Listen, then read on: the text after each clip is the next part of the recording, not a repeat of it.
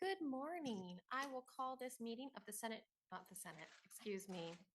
the Joint Interim Standing Committee on the Judiciary. We love having our friends from the Assembly here. In fact, there are more of them than there are senators today. So we welcome them, and I will ask the Secretary to please call the roll. Assemblymember Gonzalez. Assemblymember Hanson. Here. Assemblymember Marzola. Assemblymember Miller. Chair Scheibel. Here.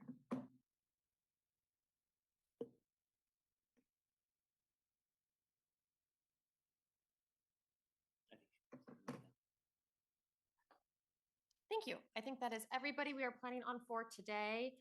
As you can imagine, the schedule is it's always changing for those of us in the legislature. So I have excused a couple of members today, but I assure you that they are still going to be catching up with what the committee does today, because this is our penultimate meeting.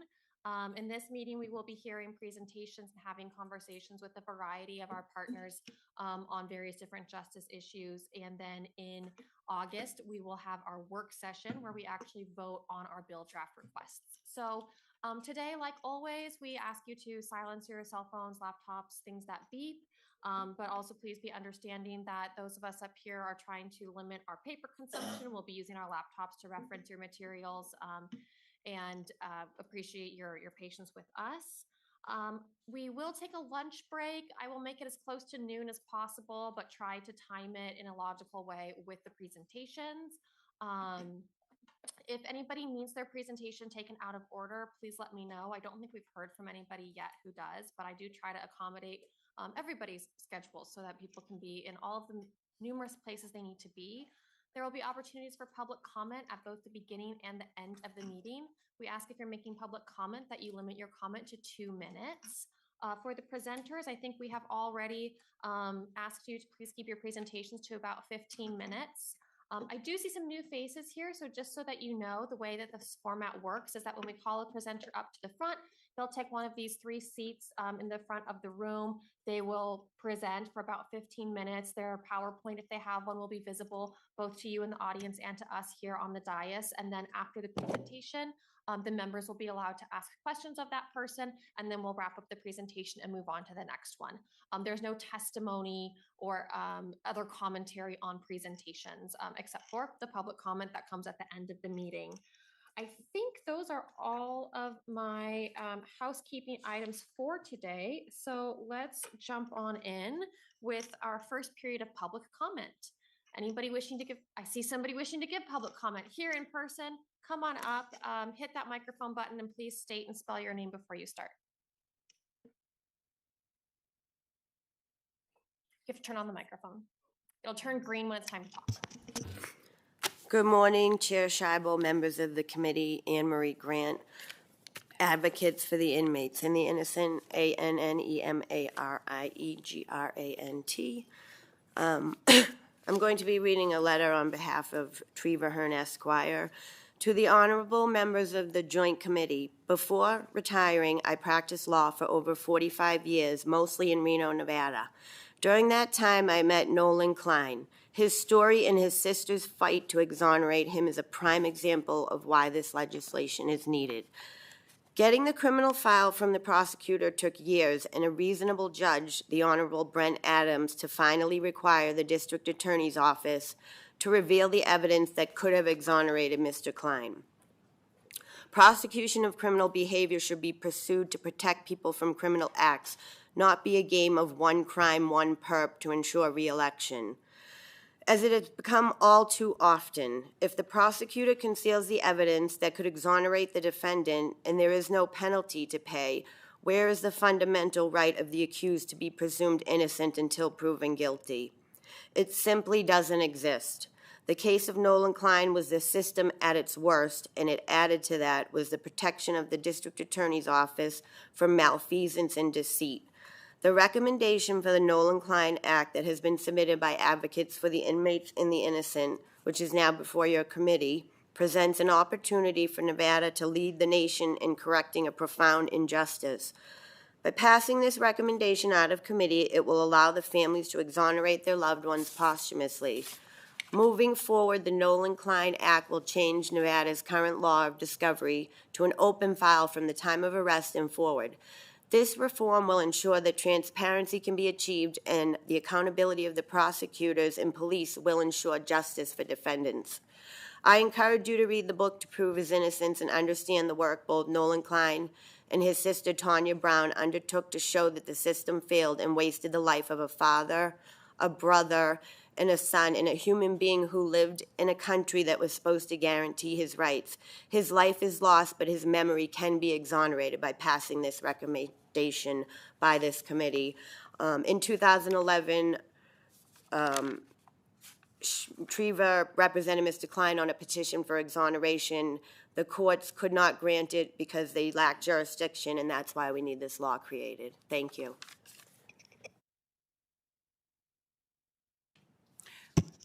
Tanya Brown, TonjaBrown. Good morning, Chair Scheibel, members of the committee. Advocates for the inmates and the innocent, we have previously submitted our recommendation to the Nolan Klein Act in a PowerPoint to the committee. The Nolan Klein Act addresses a gap in Nevada law that leaves Nevada without a path to truth when a loved one dies before their innocence can be proven. Under current law, once a person passes away, their case becomes legally moot. Even when new evidence emerges, evidence that clearly shows the person was wrongfully convicted, or courts cannot act. The record remains unchanged. The families are left with grief, stigma, and no legal remedy. The Nolan Klein Act creates a court-controlled process for posthumous factual innocence. It allows families, estates, or legal representatives to present newly discovered evidence. If the court finds innocence by preponderance of the evidence, it issues a declaration of factual innocence and corrects the record and compensates the family. The recommendation also strengthens Nevada evidence disclosure rules. Evidence withholding is a leading cause of wrongful convictions nationwide.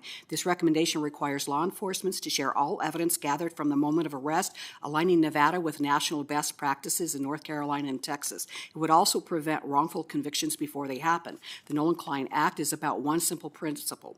Justice should not die when a person does. When new evidence proves innocence, or courts should have the authority to act regardless of whether the individual is still alive to see it. Families deserve the truth, records deserve accuracy, and Nevada deserves a justice system that values transparency and fairness. This recommendation does not reopen every old case. It does not undermine prosecutors or burden law enforcement. It protects prosecutors, supports law enforcement, and increases public trust. Nevada has the opportunity to lead the nation with a thoughtful, humane, and responsible reform. We respectfully urge you to support the Nolan Klein Act. Thank you.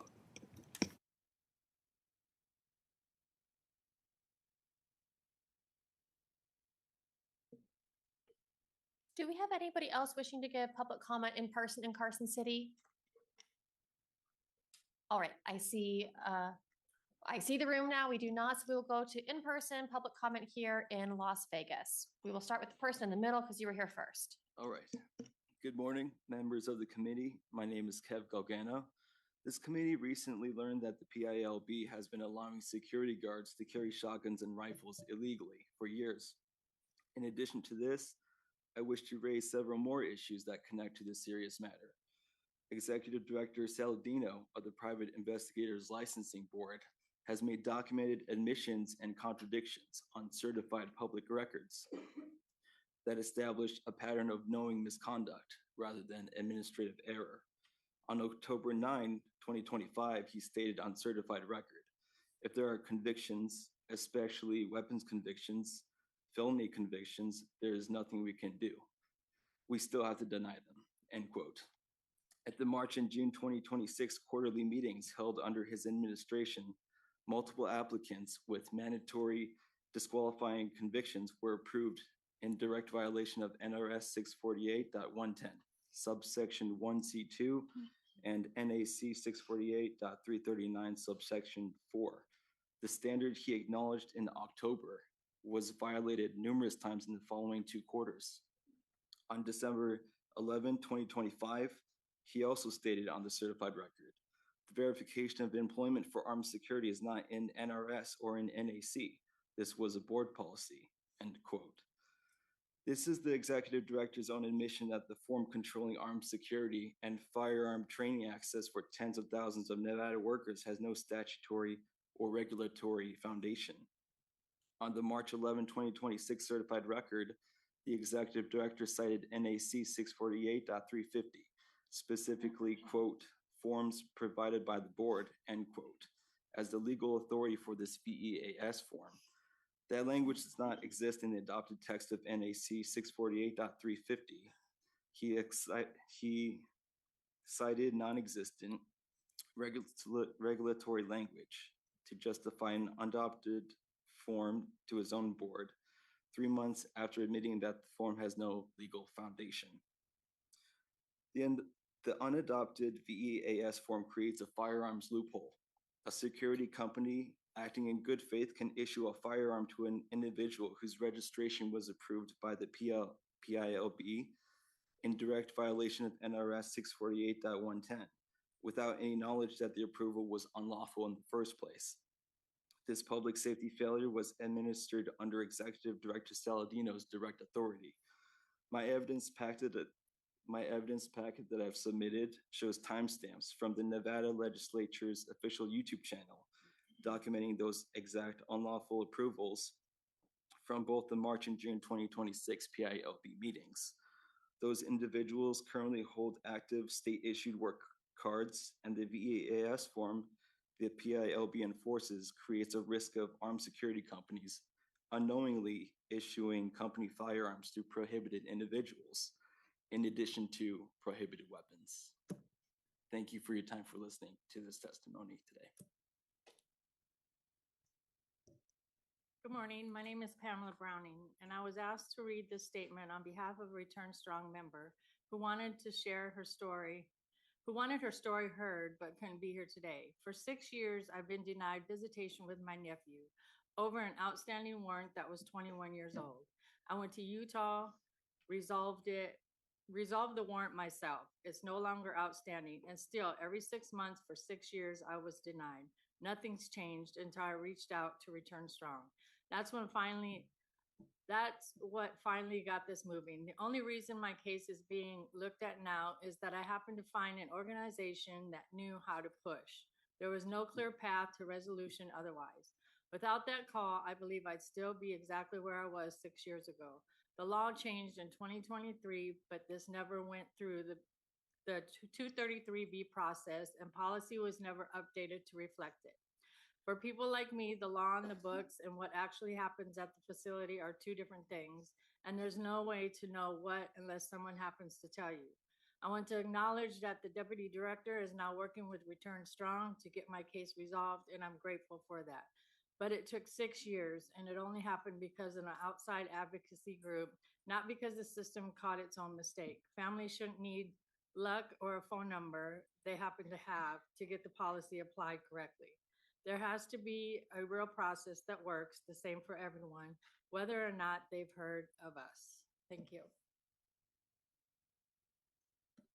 Good morning, Chair and members of the committee. My name is Joey Sharafi. I serve as president of Stop the Traffic Foundation, where we work to combat child exploitation and human trafficking through public awareness, policy, and community partnerships.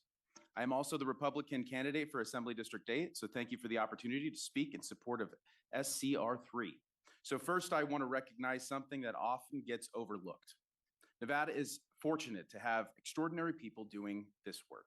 Law enforcement officers, prosecutors, social workers, nonprofit leaders, survivor advocates, and countless volunteers wake up every day carrying an enormous burden. They deserve our gratitude and our support. Now, the question before us is not whether good people are working hard. They are.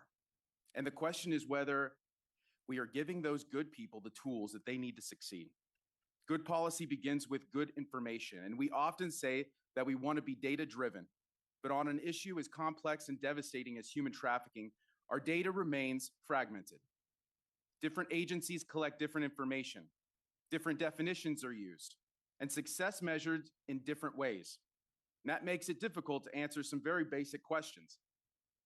Are we making progress? Where are children being recruited? Which prevention efforts are we working to fight against? Where should taxpayer dollars be invested. With reliable statewide data, we're often making decisions with only part of the picture. Without the information, our children can be lost. SCR3 gives us an opportunity to improve that, not because the people have failed, but because the system can be strengthened. The purpose of better statistics isn't to produce another report that gathers dust on a shelf. It's to save lives. Every accurate data point represents a child we might identify sooner, a victim we might connect to services faster, or a trafficker that we might stop before another life is exploited. When government measures well, government governs better. And that's 2 minutes. I'm going to ask you to wrap up, please. This study gives Nevada the chance to build a stronger foundation for future policy, grounded not in assumptions or headlines, but in evidence. I appreciate the committee's willingness to undertake that work, and I hope that this is one of a long-lasting recommendation and is more transparent, coordinated, and a statewide effort into approaching and collecting reporting human trafficking data. Thank you very much. All right. Good morning. My name is Logan Gifford for the record. Last name is spelled G-I-F as in Frank, F as in Frank, O-R-D.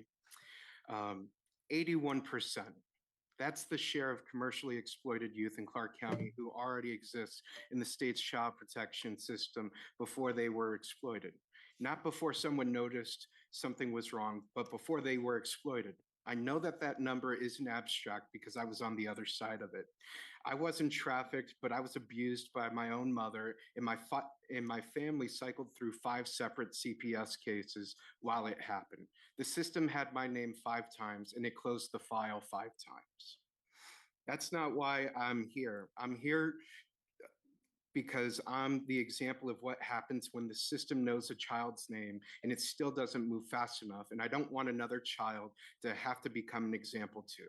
My name is Logan, and I'm the Nevada State Director for Our America Foundation. And I've spent my career working alongside kids in the state that we almost keep saving. 8,000 children go missing in Nevada every year, roughly 20 a day, according to Nevada Child Seekers. The FBI has clearly designated Las Vegas as one of the 13 high-intensity prostitution areas. Nevada ranks the top 2 nationally for human trafficking victims per capita. Our America Foundation's own research found that 9% of violent crime victims receive support from victim services providers. In Nevada's trafficking data, the information that would let one agency what another agency already knows is again fragmented. I'm not asking you to take my word for any of this. I'm asking you to look at the numbers I just gave you and then ask your own agencies one question. How many files does a child have to be in before somebody acts? This committee is in a unique opportunity because of the research in SCR3 to clearly make a difference. This isn't a partisan issue. It's a Nevada issue. These kids don't know which party is in the room when the system fails them. Thank you.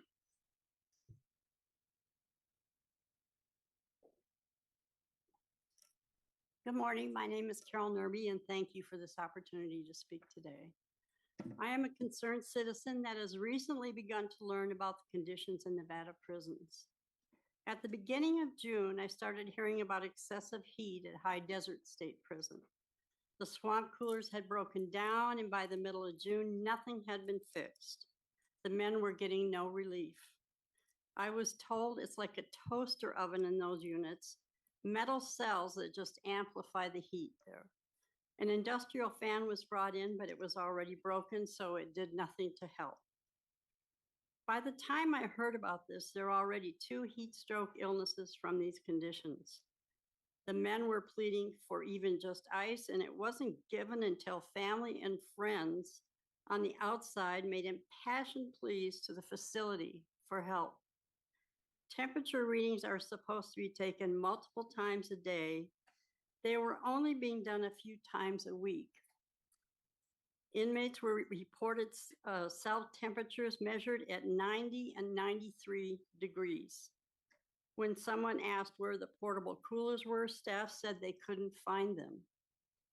If you imagine yourselves in these conditions, it isn't hard to see how unacceptable and inhumane this is.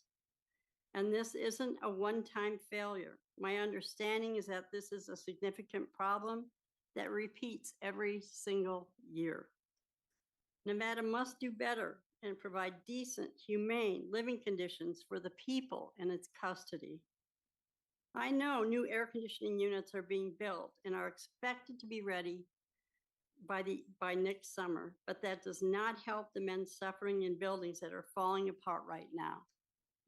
We cannot wait for the next legislative session to act. People need relief today, and we need to know, excuse me, that we are not just being given lip service by the department and that they are being held accountable when they are not following the law or the heat mitigation policies. Thank you for listening.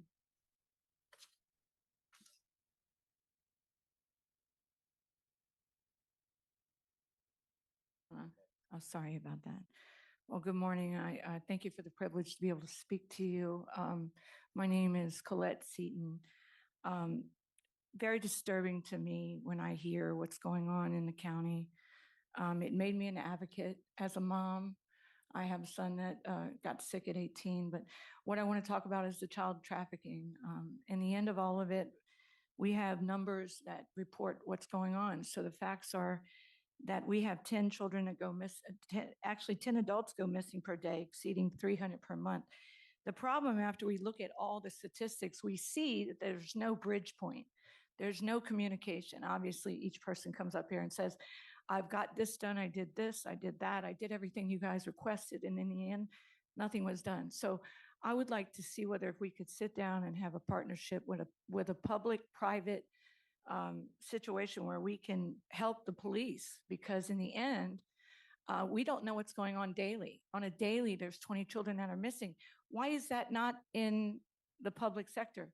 It's not even dated to the, I mean, we hear about it after the fact. So I would like to come in here and ask you guys to please realize that people are very disturbed about what's going on, and you guys are sitting in a place where you can create laws to change things. I mean, really change things. I mean, really change things, not just pushing paper, just like I see the Clark County School District do. I'm tired of seeing all the money go out the door, and then in the end, the children are going missing and no one seems to care. If it was your child, you'd care. If it was your niece, if it was your nephew, if it was your child, you'd care. You'd be right here and behind the microphone. And in the end, I understand your seat. I understand why you have to deal what you deal with it when it comes to the government. But when it comes to the government, you guys work for us. And when we have children that are dying and the police and everything that's going on, we can't seem to know what's going on. The public doesn't even know it. So I'd like to come in with a public sector to join with you guys called Bridgepoint 911 and actually communicate and be the foundation that can actually help with all of these things that are going on, because the parents don't know what to do, the children don't know what to do, and our identity is important because we are sovereign individuals, not owned by the government. We are for the public, and our children are missing, and you guys are responsible for it. Thank you so much. Thank you.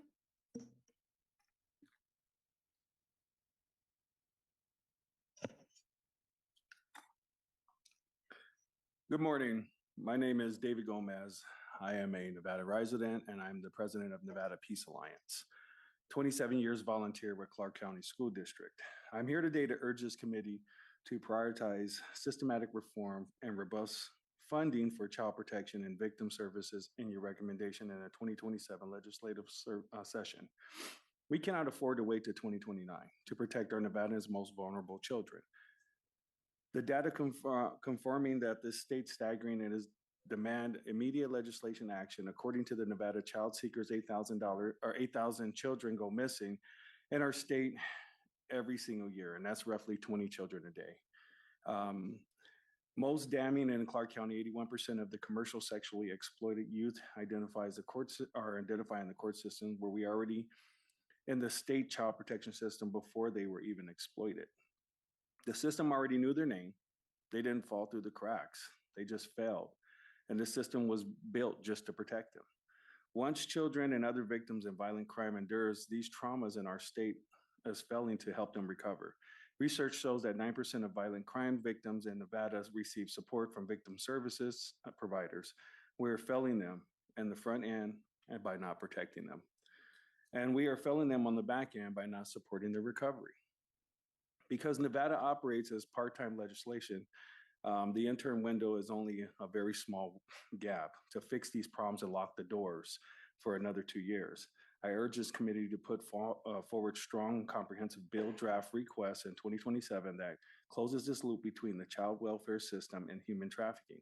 This drastically expands funding for victims and services. And why does this matter so much to me? Because I'm a father of 7 children. I'm also the candidate for Clark County School District trustee. And that also becomes the real voice for the voiceless, especially when you do 27 years of volunteer service. Nobody volunteers for 27 years to be the bridge between the parents, East Las Vegas, West Las Vegas, and make sure that they understand how to navigate this system. When somebody volunteers for that many years, you have to understand that this is not just a job, it's a passion. And I started with Marzette Lewis. I started with Ruby Duncan. I started with these people because my family built Carpeteria in 1977. So I've been here a very, very, very long time. I was in the womb, so I was a Nevada resident then, in the stomach. So just to make sure that you're clear on what it is that we need to do not turn a benign neglect eye to these things in these situations and say, you know, well, it'll fix itself in Clark County School District and everybody else can help fix these problems, but it is your responsibility. And I am holding you accountable and I'm invoking you to take those bills and redraft them to make sure we protect children. And you know that's right. No matter what I sit here and say what nobody says, you know that's right. Thank you.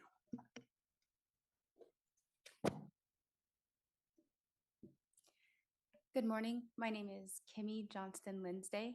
I am a constituent, I'm a resident, I'm a parent, and I spent 7 years as a first responder with Community Ambulance in Henderson. I can tell you firsthand from experience working not just the special event department, but also the 911 system, that data is king. And there's women, there's underreported instances of women being sex trafficked, and then men that don't understand how to respond, first responders that don't know how to report. And then there's a struggle for information and education regarding how to communicate with these women that are being trafficked or harmed or endangered. And then there's legislation that was passed a few years ago that make this state a sanctuary state for predators. So we know children are being, the data itself, because data is king, it attests that this is happening and it's real. We need to protect our kids, those that are the most vulnerable amongst us. And we have a great opportunity here going into the 2027 legislative session to really impact our community, protect women and children. And I pray that you guys have the wisdom to do so and to hear the people speaking today. I'd also like to ditto Colette Seaton and Logan Gifford in their testimonies. And thank you very much for your time.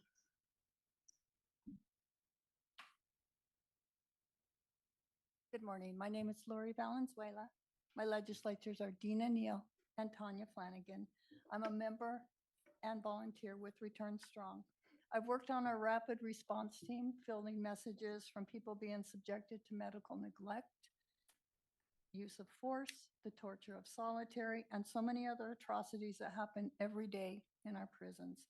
Prior to my son's incarceration, I had no idea that things like this were even possible. On February 6th, my son was pulled off level 1, which is for those who have stayed out of trouble, and moved to level 2, where you go when you are in trouble, before anyone told him why. He lost his cellie and his porter job that day. The write-up finally came the next day. He'd supposedly received mail tainted with drugs. He never received mail either day. Almost 20 other men got the same write-up, and all were moved and punished before guilt was ever established. The stakes are real.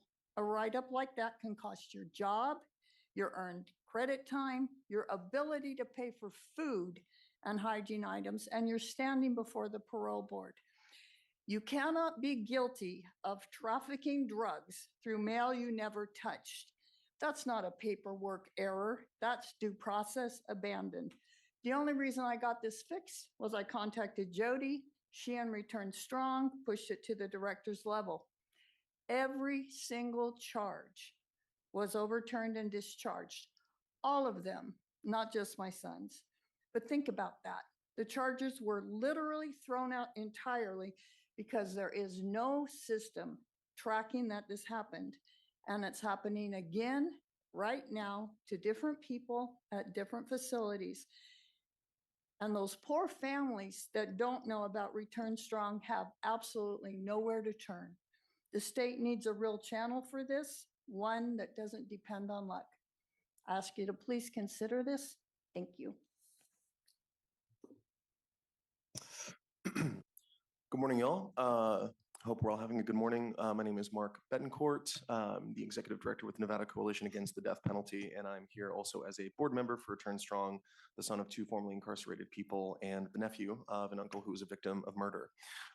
We've heard some great comments already, and we'll have some great presentations later, but I just want to additionally add that we really do need oversight and accountability within NDOC, and we appreciate the positive changes that have been made, but we're just not there yet. We have had deaths in custody on death row with some real questions about how folks even end up in those places where they had taken their own lives. We have questions about folks being moved from Ely to high desert who have had their medications changed, who are now suffering in pain while they're spending their time of incarceration. That hasn't been explained to them. We're also constantly seeing nutritional issues with the food that's provided. Families, loved ones, and advocates are the ones who have to pick up the slack there. We know that these things shouldn't be happening. We know that nobody is perfect. As James Madison said, if we were all angels, we'd have no need of government. And in this case, I think it's especially true. We need that additional oversight and accountability, not because NDOC is particularly evil, but because everybody needs a helping hand and some independent investigation to make sure that things are staying on track. We hear this from families. It shouldn't be up to Return Strong or any other advocates to make sure that things happen the way that they should. And we need to depend on the state to actually provide that oversight and accountability. So we appreciate you all discussing this today and taking that time, and hopefully we can move forward with something that works for everyone. Thank you. Good morning. My name is Este Paget Herrada. I am a member of Return Strong, and my legislators are Assembly Member Brian Hebet and Senator John Steenbeck. My husband is incarcerated at High Desert State Prison, and I am here because I honestly don't know what to do. There is a specific kind of horror that comes from hearing there's been a stabbing, a sexual assault, or a death in custody in your husband's unit and not having a way to find out whether he is alive or not. No one to call, no answers. There used to be family services coordinator, but she has retired. The person who replaced her has moved into other position months ago.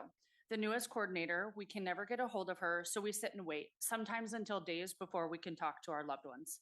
Meanwhile, the reports keep coming, more violence, more drugs, more deaths in custody. These men are locked down constantly, no yard, no tier time. Some haven't even come outside since last fall.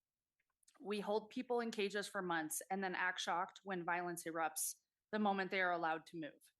This May starts as NDOC's failure, classification errors, extreme heat, medical neglect, and the lack of meaningful drug treatment or programming.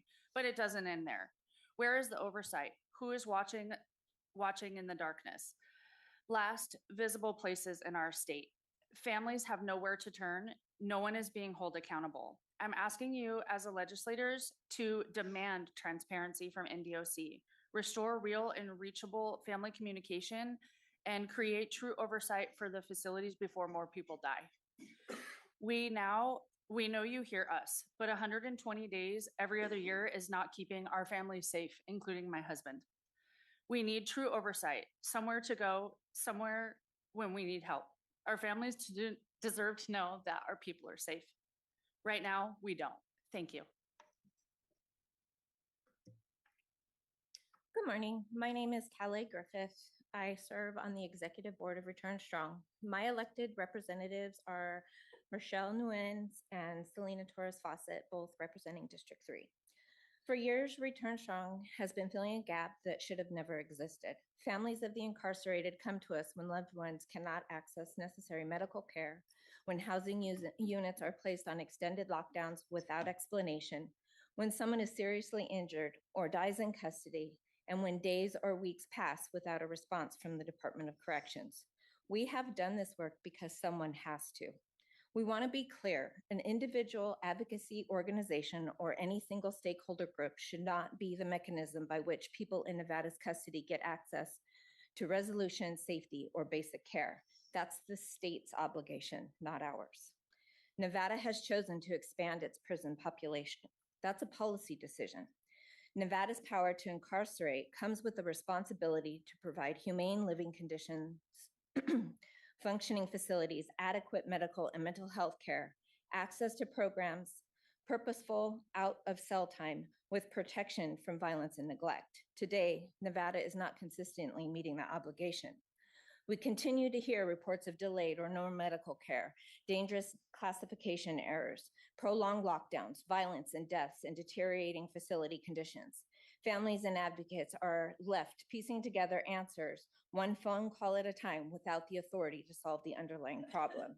Return Strong is not coming before you with criticism alone. We are bringing solutions. We have worked alongside individuals with direct experience in corrections policy, prison oversight, and reform.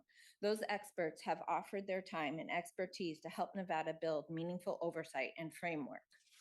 The problems are not new, the solutions are known. We urge this body to make accountability a requirement, not a request. Thank you.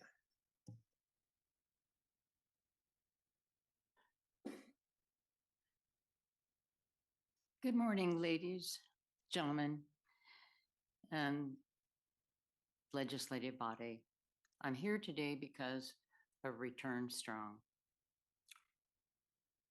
Imagine for just a moment that you are living in the most violent prison in America today. Our son is a 40-year resident currently at High Desert State Prison.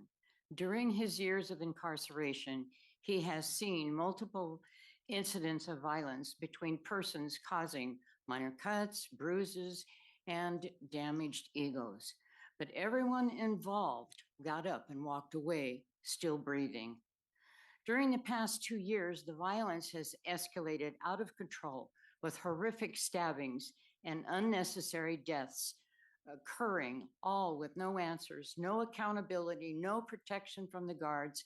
It's a free-for-all until the last breath is exhaled. Just this past March and April, he witnessed stabbings and death, screaming for help, pounding on the door to get the attention of the guards for help. No help came. Man down. Then the unstoppable, the loss of life. My deep concern is the mental health for all. His constant saying, I can't stop unseeing the attacks, stabbings, and deaths. I'm constantly on guard, can't sleep, worried for others and myself. The emotional distress is heavy with fear of, when will I be next? High Desert State Prison has no counseling, no chaplain for religious services. All this horrific violence is psychological abuse. Trauma and constant anxiety affects everyone. Prison employees, guards, all the persons, friends, and families of everyone everywhere. Please use your voice to bring about the changes needed today and uphold the prisoners' rights to fairness, justice, and safety for all that are incarcerated in NDOC. I sincerely thank you for the opportunity to be heard before you today. Respectfully, I'm Donnella Brown. Thank you. And could you spell your name for us? I'm sorry? Could you spell your name? Yes, it's DONELLABROWN. Thank you so much. Good morning. My name is Paul Casey, C-A-S-E-Y. I'm a longtime resident of Southern Nevada for almost 26 years. I came from Los Angeles. I worked in 5 law firms. I was approached to do events for Clark County, and I've worked closely with a lot of people. I'm also a candidate for school board trustee G. The reason I'm here is today that several of my friends have spoken about something very dear to both of us, children, our greatest resource. I left the law profession, and I've now been working for the last 4 years as a Clark County School District licensed teacher. My focus has been autism. My late daughter inspired me the importance of children and that the parents and people like yourself are the ones to give them guidance. Today, you've heard from Ms. Lindsay, from Mr. Logan, Ms. Seaton about the importance of children and what is happening to them. And it saddens me to think that 8,000 children are disappearing here. They're our greatest resource. That's our future, folks. They're the same people that came from parents that voted for you and you and you and you and you. Remember that. Think about them. Protect the children. In my days of working in the Children's Miracle Network, which my late daughter was one of the poster child, I understand the value of what happens with health and how families can be destroyed by that. But we can change that with love and caring and protecting the most valuable resource. Ms. Seaton has an idea called Bridgeport 911. I hope you encourage, and I encourage you to listen to her and work with her and other advocates. Thank you for your time. I hope you have a good day.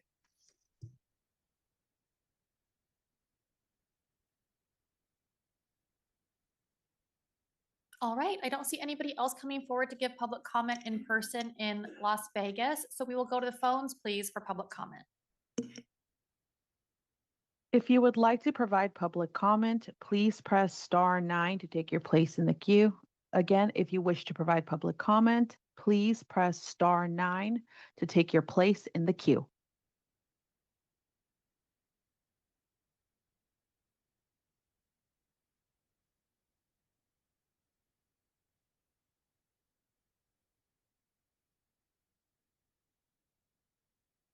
Good morning. My name is Courtney Crosby, Courtney, Crosby, Crosby. Thank you for allowing me to speak. This is my second time appearing before you all.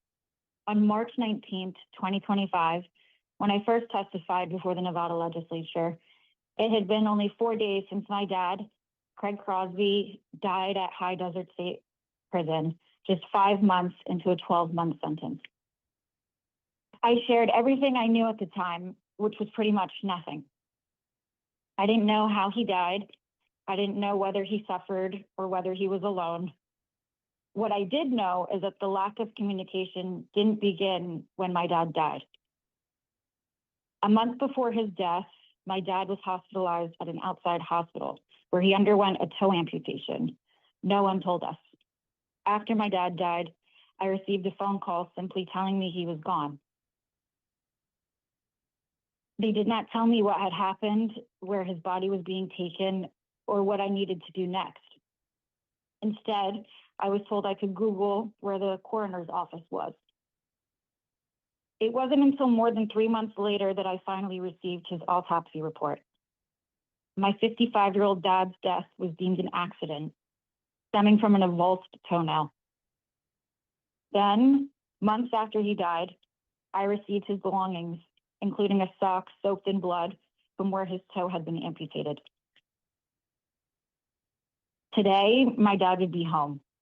Instead, my family is still trying to get answers to understand how his death occurred while he was in the custody and care of the Nevada Department of Corrections. He was also the third person to die in Nevada's custody that week. Since then, dozens more people have died while incarcerated in Nevada's prisons. These are not isolated tragedies. They demand scrutiny, accountability, and action. There is a narrative that the increase in deaths in Nevada's prisons is solely the result of violence or drug use. This is in no way to minimize those losses, but my dad's death proves it is not that simple. People also die because of inadequate medical care, delayed treatment, failures in communication, and other systemic failures. Reducing every prison death to violence or drugs is a shameful way to avoid confronting those realities. I'm asking this legislature to demand meaningful oversight and accountability. Families deserve transparency and timely, honest communication. Every person in the custody of the state of Nevada deserves competent medical care, dignity, and the assurance that their life has value. Condolences are meaningless without accountability. A little over 2 minutes, if you could wrap it up, please. That's it. Thank you.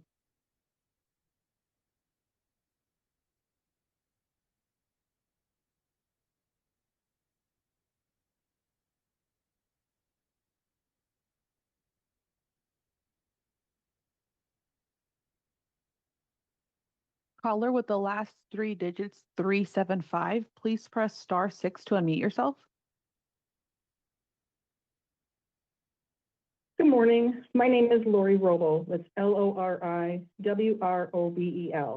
I have a nephew that is incarcerated in Southern Desert. He's a type 1 diabetic. Imagine being told that your insulin is not an emergency. Imagine being locked down on a lockdown and you get your insulin when it's convenient for your staff. Imagine you trying to explain to the medical staff taking medication at the wrong time can cause serious health consequences. Imagine getting a write-up for speaking up and advocating for yourself. Imagine your loved one being taken to the infirmary, and when he came back, all the men around him stood up and clapped because they thought that he had died. Imagine having high blood pressure and not getting your medications for over 30 days. I believe your medical staff knows or should know that insulin is an emergency and needs to be given properly. Knowing that is not the same as doing it. No one is checking to make sure that schedules are followed. No one reviews why a person is in the infirmary in the first place. No one is asking why these men cannot bring up a medical concern without being punished. That is what oversight means. Not another internal memo that NDOC writes to itself, but someone outside the agency who reviews these cases, who has the authority to act on them, and the families can actually reach out to when something goes wrong. Right now, that does not exist. So failures like this repeat, and the only accountability is whenever a family member happens to find out, brings it to a microphone or an organization like Return Strong that is constantly trying to help. I'm asking you to build a real independent oversight of medical care in our prisons, one with the power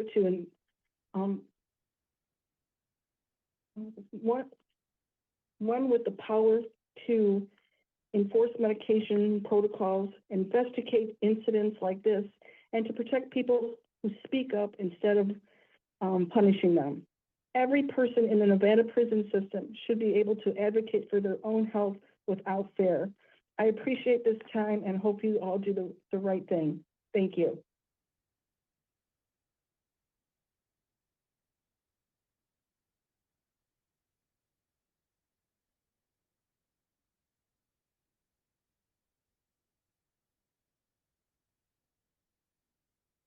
Everyone, my name is Corey Clegg, KORIECLEGG.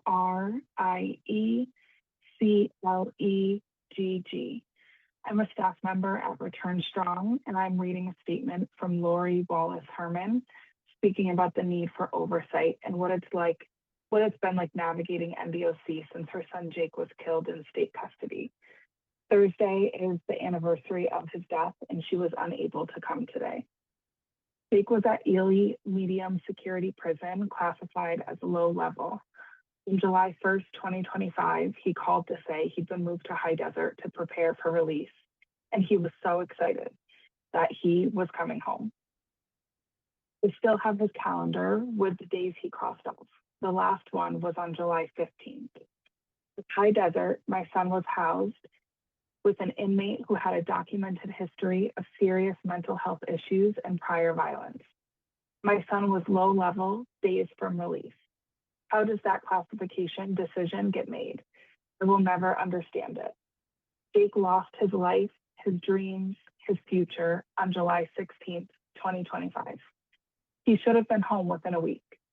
Since then, I've had to fight for basic answers. No one to call, no clear point of contact, no one to explain why that housing decision was made or who made it. I've spent months piecing together what happened to my son on my own because the agency responsible for his safety wouldn't tell me. This is why oversight matters. Classification decisions that put a low-level offender in a cell with somebody carrying that kind of risk needs to be reviewed and not buried. Families like mine shouldn't have to navigate a system this closed just to learn how our children died in state's custody. Jake wanted one thing, which was to come home to his family, and NDOC owed him a safe path to that, and it failed him. Make sure that no other family goes through what mine has. Thank you for listening.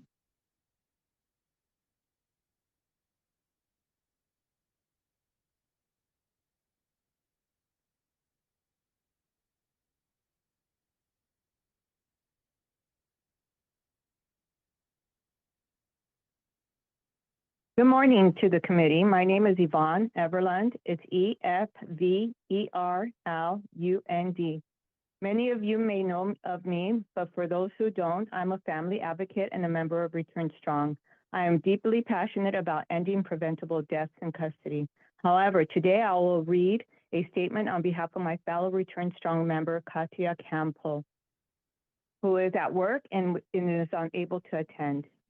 Here are her words. My name is Katia. I lost my loved one in NDOC custody, and his experience exposed the urgent need for oversight and accountability in Nevada's prisons. He entered NDOC with chronic conditions that were stable and well managed. He then went months without his medication. His health declined, and he developed the end stage of renal disease and needed dialysis. My family watched from the outside with no point of contact, no way to know what appointments were missed or medications withheld. He repeatedly missed dialysis for lack of transportation. Fluid built up until he was hospitalized and handcuffed to a bed for 5 days, unable to walk. He was discharged needing a wheelchair. It took Return Strong's intervention to get him transferred for the better care. Even there, treatments were stopped because he was bleeding after being improperly connected to a machine. When he called us struggling to breathe, staff said, "If you can talk, you can breathe." And they sent him away. The day before he died, he called a medical emergency repeatedly. Staff eventually responded. Then he waited 2 hours to reach the hospital. He died the next morning. He had filed more than 100 grievances. The warning signs were there. No action was taken. This is why Nevada needs independent oversight and accountability. That isn't optional. When the state takes custody of a person, it assumes responsibility for their health and safety. A prison sentence should never become a death sentence because of preventable medical failures. Families need a real medical point of contact who investigates and ensures care doesn't fall through the cracks. So we don't have to rely on outside organizations just to know our loved ones are getting care that keeps them alive. Thank you so much for listening.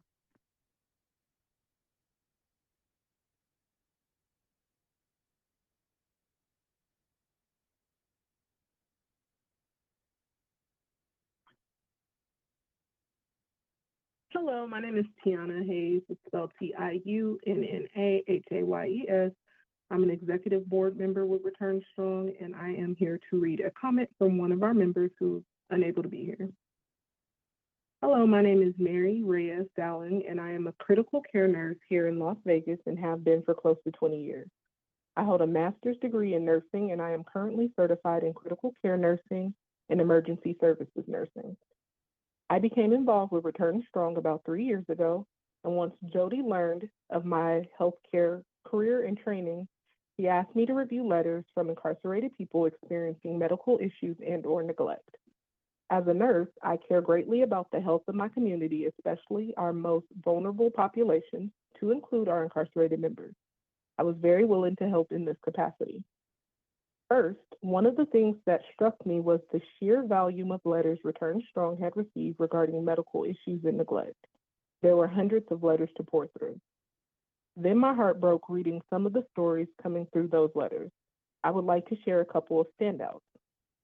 One letter I reviewed was not even written by an inmate that was ill. The letter had been written out of concern by his cellmate. To protect his privacy, we will call the ill incarcerated man Jay. According to Jay's cellmate, Jay had been feeling ill for at least 3 to 4 months. At first, just benign symptoms of fatigue and some loss of appetite. Then, when the symptoms persisted for weeks, Jay did request to see medical and no definitive diagnosis or treatment plan had been established at the time. Jay's symptoms worsened over the coming weeks, progressing to the point where he could barely make it out of his bed and out of his cell. He then started experiencing confusion, yellowing of skin, and the yellowing of his eyes. Those are obvious signs of acute liver failure to trained and experienced medical professionals. This is the point in which his cellmate had written Return Strong stating medical was not doing anything and that he would have to resort to man down to get someone to come look at him. I informed Jody that this man needed immediate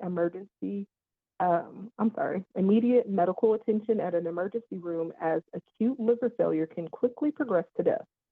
Through Return Strong channels with NDLC, Jay was able to be transferred and get emergent care. Another case was an individual was having stomach issues for more than half of a year. He suffered from symptoms such as diarrhea to constipation from one day to the next, severe debilitating stomach cramps, loss of appetite, bloating, nausea, and feeling like he had something stuck in his esophagus when he would finally eat. The most alarming symptom, he wrote, was having blood in his stool. Sometimes so severe that he described his cell facilities. If we could wrap it up, I'm please. sorry. For looking like a crime scene. There was so much blood that he described not being able to be taken seriously or having his illness looked at thoroughly. I again informed Jody that this was an emergency case, and through Returns channels, he was transferred out and emergently seen at a hospital. He was later diagnosed with cancer of his gastric system and has since recently succumbed to his illnesses.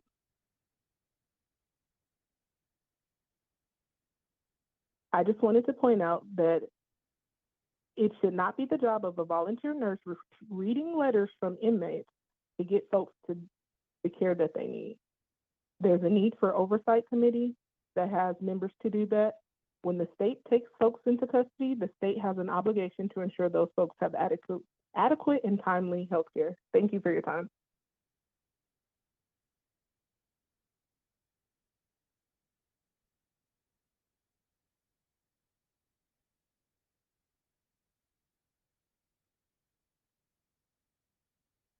My name is Carrie Honstein, Caryhonstein.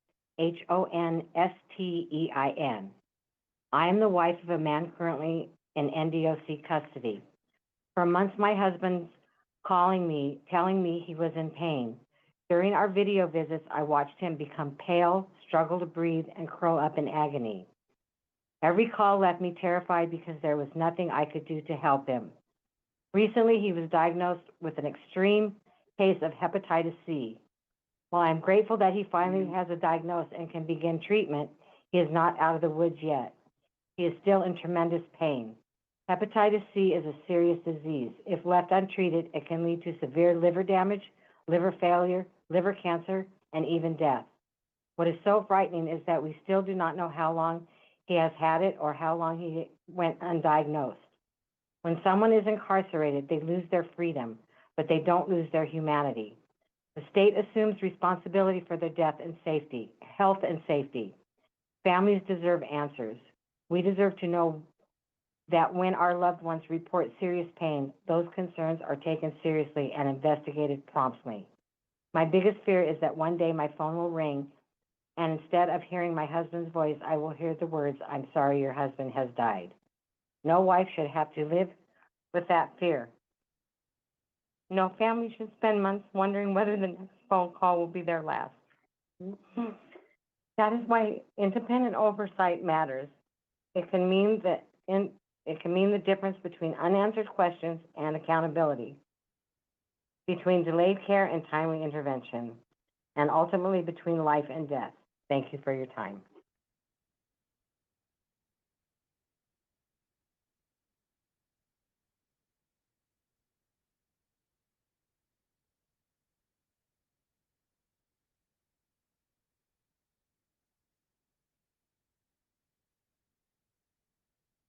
My name is Alicia Anderson. I want to talk about bypass and what happens when nobody holds a vendor accountable. Our loved ones can't file grievances, send kites, or reach medical on the tablet. The apps exist, but aren't active. This is intentional.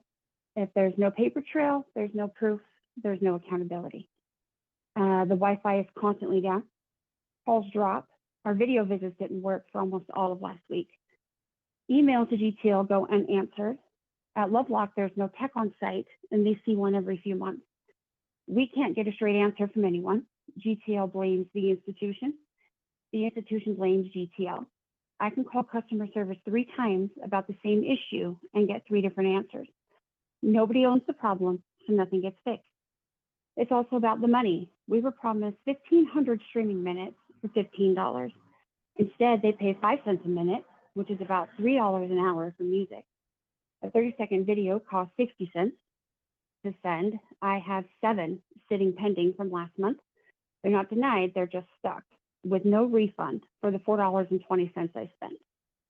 Video visits, when the Wi-Fi allows them, run about $5 for 30 minutes of a blurry head and an egg. If those restrictions are about security, they need to be applied to the people causing the problems, not just everyone. The bottom line is they take advantage of us because they can, and because no one makes them answer for it. Families have no other option. Both the vendor and the institution know it. We need real oversight, someone with authority to enforce these contracts and hold them to the services they promise. Thank you.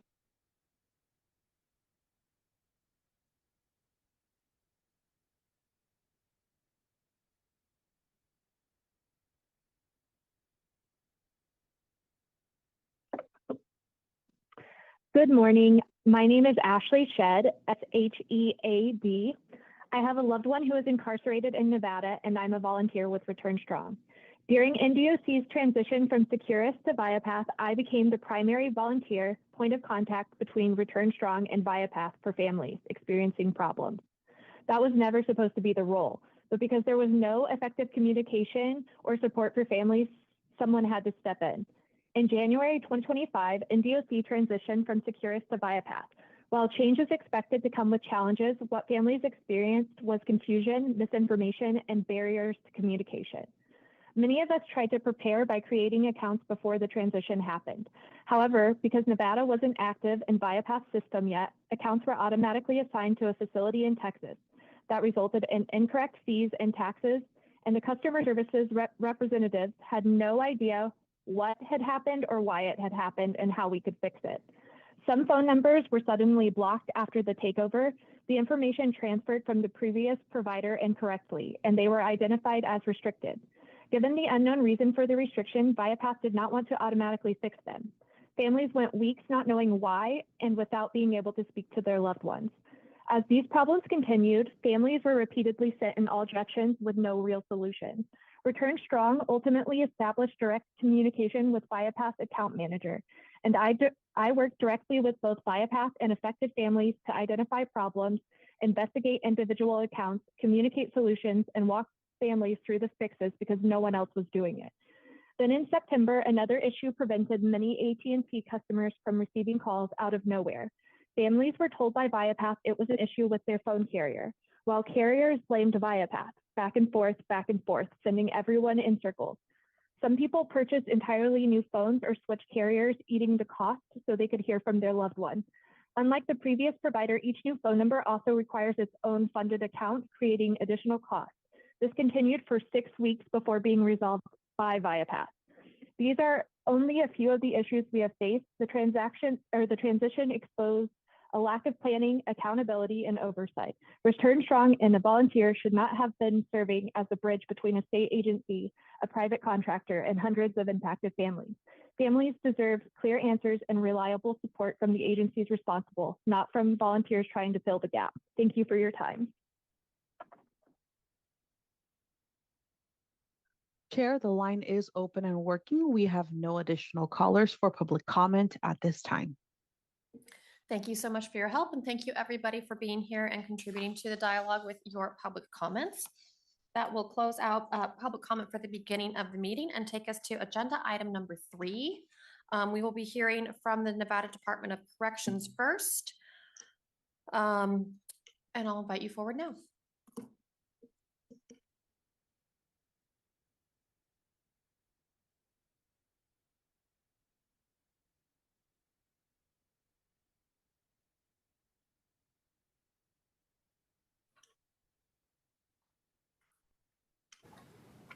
Are you all from NDOC or do we have all 3? Girl. Okay, perfect. Good morning, Chair Scheibel and members of the Committee on the Judiciary. My name is John Henley. That's John. Last name Henley, Henley. I'm the Deputy Director of Industrial Programs for the Nevada Department of Corrections and the Acting Deputy Director of Operations. Here with me today is Donald Southworth, Chief Offender Management Division, and in Las Vegas, Ryan Shields, the Inspector General, as well as Medical Director Ken Williams, and Director James Renda. Regarding the reporting obligations for in-custody deaths, in accordance with the Death in Custody Reporting Act of 2013, the Nevada Department of Corrections is required to report all in-custody deaths. The process within the state of Nevada is described in Nevada's 2023 Death in Custody Reporting Act plan, identifies the Department of Public Safety Office of Criminal Justice Assistance as the agency responsible for DCRA collection, reporting from law enforcement and correctional agencies statewide. Regarding the investigative process, I'm going to refer now to Inspector General Brian Shields. Chair Scheibel and members of the committee, my name is Brian Shields. I'm the Inspector General for the Nevada Department of Corrections. My name is spelled B-R-Y-A-N-S-H-I-E-L-D-S. The Office of the Inspector General's roles and responsibilities during an offender's death depends on the type of death. For suicides and natural deaths, the primary investigating agency is the Coroner's Office, Washoe County Coroner's Office for Northern institutions, and Clark County Coroner's Office for Southern institutions. In those types of deaths, the OIG only acts as a liaison between the Coroner's Office and the Department of Corrections. The OIG investigates criminal activity and staff misconduct. There are no certified death investigators in the OIG. If there is suspected staff misconduct related to the death, like a failure to count or make checks, then the OIG will investigate that misconduct with an administrative investigation. For offender-on-offender homicides, the OIG is the primary investigating agency, usually with the assistance of the local crime scene investigation unit and the coroner's office. In the event of a suspected homicide in the southern region, the Las Vegas Metropolitan Police Department's Crime Scene Investigations Unit has been instrumental in the investigatory process. These investigations can take several months or even years to complete, depending on the circumstances. Delays in completing these investigations are typically due to investigator caseload, timeframes established in the CBA for other types of cases, and DNA results. Once the investigation is complete, it is submitted to the Nevada Attorney General's Office for prosecution. Any death of an offender that may have been directly caused by staff, especially if it involves the use of force, will be criminally investigated by an outside agency. These investigations are commonly done by the Nevada Division of Investigation or the Nevada Attorney General's Office. Deaths of offenders involving institutional staff require the highest scrutiny due to the potential criminal and civil litigation that may arise. Thus, it has been the policy of the OIG to have an outside agency conduct an independent criminal investigation as to avoiding conflicts or perceived conflicts between OIG and department staff. Any staff misconduct that arises from the criminal investigation will be addressed with an administrative investigation by the OIG. Any suspected misconduct of licensed medical staff is also referred to the state board governing their licensing. I will now turn the presentation back over to Deputy Director Henley. Deputy Director John Henley again for the record. Regarding the initiatives to improve transparency within the Nevada Department of Corrections concerning deaths, all offender deaths within the Nevada Department of Corrections are posted on our website. This is done and completed after the next of kin have been notified, which is why you generally see a delay on the website. We want to make sure we notify the next of kin prior to posting for the public. These postings do include public information such as the offender's name, booking number, location of the death, the age at the time of the death, sentence and sentence structure, date of commitment to the Nevada Department of Corrections, and the county of commit. Additionally, in accordance with NRS 209.3815, all in-custody deaths are subject to an autopsy unless objected to by the next of kin. Regarding prevention, the Nevada Department of Corrections has developed policies to outline prevention measures. For example, Administrative Regulation 645, which is suicide prevention. All new admissions to the Nevada Department of Corrections will receive a mental health screening to include mental health history, suicidal potential or suicide potential, evidence of serious mental illness, or acute mental health urgency. All staff that have direct contact with offenders receive training, which includes suicide prevention. Administrative Regulation 645.02, Suicide Prevention Procedures, outlines the process further to include initial assessment via Columbia Suicide Severity Rating Scale, timeframes for follow-up thereafter, and discharge procedures. Administrative Regulation 326 is our staffing of post and overtime. at our facilities and corresponding operational procedures. Each facility has their own staffing plan. Each facility's OP operational procedure 326 is developed by facility administration. These policies are currently unable to allocate positions outside of their budgeted authority. Further prevention efforts have been identified within the Falcon Assessment of Overtime Staffing and Operations Impacts study, which was finalized in June of 2026. The study concluded 24 recommendations aggregated into 7 categories, of which 2 I will highlight right now. Staffing and fiscal operations. The Falcon study suggested recalculation of the relief factor specific to High Desert State Prison to include net annual work hours. Just to give a brief overview of what net annual work hours means. Net annual work hours is the total amount of staff hours that they have available per the year, excluding their annual leave, vacation, training time, any other exceptions from their shifts that removes them from actually being posted at the facility. Second recommendation was to fill vacancies, excuse me, and authorize additional positions. The recommendation included submission for the next legislative session for an additional 109 positions on top of what is currently allotted at the facility. Additionally, security operations, the implementation of dynamic security and improved training. Dynamic security is similar in concept to community policing. It's effectively relationship building with the population. It relies on regular, purposeful interaction between staff and the incarcerated population to detect emerging conflicts before they escalate. This approach is supported by a substantial body of correctional research, demonstrating that staff engagement reduces institutional violence and improves intelligence quality. In closing, the Nevada Department of Corrections makes every attempt to prevent in-custody deaths. Implementation of all 24 recommendations within the Falcon Assessment Overtime staff and operational impacts would strengthen the NDOC's efforts. Thank you. We are available for any follow-up questions at this time.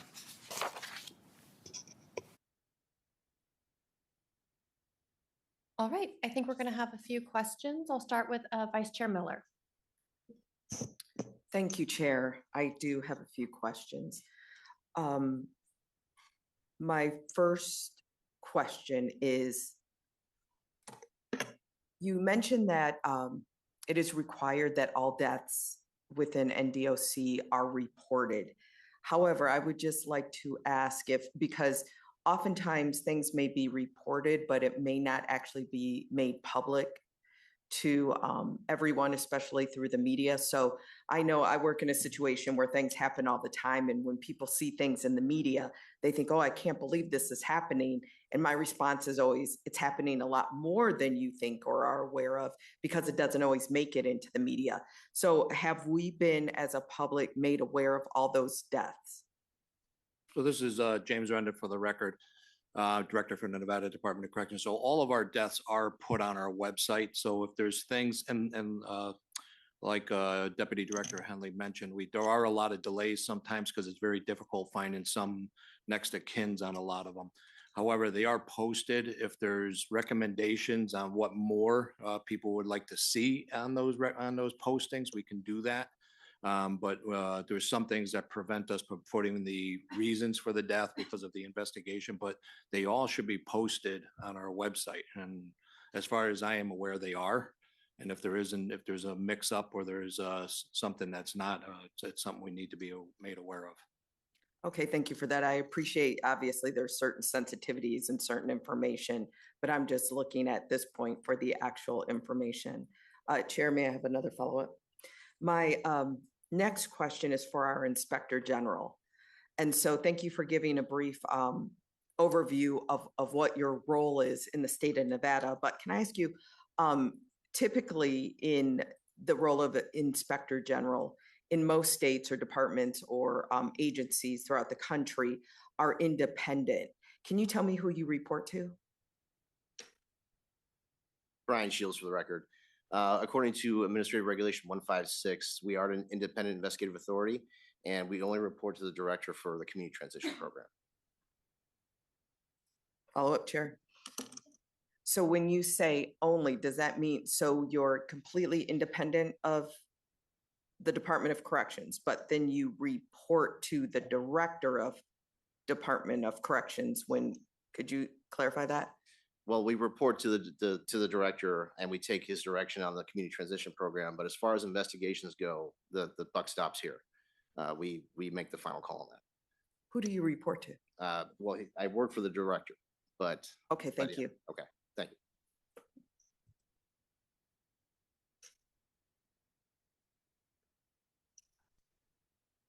We will go to Assembly Member Gonzalez.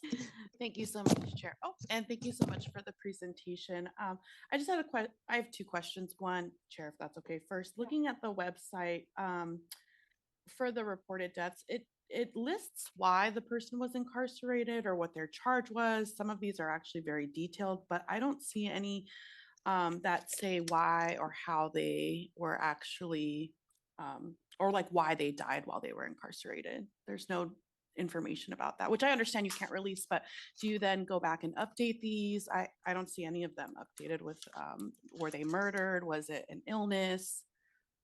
So this is James Render for the record. A lot of these death certificates don't make it to the Department of Correction, could even be years. We don't determine cause of death, only the coroner's office does. So there has to be some type of a fast tracking of certain death certificates, but a lot of them go through investigations of the coroners, and we don't even know until we actually get the coroner's death certificates to the department. Thank you. I have another question, Chair. Yes. And then during your presentation, you mentioned suicide inmate death prevention, that there are mental health screenings. How often are you all doing these screenings? Is it like a one-time screening for an incarcerated person? And then also, do you have any information that because of this training that you have been able to notice these signs that have prevented any suicides and or deaths? For the record, Dr. Ken Williams, Medical Director for the Department of Correction. We are regularly screening them. They're screened at intake. They're assessed every 30 days. As far as whether or not we can say definitively that the screening directly avoids any suicides, that's hard to say because you don't necessarily, all your suicides aren't necessarily amongst your most mentally ill patients. In fact, probably more than half are going to be individuals that have no indication of any mental health issues.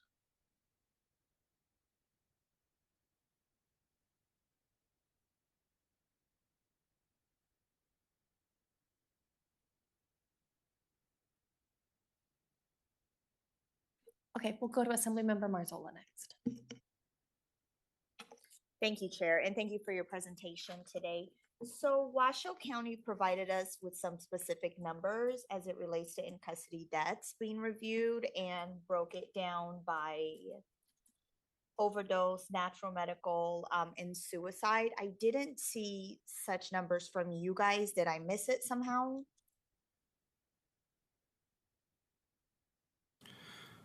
Don Southworth, Chief of Offender Management for the record. I can overview the numbers and causes of death as we know them, and I can also provide them later. For the calendar, that would be great. Yes. For the calendar year 2024, we had 55 in-custody deaths. For the calendar year 2025, we had 76. And as of yesterday, so far in 2026, we had 35 in-custody deaths. So from January 1, 2024 to present, as of yesterday, that's 166 in-custody deaths. Of those, 25 have been ruled as an accident. That's a little over 15%. 18 have been deemed a homicide, a little over 10%. 98 have been deemed natural causes. 12 are still pending. And 13 have been deemed suicides. Follow-up, Chair. Thank you. Can you tell me what an accident is when it comes to, I guess, someone dying? Yes, an accident in most cases is going to be accidental overdoses, or it could be an accidental incident, took the wrong medication, something along those lines, but it doesn't fall under the homicide, natural causes, or suicide. But in most cases with the Department of Corrections, it will be associated with an overdose death. Thank you. If you can provide those numbers to the committee, please. Thank you. Thank you, Chair. For the record, Dr. Ken Williams for medical. To clarify, we haven't had any deaths as a result of accidentally taking the wrong medication.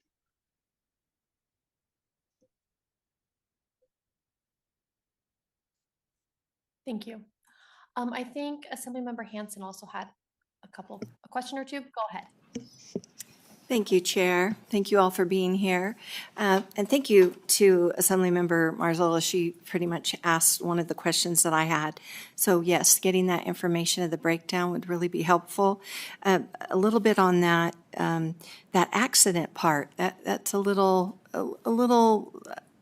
I have a little problems with it in that it's your second highest category, and maybe some of those are drug overdoses. Is there a way in the future that I would think we would want to know the drug-related deaths for sure, because that would give us an indication of drugs getting into the system of the actual, Department of Corrections. So my ask would be for an explanation of why we clump drug overdoses, maybe not related to prescribed medication, maybe that's what you meant. So just hoping that maybe you could have some clarity on that. And maybe you could enlighten me a little bit on that. And then, Chair, if it's okay, I have another question. And just to clarify, because I put a lot in there, why do we have those together, drug overdoses, in the category of accident? Don Southworth for the record. These causes of deaths are in line with what the coroner's office would issue on a death certificate. So a coroner's office will not issue a cause of death saying drug overdose or accidental prescription use, abuse, or anything along those lines. It would be listed on the death certificate as an accidental death. That's why our in-custody death records will list accident on these deaths that we know are likely drug overdose incidents. We can break it down, and the director has testified previously on incidents relating to drug overdose deaths and drug overdose incidents, even if they don't involve a death. That is data that we have available and can provide. Great, thank you for that. And then I had a question for the Inspector General. You mentioned that you're independent, but you only report to the Director of DOC. Did I hear that correctly? Brian Shields, for the record. Yes, I said that we report to the Director on the Community Transition Program, which is outlined in our Administrative Regulation 156. I guess I'm wondering why, if you're independent, why you don't report to more bodies than that, say a legislative body like ourselves, who has, legislative authority over Department of Corrections, or to the executive branch who has authority over DOC. Could you help me understand why it's that structured that way, and do other states do that with their Inspector General? Brian Shields again for the record. There's really no guidance. There's no state law that establishes the Inspector General. I believe it was created sometime in the early 2000s. So we'd have to look at the legislative history on that, which I don't have in front of me, to determine exactly what the structures was supposed to be or was meant to be. So we just have the regulation to go by on that. The other states, I can't speak to other states, but I know that the federal government, their Inspector Generals usually are independent and selected by, I believe they're selected by the President of the United States. And thank you. I appreciate the independence. That's the whole purpose. I'm just questioning the reporting mechanism. And so maybe that's something we can discuss as a committee at some point. So thank you for that. I appreciate it. Thank you, Chair.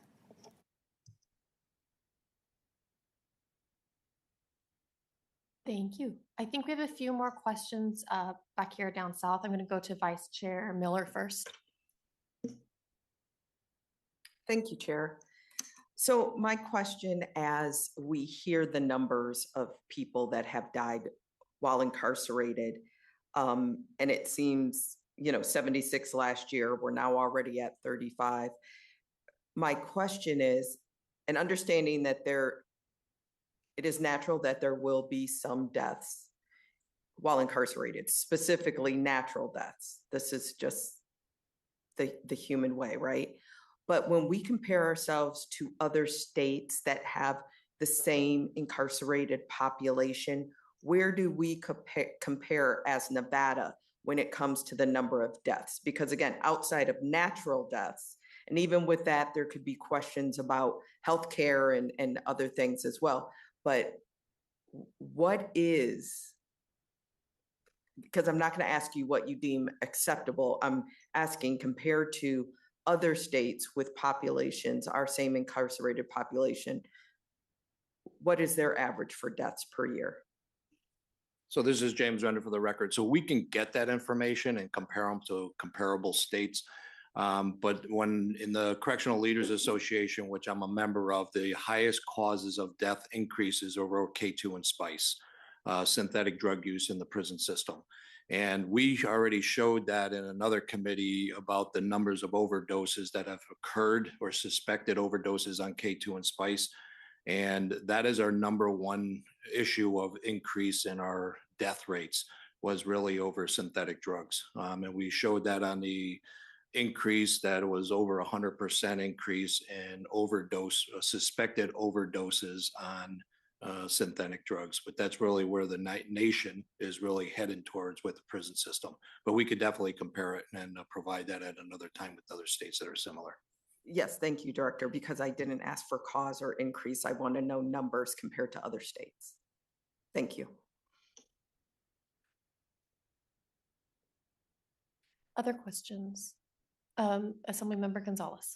Thank you so much. I was wondering, do you know how many outstanding death certificates you are waiting on from the coroner's office, and what potentially could be taking so long for them to get you a death certificate for incarcerated people's deaths? For the record, Dr. Ken Williams, Medical Director. I believe that the number of outstanding is 12, and those are pending conclusions by the coroner's office. The coroner's office functions independently.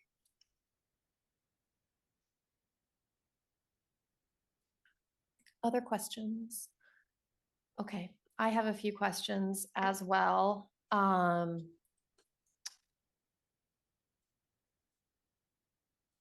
think I was hoping for a little bit more robust presentation from you, because maybe I'm off. Maybe I don't have a finger on the pulse of what's happening in custody across the country, but this sounds like a lot of deaths to me. This sounds like a lot of unexplained deaths to me. If we're lumping so many of them into this accident category, which we just learned could be as wide ranging as drug overdoses to things that are not occurring but could be occurring, and the left hand isn't talking to the right hand about whether offenders are taking the right medications or not. And so I'm going to ask, kind of from a bird's eye view here, like, your job is to keep people safe when they are in custody. And so what metric do you use to determine whether or not you are achieving adequate safety metrics? So James Render for the record, we track incident rates, we track assault rates, fight rates, overdose rates. And we look at the trends that are happening with the increase in the violence and why.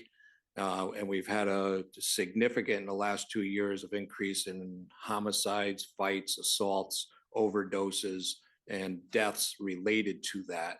And it literally comes back to the drug trades that are inside. 8 out of the 14 homicides were related to debt from drug use.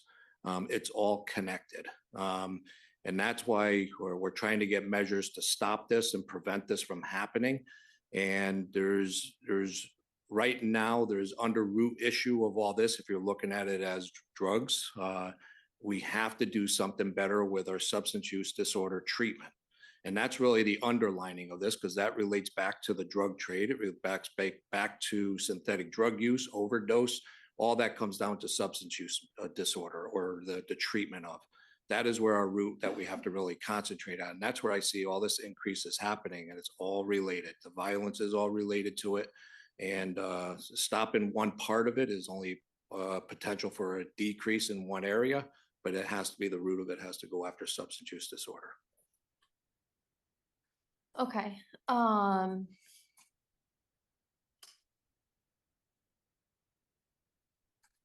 So how would you measure if you are improving safety within the Department of Corrections? Because you said that you track fight rates, you track assault rates. So, I mean, how would you know if a program you're implementing for substance abuse disorders is working or not working? So James Render, for the record, we track those that are in the program, and that's really the only way with them. The ones that are not in the program, we track it all by violence. If the violence is going down, something is working different. Is it a large amount of track of going down? It means that we're doing something better. But the actual people in the program, our program people track their individuals that are in the actual treatment to do the distance of that, and we do have that. Okay. And how do those rates compare nationally? That's something that would have to go through our substance use disorder director, Robin Feast, and they can get that. I just don't have that. Okay, so then I want to go back to deaths in custody, because I'm doing just a very cursory search here, and the Bureau of Justice Statistics do keep track of deaths in custody at both the federal and the state level. The most recent report I was able to pull up was from April of 2021, which may be a little bit dated, but it seems like you should be able to access, and I would hope before coming in here today, you would have done so to determine, what the average rate of death is for people in state custody across the United States. It looks like back in 2021, it was 344 deaths per 100,000 prisoners. So are we on track with that? Are we higher? Are we lower? How are we doing? So James Render, for the record, we are only tracking in-state, and we're doing worse. Nationally, all I can get is if we're getting specific information related to, but every state is different as well. Even if you track a state like Maine, they have a different death rate because of where they're located as well, different drug trades. We have a trade closer to Mexico. We have a different type of population. We have a different type of gang activities. It's hard to compare one state to another. We really only track our own state and whether we're doing things right in-house. So are we doing better now or worse than, say, 10 years ago? We're doing worse because of the drug trade. Okay. I think I just have one more question. I am perusing the notices of deaths from this year, and it looks like it looks like a lot. I'm not running the math on it, but it seems like there are a number of people who have died very shortly after being transferred from their county of origin to the Department of Corrections. Do you keep track of how long people are in custody before their death?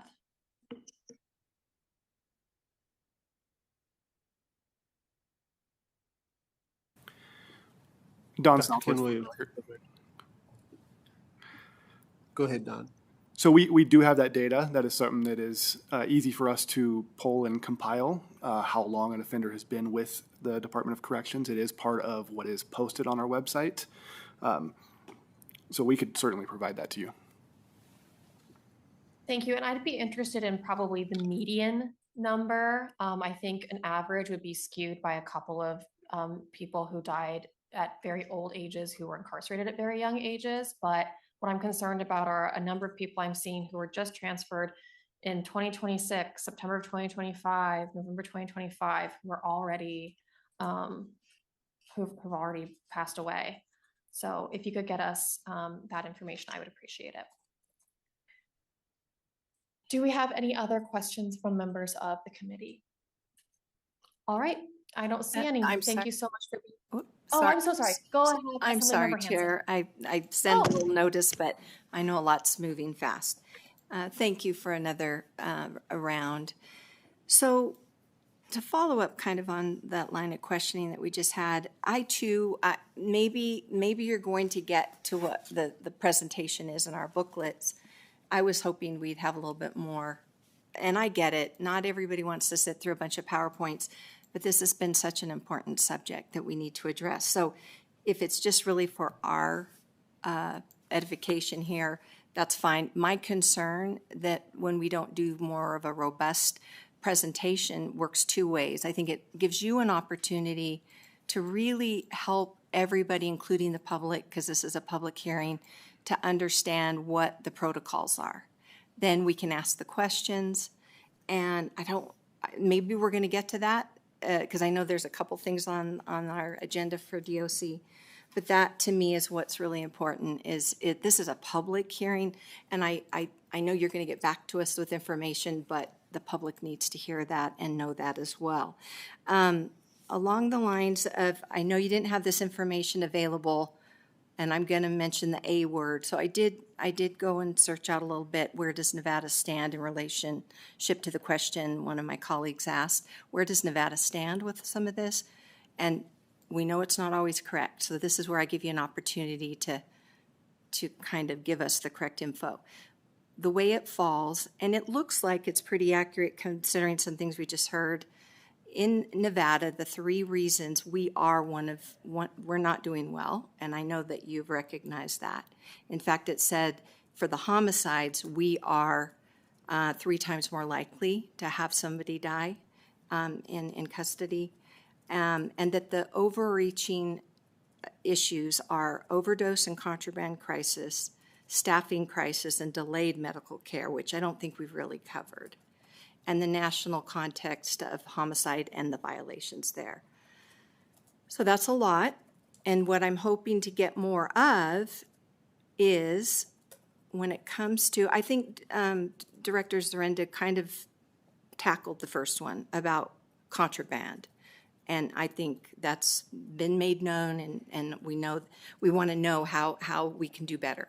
The second one, though, staffing crisis, I'm aware of that as well because in my district, I have the Lovelock Prison. I know that's been a continuing issue, and it is as it is for others. But the delayed medical care, having been familiar with through some of my constituents and even extended family members, this has been a real issue, not especially for really some really severe cases of illness, having such delayed medical care. Can you, and it said in here that clinical visits were cut in half because there's not enough personnel. If that would be an accurate kind of summation. And we know there's even difficulty getting health care for my rural populations, let alone even urban. But then we get to the prison system, and it's really a challenge. So can you give us an idea of how you're trying to remedy the delayed medical care, which accounts for, if we have 98 that die from natural causes, we don't know how many of those natural causes might have been mitigated a little bit with medical care. I'm sorry, I know it's a lot. For the record, Dr. Ken Williams, Medical Director for NDOC. Yes, Assemblyperson Hanson, you've characterized it correctly. Access to resources is a significant challenge for us, and it's not just the Department of Correction. The state of Nevada as a whole does not have an abundance of providers to recruit from, let alone digging into the weeds and then identifying providers that are experienced and or willing to serve in a correctional facility. We face significant challenges recruiting providers. Most of our providers are nurse practitioners because that's what's available. We have gone back and forth with vacancies, and we are aggressively always trying to fill those vacancies. We do work with a staffing agency that provides us individuals, and we are flexible. We have recently stood up telemedicine pods to augment our staffing at High Desert, Northern Nevada, and Lovelock, where we have the most acuity and the largest volume of patients.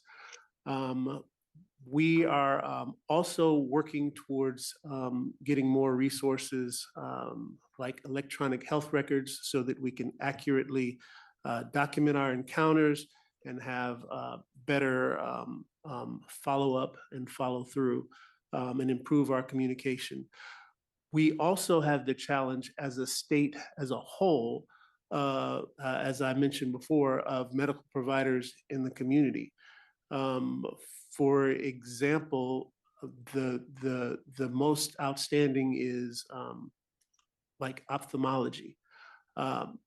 At one point in time, there was one ophthalmologist in the entire state of Nevada that would see our offenders. We go back and forth between one or two. So that presents a tremendous challenge, even if we get them seen inside, to get a referral to the outside. Those are challenges that other states face as well, but it is a significantly more prevalent challenge here in the state of Nevada. Thank you for that. And Chair, if I could follow up with one other question along these lines. Of course. When we talk about, and this might be for Director Zorinda, as we talk about some of the deaths that have come about, accident, drug overdose, and you mentioned addictions and that we have to address that. Can we talk a little bit on the record about what kinds of medications or treatments are available or would help with the addictions that we deal with for those in this population? For the record, Dr. Ken Williams, Medical Director for NDOC. The most common medication that we have available is buprenorphine. We do partner with our state agencies over at the health department that support us in providing the medication. We have been expanding our medications for opiate use treatment over the past 2 years. Our director is Robin Feast, and she's very well known in the area. And we have expanded our ability to not just continue treatment when an offender is transferred from the jail into the state prison, but now we have the authority to actually initiate medications for opiate use treatment for the existing population. We've gone through and we've screened the population, and I believe right now we're able to reach 3%. Our restriction, our challenge is additional funding. So this is James Under for the record. On this same line that's concerning if it's for the public, is that our mission in the Department of Corrections is actually to help offenders get employment before they get released or educated to be able to get them opportunities for employment. When they're incarcerated, like what the doctor was saying, the number one medication that we use is actually the most beneficial and shows the best results, which our director of substance use disorder can explain or can prove. However, when they're incarcerated, we provide it. When we release them, if they get a job that we push them for, they actually can get denied the medications because they will now all of a sudden be taken off of Medicaid status if they're receiving a certain amount of money. A lot of them don't get jobs that actually have insurance provided. They can actually be successful on the treatment, but if they get a job, they can actually be denied services, which is alarming to us as well.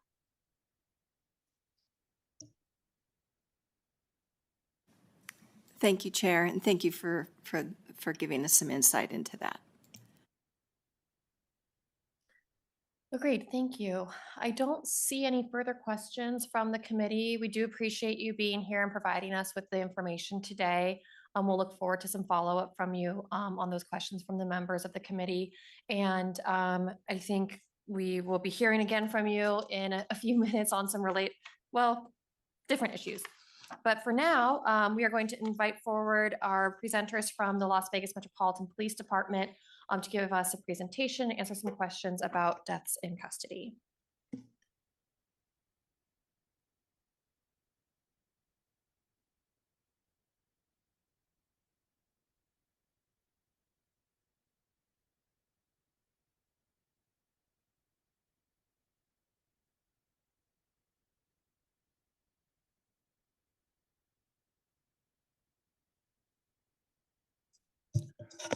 Good morning. I'm Assistant Sheriff Fred Haas, Fredhaas, and I oversee the detention and administration sections of the LVMPD, which includes the Clark County Detention Center.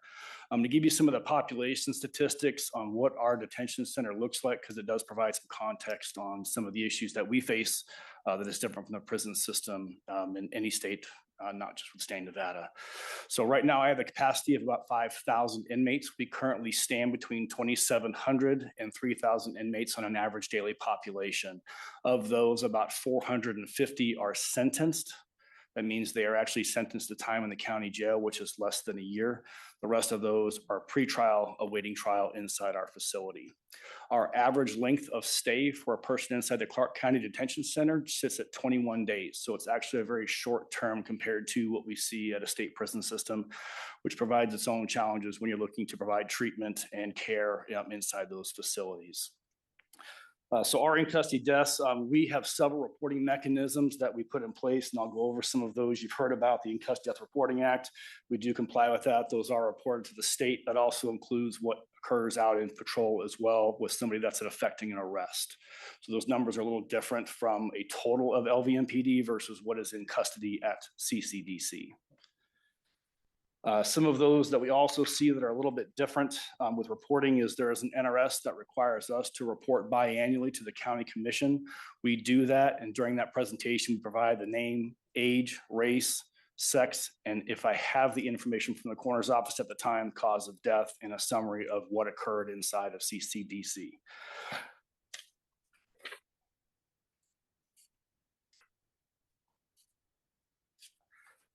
There are several points of investigation that we use at Metro. They're all oversaw by the Office of Internal Oversight. So there's two forms of that. The first is the force investigation team. If there is a use of force or if there's something that occurs with force involving an employee and an inmate, they are the ones that investigate the criminal aspect of that case and take that forward. Thankfully, in the 3 years that I've overseen that facility, I've not had to deal with an in-custody death from a use of force incident. Obviously, there's force that does get used from time to time, but has not resulted in a death inside of CCDC. One of the main things we do see is drugs. We do see a lot of health issues along the way, but those are investigated by our critical incident review team. So every death, whether it is a homicide, accidental, which I can certainly explain how those numbers get changed by the coroner's office, whether it is natural or other, they all get investigated by a critical incident review team. There are several aspects of that investigation that occur that we do on our own. So inside that, we look at our performance, what happened during the incident, did we meet our expectations of policy, standard operating procedure, what is going on in the facility, did the medical staff meet the standard of care that we expect inside that facility? And did our leadership respond? Did we take care of these people that are inside of our detention center? You've heard the sheriff say that we have to inject humanity into everything we do, and that does not exist just in the patrol environment. That also exists inside the culture of the Clark County Detention Center. So make no mistake, we take every one of these in custody deaths seriously. We take them personally, and they are exhaustively reviewed at every corner.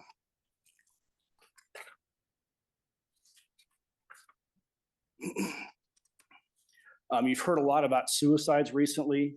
If somebody is not suicidal, they tend to be on 30-minute checks. So if they have no intention, they've shown no overt signs, there has been no conversations that we've seen on the phones. Our phones do allow us to search for words such as suicide, I want to end my life. They have a bunch of key terms that allow us to get flagged, to let our staff know, so we can let our medical mental health staff know that we need to approach this person and make sure they're getting the care they need to be successful in their process of justice. The other part of that is if they do have an indication or we see indications of suicide, they're placed on 15-minute checks. If we see that there is an active attempt at suicide or we see methods towards that, they are put on constant watch. That is where somebody's actually constantly watching that person while we're getting our mental health team up there to provide care for that person as well. So I want to go over some of the numbers you've asked. I can provide these to you. These are public knowledge. We do produce this list twice a year through the Clark County Commission. We list, again, all the requirements of NRS to include the name, age, and cause of death. You're going to see a couple of things that are different from a county jail standpoint than you will a state prison standpoint. So I'll give you an example that happened this weekend. I had an in-custody death that occurred yesterday. This is from an event that started out in patrol where the suspect fired a round at his girlfriend, striking her in the head. She survives, and then he turns the firearm on himself and shoots himself through his head. He survives that incident, but is taken into custody and booked absentia at the hospital. That will be recorded as an in-custody death because he is in custody at the hospital. Now, I have several of these that are on this list. They have never set foot inside of the Clark County Detention Center. However, they are counted towards an in-custody death. You talk about the accidentals in the coroner's office. The coroner's office, I wait 6 to 9 months for cause of death. That is just what it's come down to over the past 3 years that I've been there. I would love to get them faster. It allows me to act faster and respond faster to what the cause of death was along the way. So I have stats back to 2022. In 2022, I had 10 in custody deaths. 3 were accidental, 2 were homicide, 4 were natural, and 1 was suicide. In 2023, I had 13 deaths, 4 accidental, 1 homicide, 7 natural, and 1 that was undetermined. There was underlying health issues, and they were able to determine what the actual cause of death was. There was no suicide attempt or successful that year. In 2024, there was 6 accidental, 4 natural, and 1 suicide. Of those 6 that were accidental, 3 were drug related. In 2025, I had 15 total deaths, 7 were accidental, 5 of which were narcotics related, 4 were natural, 3 I'm still waiting on coroner's reports, and 1 was a suicide that was not in our custody. That one was in custody. It was from a hanging inside a shower. This year, I have 6. I have 1 natural, and I'm waiting on coroner's reports for the remaining 6. So we talk about narcotics getting into the system. I actually stopped at the store this morning so I can give you an idea of the size and complexity of how we find these drugs. 1 Tic Tac is enough fentanyl to kill 3 people. So when they come into CCDC, there are several points of search, there are several points of scan. We do use an electronic body scanner, but I can tell you from personal use of this machine, I stuck a bunch of aspirin in my hand, stuck it in the machine, and you could not see the aspirin. So you're asking that somebody has put something inside a bodily orifice for us to find that. We do our best. Unfortunately, there is no foolproof technology to help us with this, but we are looking at everything all the time. You've heard our sheriff say that we will be the most technically advanced department in the nation. That does include the use of scanners inside our facilities and looking at technology to help us see what's going on inside of our jail.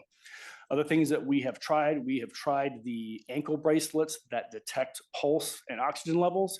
What this was basically an eye watch that we would strap to the person, but there were a lot of issues with the technology. It was unreliable, it was Bluetooth ran. So inside a brick building, you're trying to get Bluetooth to a server to track this. If the person in custody would roll up underneath, it would lose signal. And a lot of times it misreported if there was a pulse or not. We are looking at a new radar technology. This is being used in the Midwest. It's still got a lot of room to grow, but I think this is the potential for a lot of future analysis inside of a detention facility. It can scan within 1 millimeter to see if somebody is breathing and to see if there is motion with the person to see if they have a pulse. Promising technology. They think in the next 3 to 4 years, they'll be able to put it into a room. Right now, it's one machine to one person. But when I have areas of my detention center that have 75 inmates in open bay. One-on-one does not work in that type of environment, but we are hopeful that technology does come around for that. As you've probably heard, the South Tower of Clark County Detention Center is under renovation. That is good news because we're able to put some new technology into that building and add cameras into some of the cells and spaces that we previously didn't have access to have cameras in. What we've seen is where we've had history of suicide, we prioritize those areas to put cameras into those cells. We do have a constant watch officer that sits and watches those monitors live in real time and is able to call ahead if there is a fight, an attempted suicide, or if they see suspicious behavior involving the drug use, that we can get involved in that and get that stopped immediately before we have another issue inside the jail. You've heard about classification issues. We work very hard to make sure we keep our inmates classified properly. In fact, you'll see we haven't had a homicide since 2023. A lot of that success is those people that work very hard in the classification office to make sure that they are putting the right people together that can be successful in those programs. Again, most of my population has less than 20 days. And if you look at the work of the Criminal Justice Coordinating Council, most of those people are in and out in less than 24 hours once they see the initial arraignment court inside Justice Court of the Clark County. With that being said, I'm happy to answer any questions you have regarding that. Anything we have at Metro. All right, thank you so much. Questions from members of the committee? We'll start with Assemblymember Gonzalez. Right when I took a bite. Thank you. Thank you so much for the presentation. I wanted to go back to the beginning of the presentation where, excuse me, you stated that you do an internal investigation when there's a death and that if, to see if you're meeting standards of care. So I wanted to know what is the turnaround time for this investigation? And when standards of care in any of those areas that you mentioned aren't being met, what is the process from then? And then also, does this report get published anywhere as well? Assistant Sheriff Fred Haas with Metro again. Make sure I answer any questions. I'm going to go in order best I can here. We don't wait for the coroner's report. I'd be waiting 9 months to figure out what the issue was. We have a great relationship with our vendor, NAFCare, and as soon as that incident happens, we sit down and review those medical records with the vendor, look at the care. Did we miss something along the way? And that information is all provided to the critical incident review team to complete that investigation. Those investigations are typically wrapped up within 6 to 9 months. But again, it's dependent on the coroner's investigation to get back to us. So that is the hindrance that we see from our end. We're able to move much faster than they're able to provide the information to us. And that information is provided through the OIO website on our webpage. Okay, thank you. I'm confused because I think, so in the beginning you stated that there's an internal investigation about if you're meeting standards of care, if staff was deployed appropriately, if things of that nature, and that there was an internal investigation. So you actually use an outside vendor to conduct this investigation? No, we have an outside vendor to provide the medical care for people in CCDC. Okay, but I'm talking about this internal investigation that Those are all Metro employees that is all done internally. And when standard of care is not met, what is your process then? What if the investigation states, oh, there should have been an officer checking on this inmate incarcerated person every 10 minutes and they weren't doing that? What is the accountability internally when this report states that you were not meeting care? So that gets referred for internal investigation and can result in discipline from that event. We don't hold that information. It gets that fit team and CERT team can issue discipline as part of that use of force board. Okay, and how often is that happening? The discipline? How often are you finding that you're not meeting your standard of care when an incarcerated person kills themselves in your custody? Like I said, I haven't had one since 23, so I don't get them very often. Okay. So it's very hard for me to reference something that's still active in investigation because we haven't got that far down the road yet. Okay, thank you.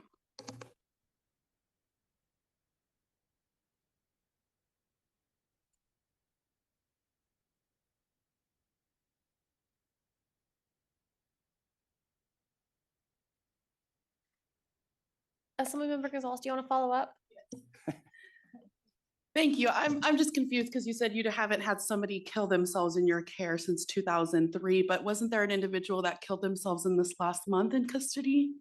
Yes, that is an active investigation. I don't have the information because it is still an active investigation. And that, okay, just to follow up, and that takes anywhere between 6 to 9 months, or your investigation is dependent upon what the coroner rules? Because I was a little confused there because you also said that you wait for the coroner's report. I do have to wait for the coroner's report because I have to have cause of death. Okay. So I am dependent upon that piece of paper, but we still go forward the investigation, are investigating, did they meet the requirements of the room checks? Did they meet the policy standards? When I say standards of care, was the medical standard of care also provided? When somebody comes into CCDC, there are several points of screening when they come in. And in this case, when somebody comes in, the first thing they see is an EMT to see if they're fit for confinement. Are they able to survive in the jail? Are they healthy? Are there any issues? Are they suicidal? Within 12 hours, they receive a full medical evaluation to include a psychological screen before they are sent up into the towers for housing. So we were checking all that to make sure all those things occurred appropriately in that case. Okay, thank you. Thank you for that. I think just at a policy level, I'm trying to understand are things that we can be doing better. And when we aren't meeting the standard of care, right? Like what can we implement to make sure that, to your point, every person is treated with dignity and respect when they are in custody? So thank you. You're welcome. Other questions from members of the committee? Do we have questions up north? All right, not seeing any.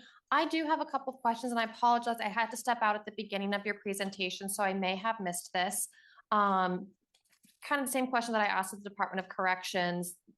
You must be able to access, nationwide data on the rate of deaths in custody, and we all understand that there will always be some, but is Metro on par with other similarly situated jurisdictions? Do we have more? Do we have less? How are we doing? So I can get you the exact numbers. I don't have those specific ones in front of me, but we do much better based on the population numbers that we have than when I talk to my counterparts from around the country. They seem to have a much bigger problem with fentanyl. They have a much bigger problem with drugs coming into the mail than we see here locally. When I see an issue with drugs, we start seeing a concurrent issue coming into the door of CCDC. We look at our operations and change those so we can disrupt that amount of drugs getting into the facility. And I share that with my partners, but we're pretty forward thinking when it comes to getting ahead of the problem. I don't want to wait till somebody passes away in the jail. It's too late at that point. I would agree. Thank you.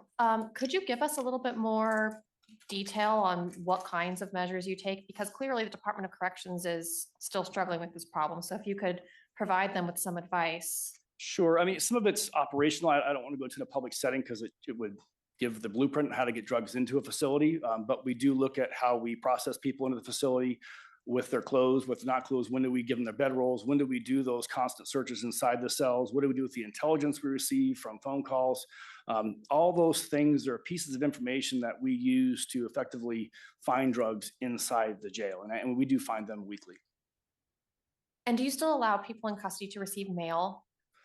Yes, we are always looking for a way to get out of the actual mail business. We had a case late last year where a person in the public was mailing in letters that were laced with drugs. We're able to get those into custody, figure out what was going on, and not only charge that person that was sending the mail, but also the inmate because we believe they were part of a drug distribution ring that was inside the detention center.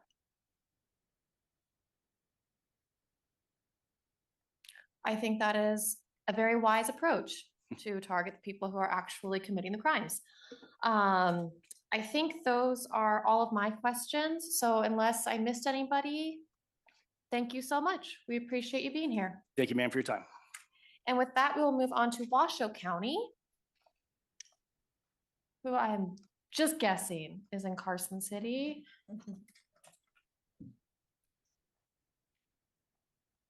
They are. Please go ahead when you're ready.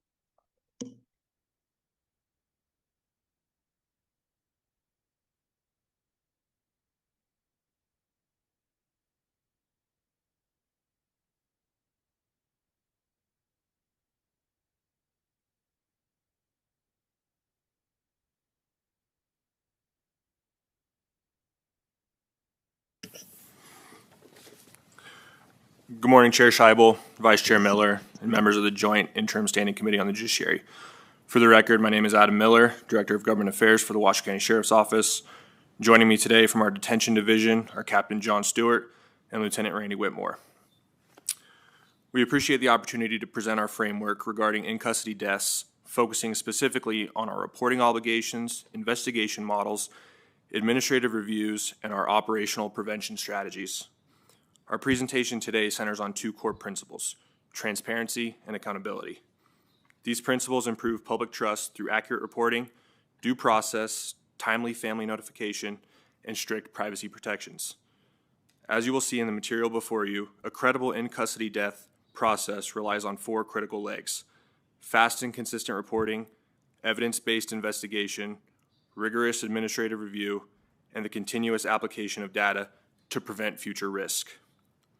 During this presentation, we will define the legal and operational scope of what constitutes an in-custody death, share our agency's data from 2022 through 2024 review period, and detail the strict 48-hour response protocol required under Nevada revised statutes and county code.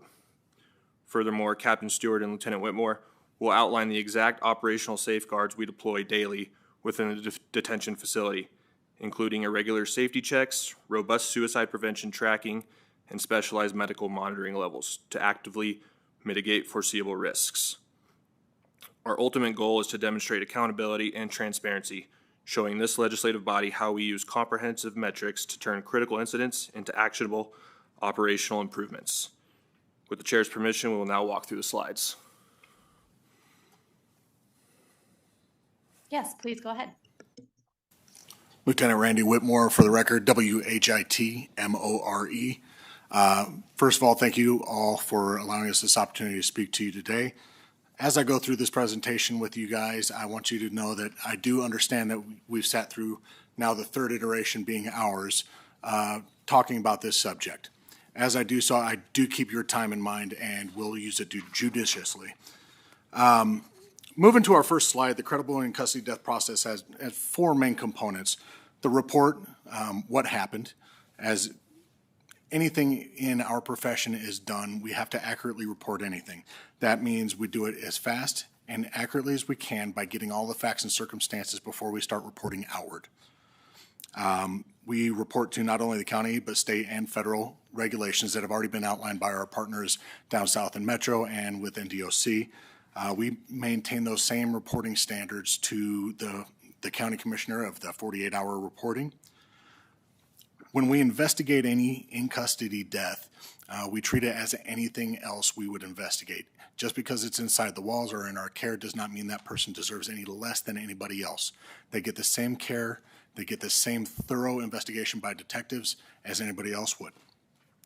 It is separate from an operational debrief. It is not operational, it's not just solely based on what was going on in the housing unit. We look at all of those aspects that may have contributed to that in-custody death, whether it was previous drug use, long-term medical health, all of that plays a factor and it is investigated thoroughly. After that investigation is done, we do a thorough review of each of our deaths and we look at what was done, what wasn't done, if there was something we could have done better, and we take those active steps to correct it. As we all have seen in past in our nation's history, as closely as 2020 and recent, we look at what positional asphyxiation is, we look at what did we do suicide prevention wise, what safeguards were put in place, and we try to implement whatever we can to alleviate that in the future, whether it be those irregular checks, moving on to prevention, those irregular checks. We require our deputies to make sure they look at each inmate every 30 minutes, but those 30 minutes don't have to be exactly at the top or bottom. We say within 30. It doesn't mean only at 30. So if it's at a 20-minute check, they're going to start their next half hour after that 20 minutes. Does that make sense to everybody? Okay. What counts as an in-custody death? What do we consider is in our custody? The way we look at it is if we have restricted their rights of movements, we've taken them into our custody, whether that's at the moment of arrest, detainment, or inside our walls. They're in our custody. We immediately begin that care and custody of that person as if they are our responsibility at that point in time. when they're detained, under arrest, or being transported by a deputy on patrol, any of those, that's an in-custody death. To mirror our partners down south, that also includes while they're in the hospital. If we take them out of our custody in the jail and place them in the hospital for care that we've identified with our partners at NAFCARE, that is also in custody. Natural medical, drug alcohol overdose, the same metrics that our partners down south have outlined, we use them as well. Fortunately, in our care and custody, we haven't had any homicides. As you move on to slide number 4, you can see that I've listed out the final cause and detail for the in-custody deaths between 2022 and 2024. You'll see that they're as specific as throat cancer, drug overdose, acute myeloid leukemia, a form of cancer. All of those things that we take those individuals out to the hospital for, although unfortunate, is still in custody. You'll notice that we have the one suicide in December of 23. That was by hanging. That was actually caught, deputies doing their checks. Unfortunately, in the time that had passed, the injury was too grave. Again, keeping in mind everybody's time, the reporting, the Nevada and federal requirements outlined on slide following the one I just covered. County Jail Report, NRS 211.030. We have to report to the County Commission no later than 48 hours after a death. We also put out our media releases when possible. We publish the State of the Sheriff's Office report annually at the end of our year, and once we've been able to get all the aggregate data to publish to the public, and that's available on our website. The sheriff has made sure that that's available to the public. Those NRSs that hold us to that accountability are outlined on the following slide. To the County Commission, the NRS 211.020, that outlines the requirements set forth for building, inspecting, repairing the county branch jails. The County Commission's responsibility to hold us accountable. Moving to the sheriff, his responsibility is in an NRS 211.030. That outlines what the sheriff, our agency, is responsible for reporting up, and then the medical examiner, the ultimate authority in determining the cause of death and completing their own independent investigation for the cause of death related to that individual in our care and custody. Moving into the next slide, I tried to outline this to where it's very easy for you guys to look at and say, what is the process when it happens? We can talk about statistics and the reporting. What does that mean, though? For every instance of an in-custody death, that first deputy on scene initiates a crime scene report. It is a crime scene. We treat it as such from that point going forward, no matter if we knew of a medical history, medical event that this individual had suffered previously, we still treat it as if it's a fresh investigation, and we start gathering those facts. We close it down as a crime scene, and that is in the first 0 to 5 minutes, and we, when possible, initiate those life-saving measures, whether it's CPR, removing ligatures, whatever it is. We got to make that scene safe for that individual in that moment. In housing units, in a custody situation, whether it's in a county jail or above, we still have to maintain security for everybody else. We have inmates in those housing units.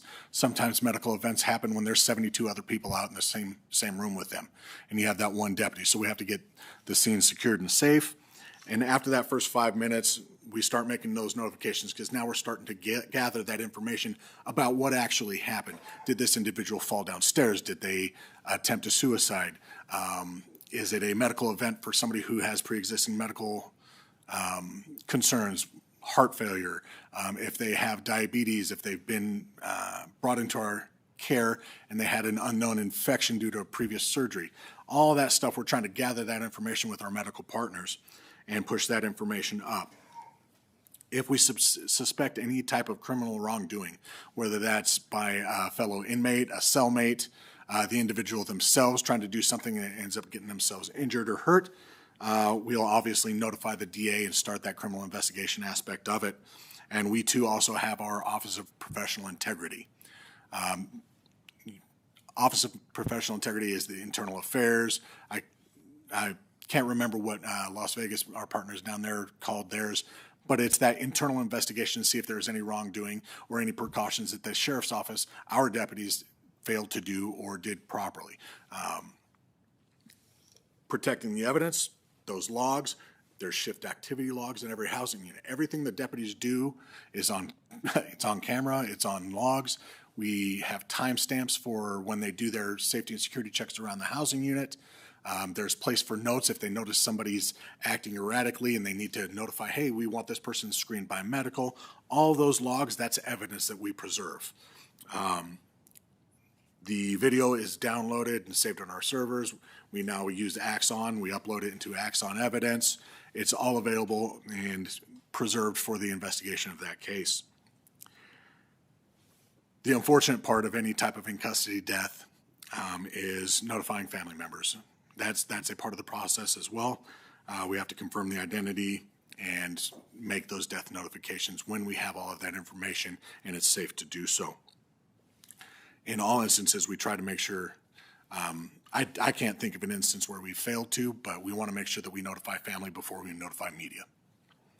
And then clearly at the bottom, that 48-hour reporting requirement to the Washoe County Commission.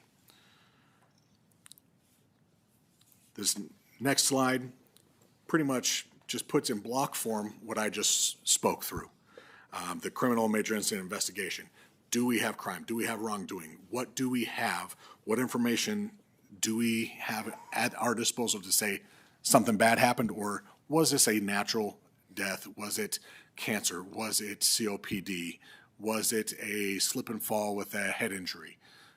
We've had brain bleeds, as reported in one of our deaths in the period covered.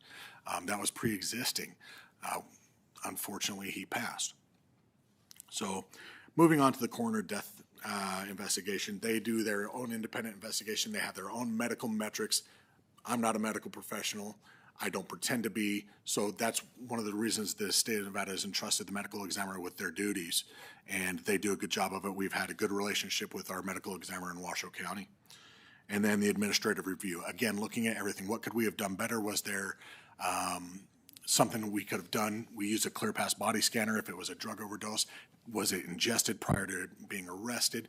All of those things we try to look at administratively and say, what can we give our deputies? What tools can we give them to try to prevent this in the future? Moving on, the administrative review, again, being judicious of your time, the slide I'm not going to read to you. I think we're all capable of looking at it, but the incident facts, the clinical factors, that's where we rely heavily on our third party, that NAF care medical professional. What do? They screen them upon intake. There's EMTs at the door. They sit down with a registered nurse that first 24 hours while they're there. They go into a med-assess unit. They're evaluated daily. They receive their medications, and they have an opportunity to talk to a nurse and say, hey, this is bothering me. And we have the smart communications tablet where they can submit a request for medical to see them. So those are all things that we've implemented administratively after looking at deaths in the past and saying something could have been done more, and we're putting that into action. Again, transparency, what to release. We want to give as much information to the public and the families as possible without violating the dignity of the individual who is now deceased or violating any HIPAA laws or anything like that.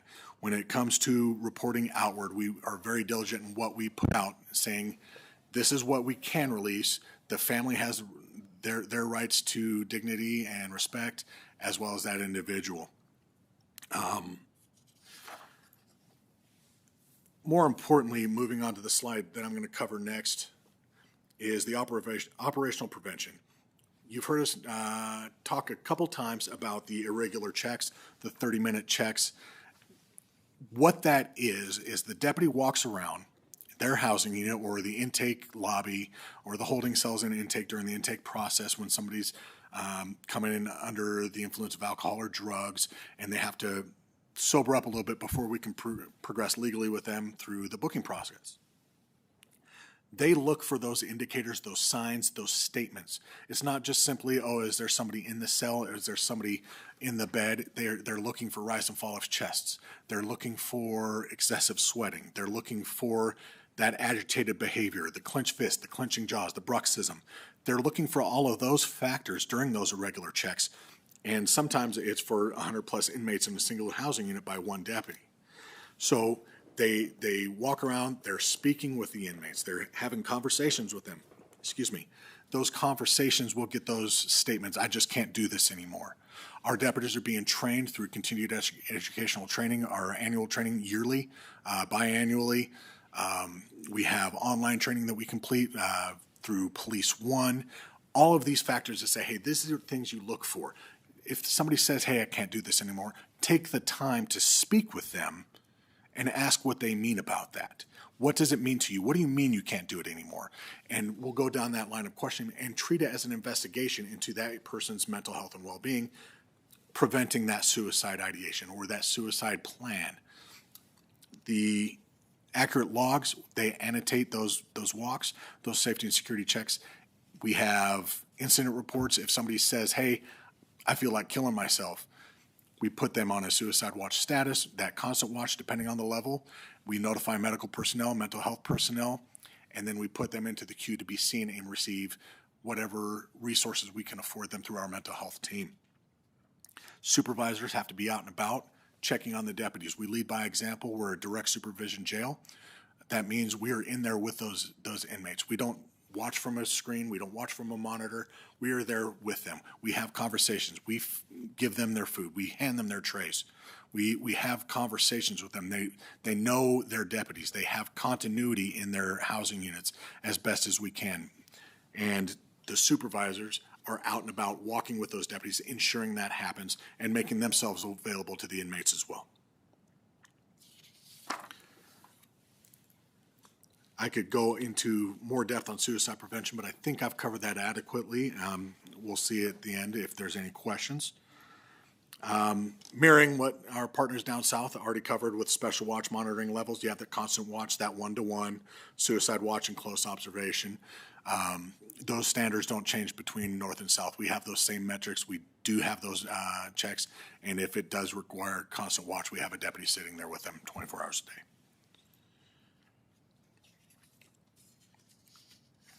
Moving on to the prevention initiative, suicide prevention. Again, I could drone on about what we do.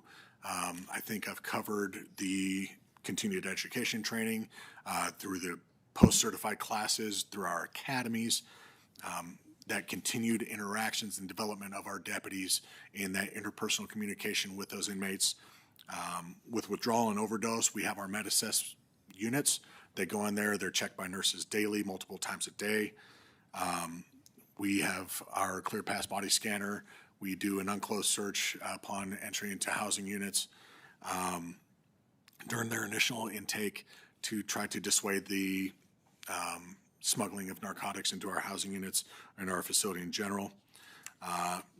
Medical deterioration, those medical checks, those med-assess units with those deputies are actually looking for a little bit more than just what the average deputy does in a general housing unit. They're looking for those medical signals that this person's detoxing, this person is having withdrawal symptoms, and we notify our medical personnel with that. With use of force and restraint, we've taken great measures to make sure that we include a very robust training plan through our training division to identify ways to de-escalate as opposed to having to go to a use of force incident. The best use of force is the one that you don't have to use. And we have integrated into our continuing education the identification of de-escalation techniques, including mental health recognition, those key indicators that somebody may be autistic or on the spectrum of some other mental health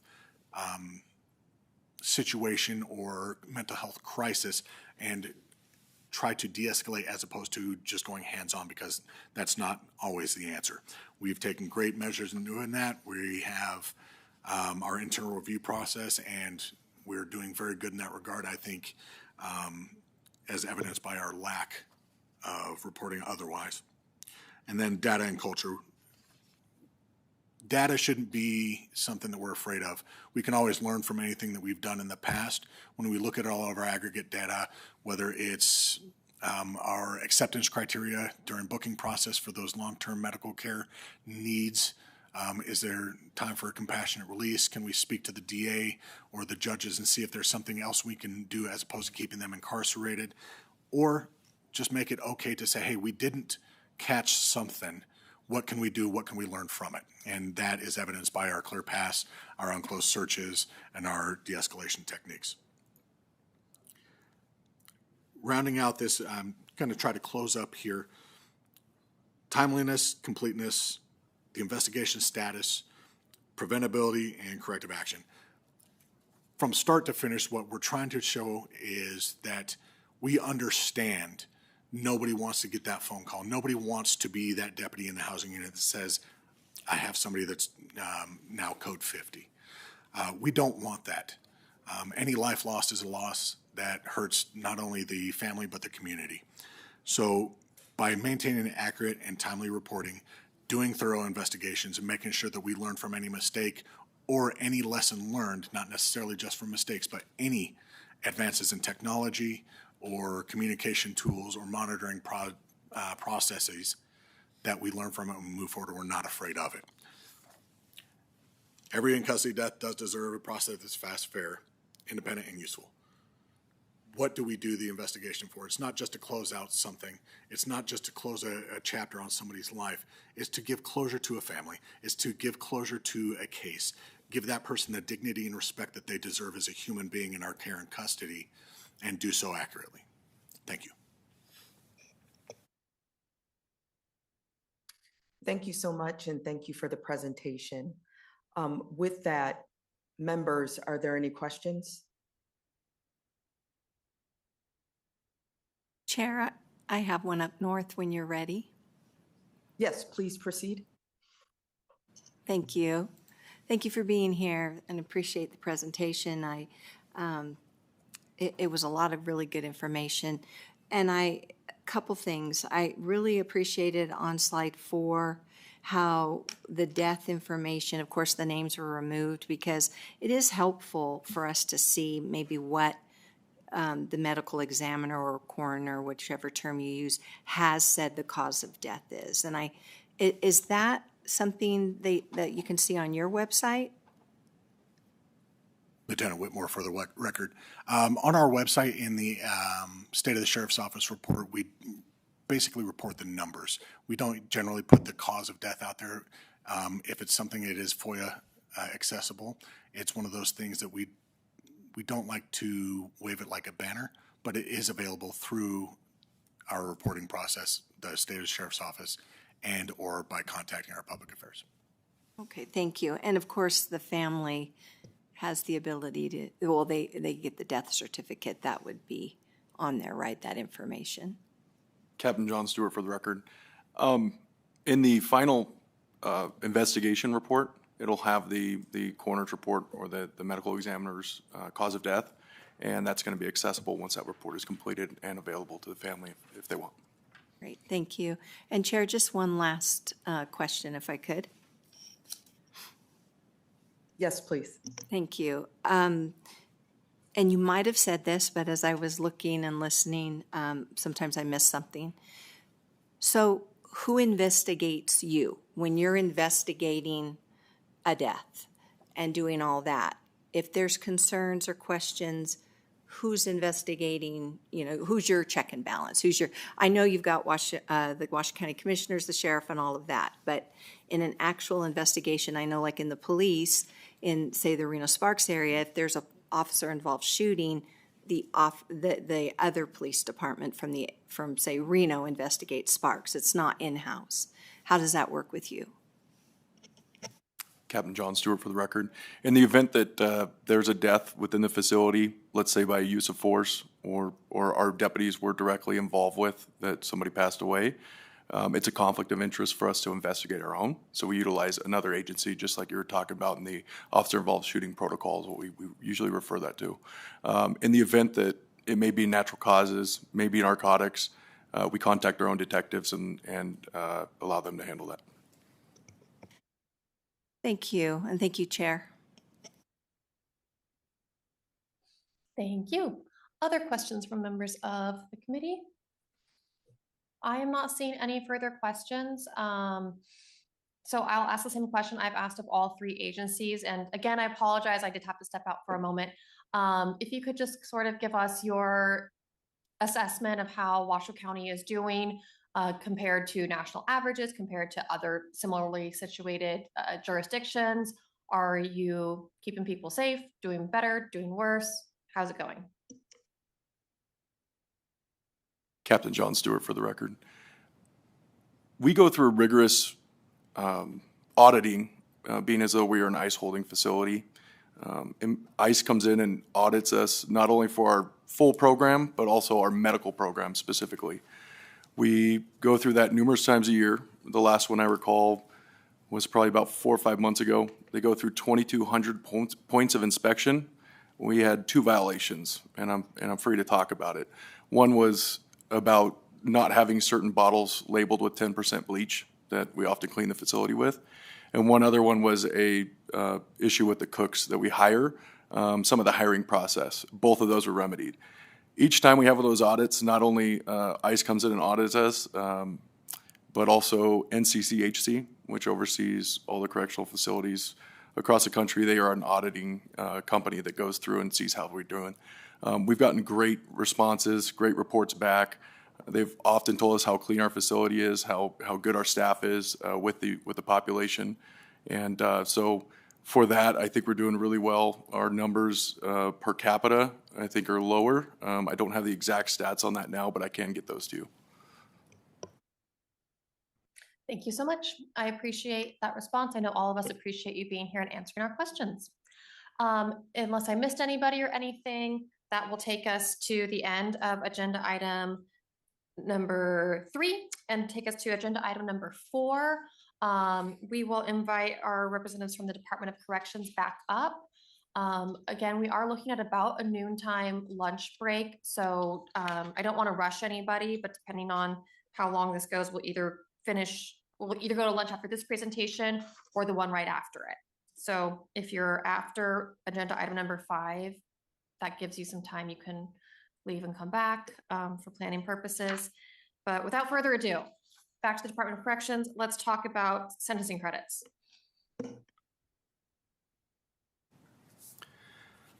Good morning, Chair Scheibel, Vice Chair Miller, and members of the Joint Interim Standing Committee on the Judiciary. My name is Don Southworth, D-O-N-S-O-U-T-H-W-O-R-T-H, and I'm the Chief of the Offender Management Division with the Nevada Department of Corrections.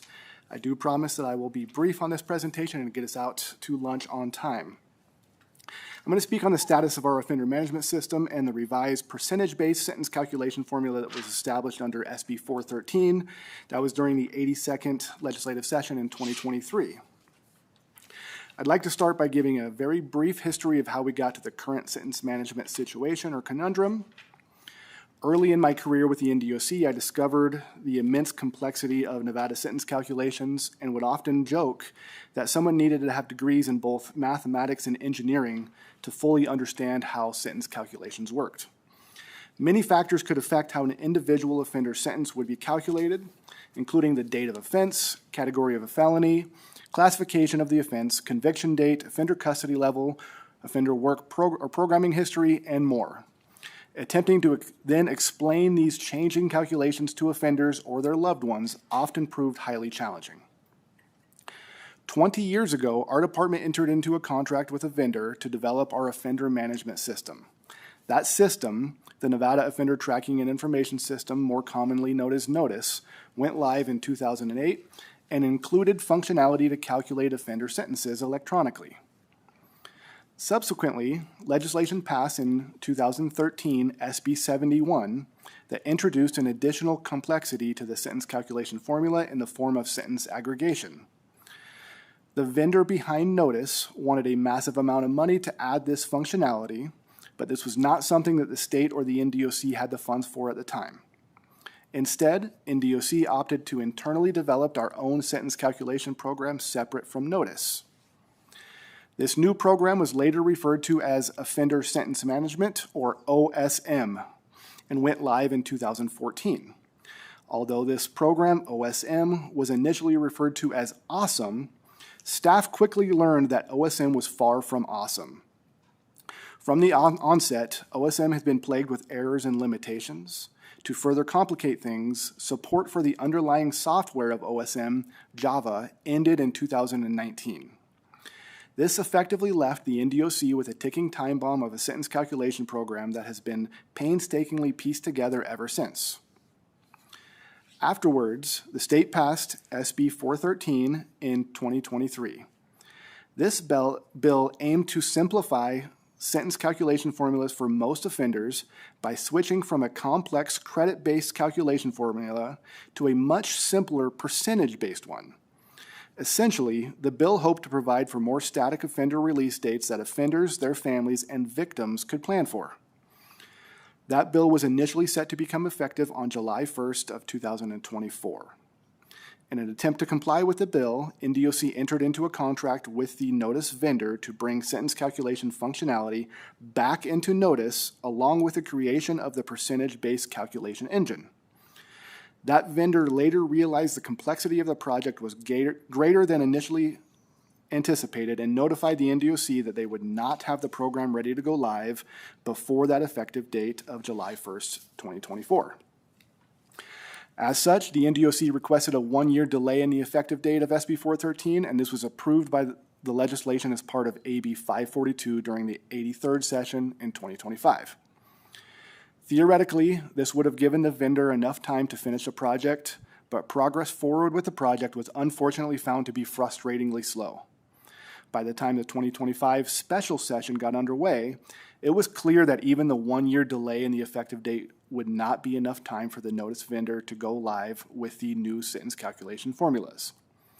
Consequently, the NDOC supported an amendment to AB 4 during that special session to extend the effective date by SB 413 by another year.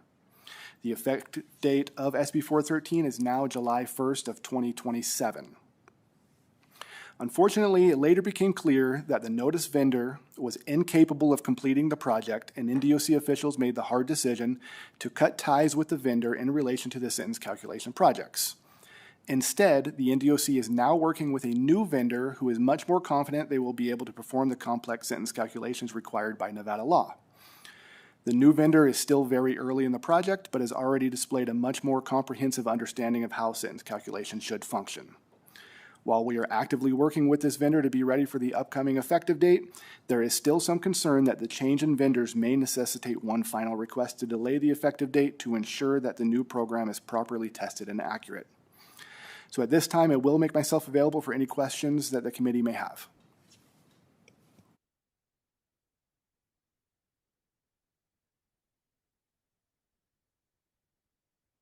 All right, we will start with Vice Chair Miller. Thank you, Chair. So I do have a lot of questions. In fact, when I was my very first session back in 2017, I was asking questions about this system. And here we are like 10 years later, and we're still asking questions. But the most recent statement, the last statement that you made regarding, yes, there was an amendment made in November because of the newest calamities with the system and the vendor and such. And so, and you just stated yourself that that was supposed to be remedied by July 1st. Now here we are past July 1st. And this is the first that I'm hearing that the vendor was changed. Again, there was a one-year extension given because of the challenges with the vendor. Now we're hearing that that vendor was changed. So can you explain to me, when was the decision made to change vendors even after a one-year extension? And also, when is the expectation now? Because again, at the end of the day, or I should say the beginning of the day, these are people's lives. And so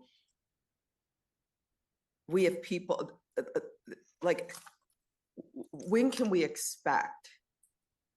And again, I've been asking about this for like 10 years. So when can we expect that now? When was the decision made to change vendors? When was the new vendor picked up?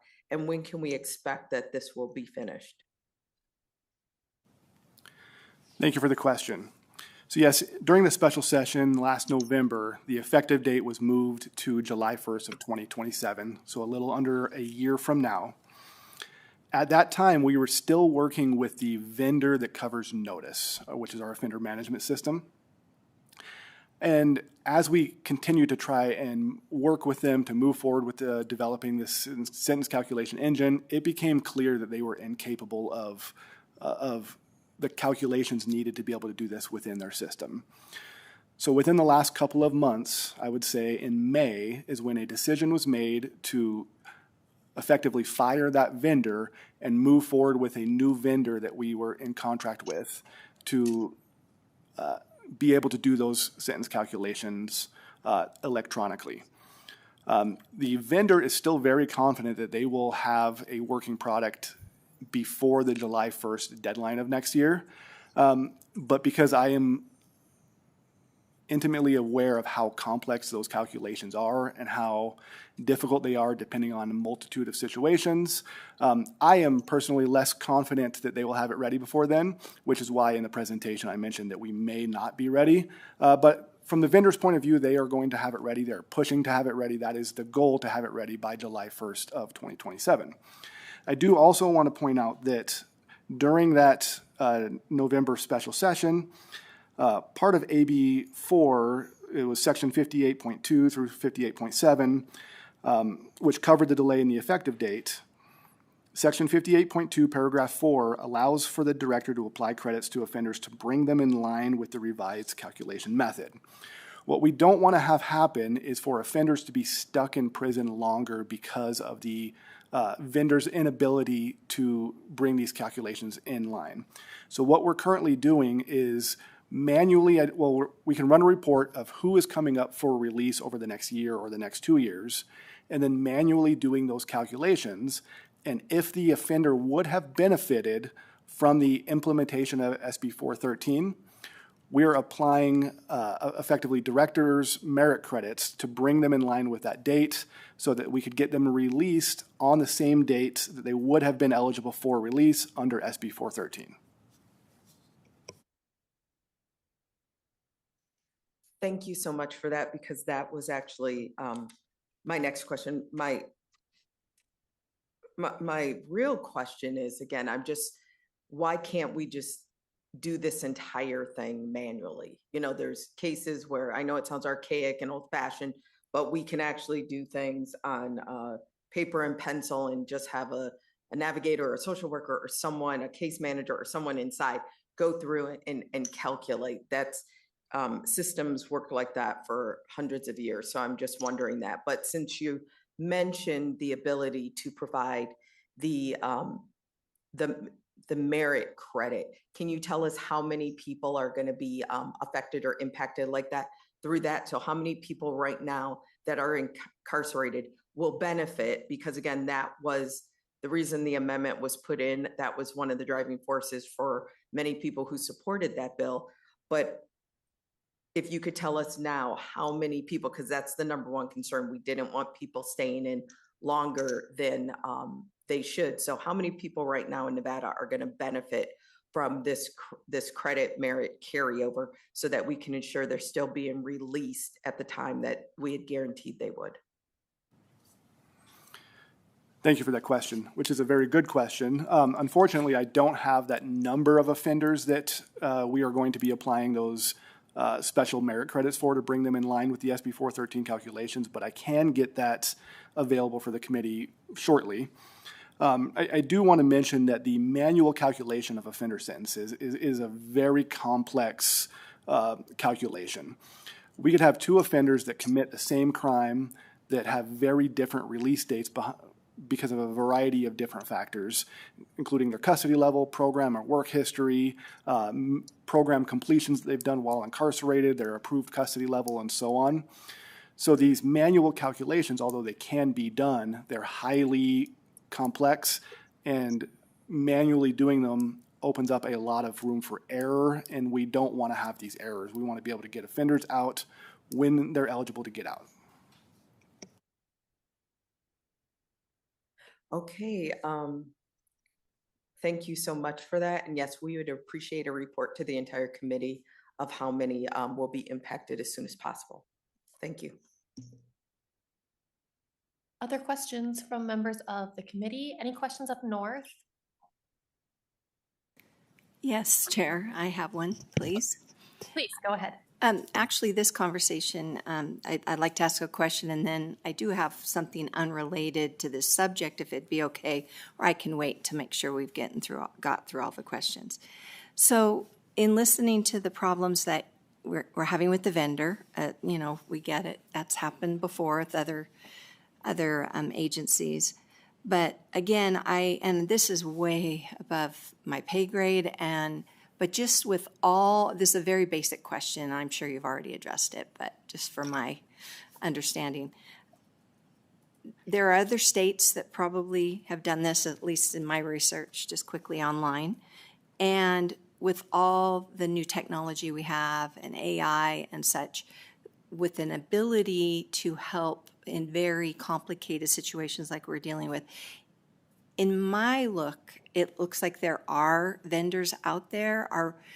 Are we really looking to see who those vendors are, that some other states might have a similar issue that we have, onboarding from an old system? Is that the kind of deep dive you've been doing to reach out to those vendors that might be delivering for other states? Or is it just cost prohibitive? Yes, thank you for that question. It is something that we've been looking at. The vendor that we are moving forward with sentence calculation capabilities is contracted with many states across the U.S. We also, this last year, completed an RFI process looking at additional vendors for an offender management system. Seeing what's out there, we've had many of the different vendors that operate offender management systems and sentence calculation capabilities for different states and even internationally give us presentations on what their different systems are capable of and how they work.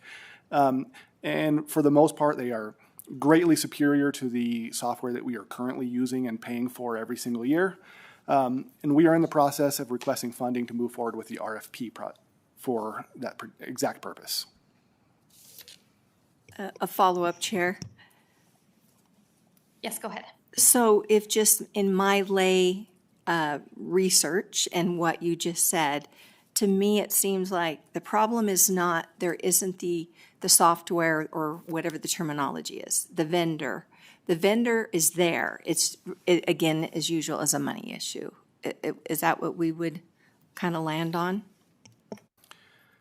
So yes, when the sentence aggregation laws were first passed, it was absolutely a money issue where we decided to internally develop the offender sentence management software rather than have a vendor rather than have the existing vendor make the changes needed to perform those new calculations. And unfortunately, although that saved the state a lot of money at the time, that software then became unsupported in 2019. And in order to bring those calculations back, it's absolutely a money issue to be able to hire a vendor to do those calculations. Thank you for clarifying that. Thank you, Chair. I do have some questions for DOC in relationship to some public comment we had, but if you want, I can wait till we're toward the end of this presentation. Yeah, I'll come back to you, Assembly Member, because I also have some questions on the credit calculation conversation. Unless anybody else has more questions, then I will ask mine. Okay, so if I have a loved one who's incarcerated right now, how would I find out their anticipated release date? Thank you for that question. Right now, all of our offenders' information that is public, including their crime, their sentence details, or the terms of their charges, along with their currently projected release dates, are posted on our website. So if you had a loved one, you can look through the offender search function of our website, look them up, and it will include their projected release dates. Currently, that website is typically a few days behind what is happening. But those dates that are credit-based right now are subject to change, which means if an offender works this month, it may stay the same, but if they refuse to work or don't program, their release dates next month may look differently than they are this month. But those displayed dates on our website are completely based off of the offender sentence management credit-based sentence calculation formula. Okay, so they are pulled automatically from a database that NDOC manages. Is that the same database that the NDOC utilizes to actually release people? Yeah, so all of our sentence calculation capabilities are handled through the software known as Offender Sentence Management, or OSM, which does develop the database that feeds the offender search function of our website. And that is the database that is still used to ensure that offenders are in our custody the correct amount of time and are released on the appropriate day. Okay, so I just want to make sure I'm understanding. We have one database, it's called OSM. There is a public-facing function that will tell us when an offender's anticipated release date is, and what I would call an internal-facing side of it, which hopefully tells you and your staff when somebody is supposed to be released. And hopefully you and your staff have more access to that internal-facing side to make changes and say, this person has earned some credits, this person has not earned anticipated credits, and to move the levers in order to change the projected release date. Is that accurate? Yes, that is accurate. And that whole system is overseen by a vendor, not internally by the Department of Corrections. OSM is completely overseen by Department of Corrections employees. When that was developed because of the sentence aggregation law that was passed, we internally developed it and manage it ourselves. My office, along with our internal IT department, work together to manage that system. But again, the support for the underlying software behind that system is no longer supported. So we're just kind of using, chewing gum to piece it together a lot of the times. And we don't have any coding staff available to do the functionality or make significant changes to it. It's just kind of existing. And what we had done is hired a vendor to bring that sentence calculation functionality back into our offender management software, Notice. But that's what became kind of the source of why things weren't happening. The vendor was unable to do that, and we had to move forward with a different vendor to do those functions. Okay. And I just want to get the timeline right. So this software stopped being supported in 2019? Yeah, the underlying software for offender sentence management, that program went live in 2014, but the software became unsupported in 2019. We are still using it today, and it is unsupported software. Okay. And when did we, the department, start the process to switch over to a new software company? Or sorry, to a new software? My understanding is that this process started in 2023, kind of in conjunction with SB 413, and to bring that sentence calculation capability back into Notice. Okay. And how much did we pay the vendor who was unable to complete this transition? I don't have that fiscal breakdown in front of me right now, but we could certainly provide that. Okay, I think that would be helpful. But we have a new vendor. We hope springs eternal that they will be able to accomplish this feat. And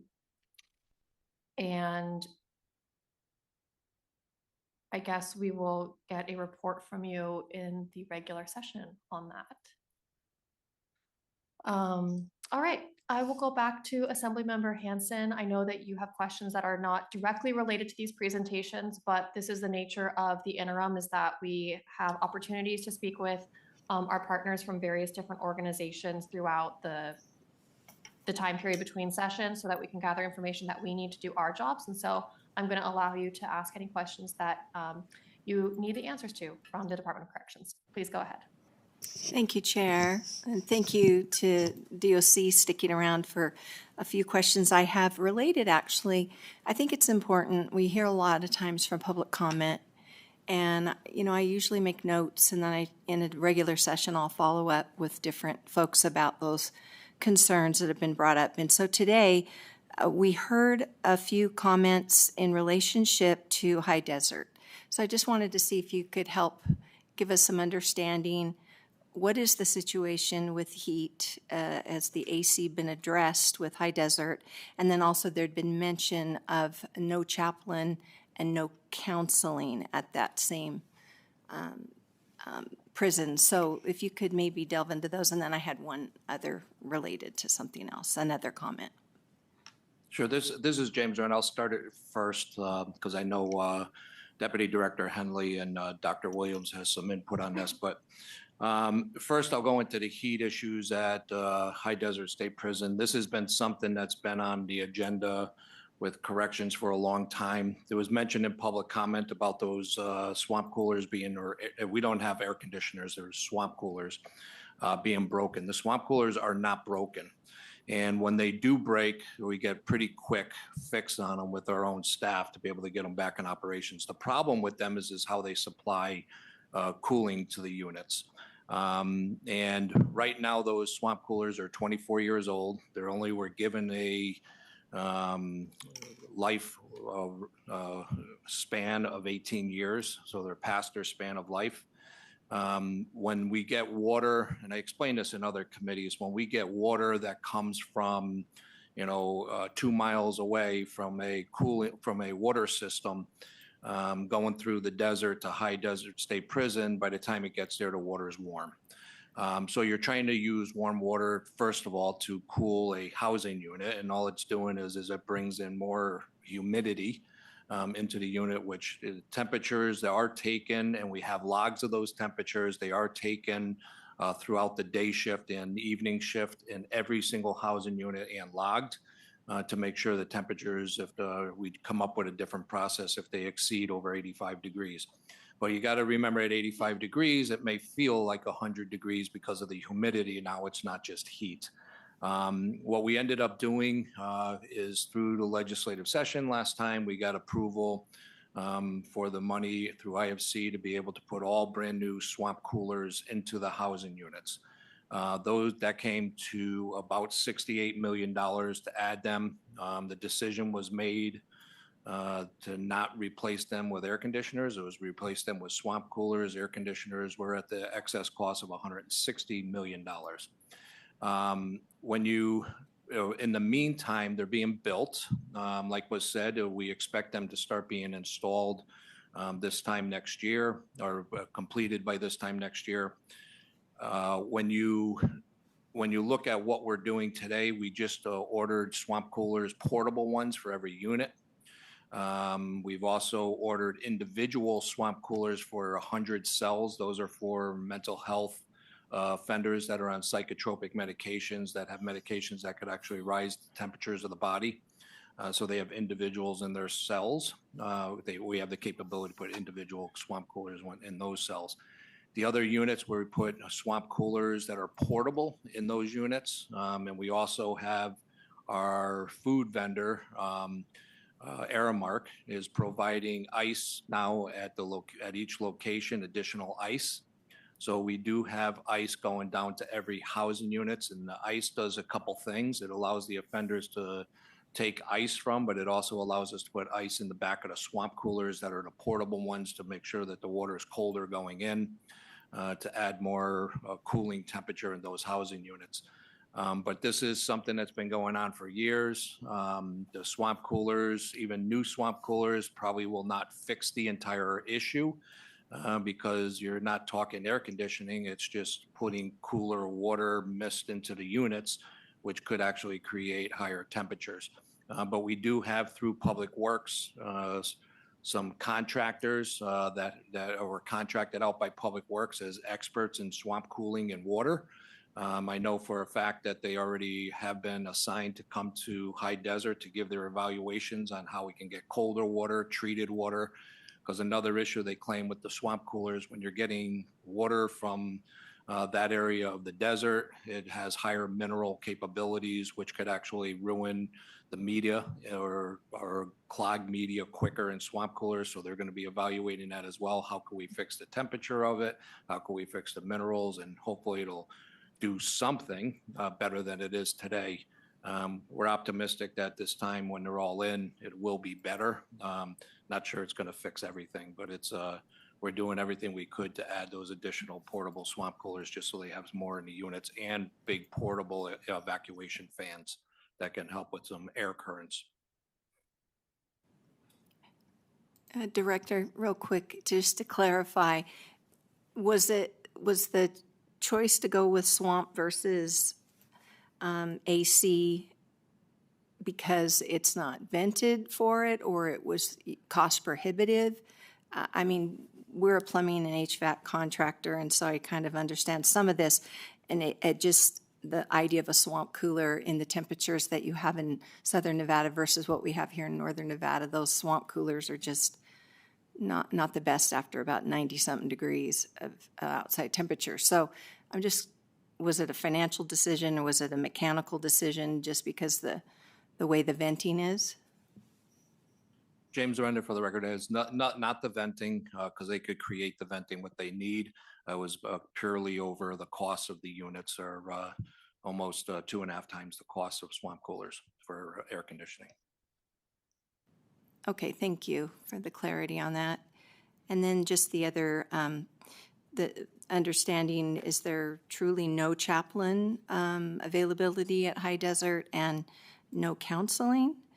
And then I do have a question. James Render, for the record, yeah, there's, first of all, going on the chaplains, we're budgeted for 2 chaplains at High Desert State Prison. Currently, we have 1 full-time chaplain at High Desert. The other position is vacant, and we are currently looking for another chaplain. When you talk about counselors, there's 2 types of counselors that, so I'm not sure what it was actually referring to, but I'll explain the 2 types. And Deputy Director Henley can go over more of the counselors that are assigned as operations. When you talk about counselors for operations, they're called caseworkers. Caseworkers are assigned to every housing unit for the offenders. They have access to the caseworkers during the day. Those are caseworkers that talk to them about family problems, that can connect families to them, or if they have property issues, if they have issues regarding their sentencing or their calculations or court. That's what the caseworkers are for. However, the other piece of it is that counselors, there's an identification of counselors through mental health that are actually psychologists that are as counselors under classification code. But I can explain through Dr. Williams what the counselors I think was being mentioned through the mental health, and he can explain the vacancies or the coverage for that. And then Deputy Director Henley can go over to caseworkers. Dr. Ken Williams, Medical Director for NDOC, for the record. Thank you for that. We, with respect to the corrections counselors, those are the mental health staff members. There are 7 correctional counselors at High Desert at this time. They also have 2 supervisors, correction counselor supervisors. There is currently 1 psychiatric nurse practitioner full-time and 1 part-time psychiatric nurse practitioner. We do have 3 vacancies in our correctional counselor series at High Desert. They're screened upon intake. High Desert is a intake facility. And if they screen positive for mental health issues, then they are seen within 5 days of their initial screening. After that, they're seen every 30 days. If they're in segregation, if they're not in segregation, then they're seen every 60 days. And if they have no mental health issues, then they're seen every 90 days. Thank you. And just the final question, not related to High Desert, but it was a public comment. The subject of tablets had come up.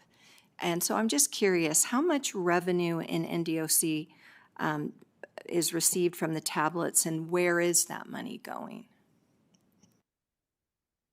So this is James Render for the record. So we have not received the revenue check per se from Viapath yet, who is the provider of the tablets, but we were told that we're looking at a $2.25 million check that's coming in from the tablets. However, when you look at $2.25 million, we're going to end up being $2.7 million short in our inmate welfare fund, with that revenue not being exceeding to the $5 million mark. The reason why is because when you look back in the offender store fund, which is our commissary accounts, the commissary accounts, there used to be in 2022, they had a markup of 66% on commissary. And the agency did it at that time because they knew at 66%, it would make commissary break even at the end of the year, that there wouldn't be any money that would be sought to cover commissary services. When you talk about a fund, the fund has to be self-sufficient. It can't be general fund money covering that fund. So commissary is expected to be self-sufficient and is supposed to be revolving funds. However, when the legislature moved the mark down from 66% down to 35% markup, we actually, every year now, we become about $5 million short with running commissary services. $5 million in the services comes up because of the staffing that it costs. The staffing, I believe, is about $5 million. The operations of the services, which is the warehouse, the deliveries, the storage, all that this year we're projecting that commissary is going to be about $3.5 million short of breaking even. So what happens to that money? The revenue from Viapath will go into the inmate welfare fund, another fund that is can't be provided by general fund services. That's where we get the money to pay for things through the welfare fund. However, $2.2 million won't even cover the remainder of the commissary fund that went short. So we're going to be short in our money. $5 million is what we need out of inmate welfare fund to break even. This $2.2 million is going to be $2.7 million short. So what are we short from? There's going to be a total of the $3.5 million from the offender store fund, and then there's $1.4 million comes out of the offender welfare fund to cover for cable TV, CCTV services. That's where the $5 million comes from. The other part during the legislative session is that we cannot charge for hygiene items. They have to be free services. But when you talk about lowering the markup values of commissary, when you talk about free hygiene items, Department of Corrections did not get any funding from the general fund or money to be able to support those changes. So we have to make up the money from somewhere. The inmate welfare fund is where we're making it up from to cover for all that. However, we're going to be short about $2.7 million with covering those services because we don't have enough revenue coming in or general fund. So my goal, I'm hoping I can move out of a offender store fund, move out all of those state paid positions that should, in my mind, should be covered by general fund, not through commissary fund, which will reduce our need of about $5 million, which we use for personnel services under an offender store fund. Thank you, Chair, and thank you, Director. I was going to ask what you suggest as a solution, and you already gave the answer, so I appreciate the indulgence, Chair. Absolutely. All right, I think that brings us to the end of agenda item number 4. We are going to take our break for lunch now. We are going to take just 30 minutes. Again, if you're not agenda item number 5, you can, plan accordingly, but we will all be back here at 12:45.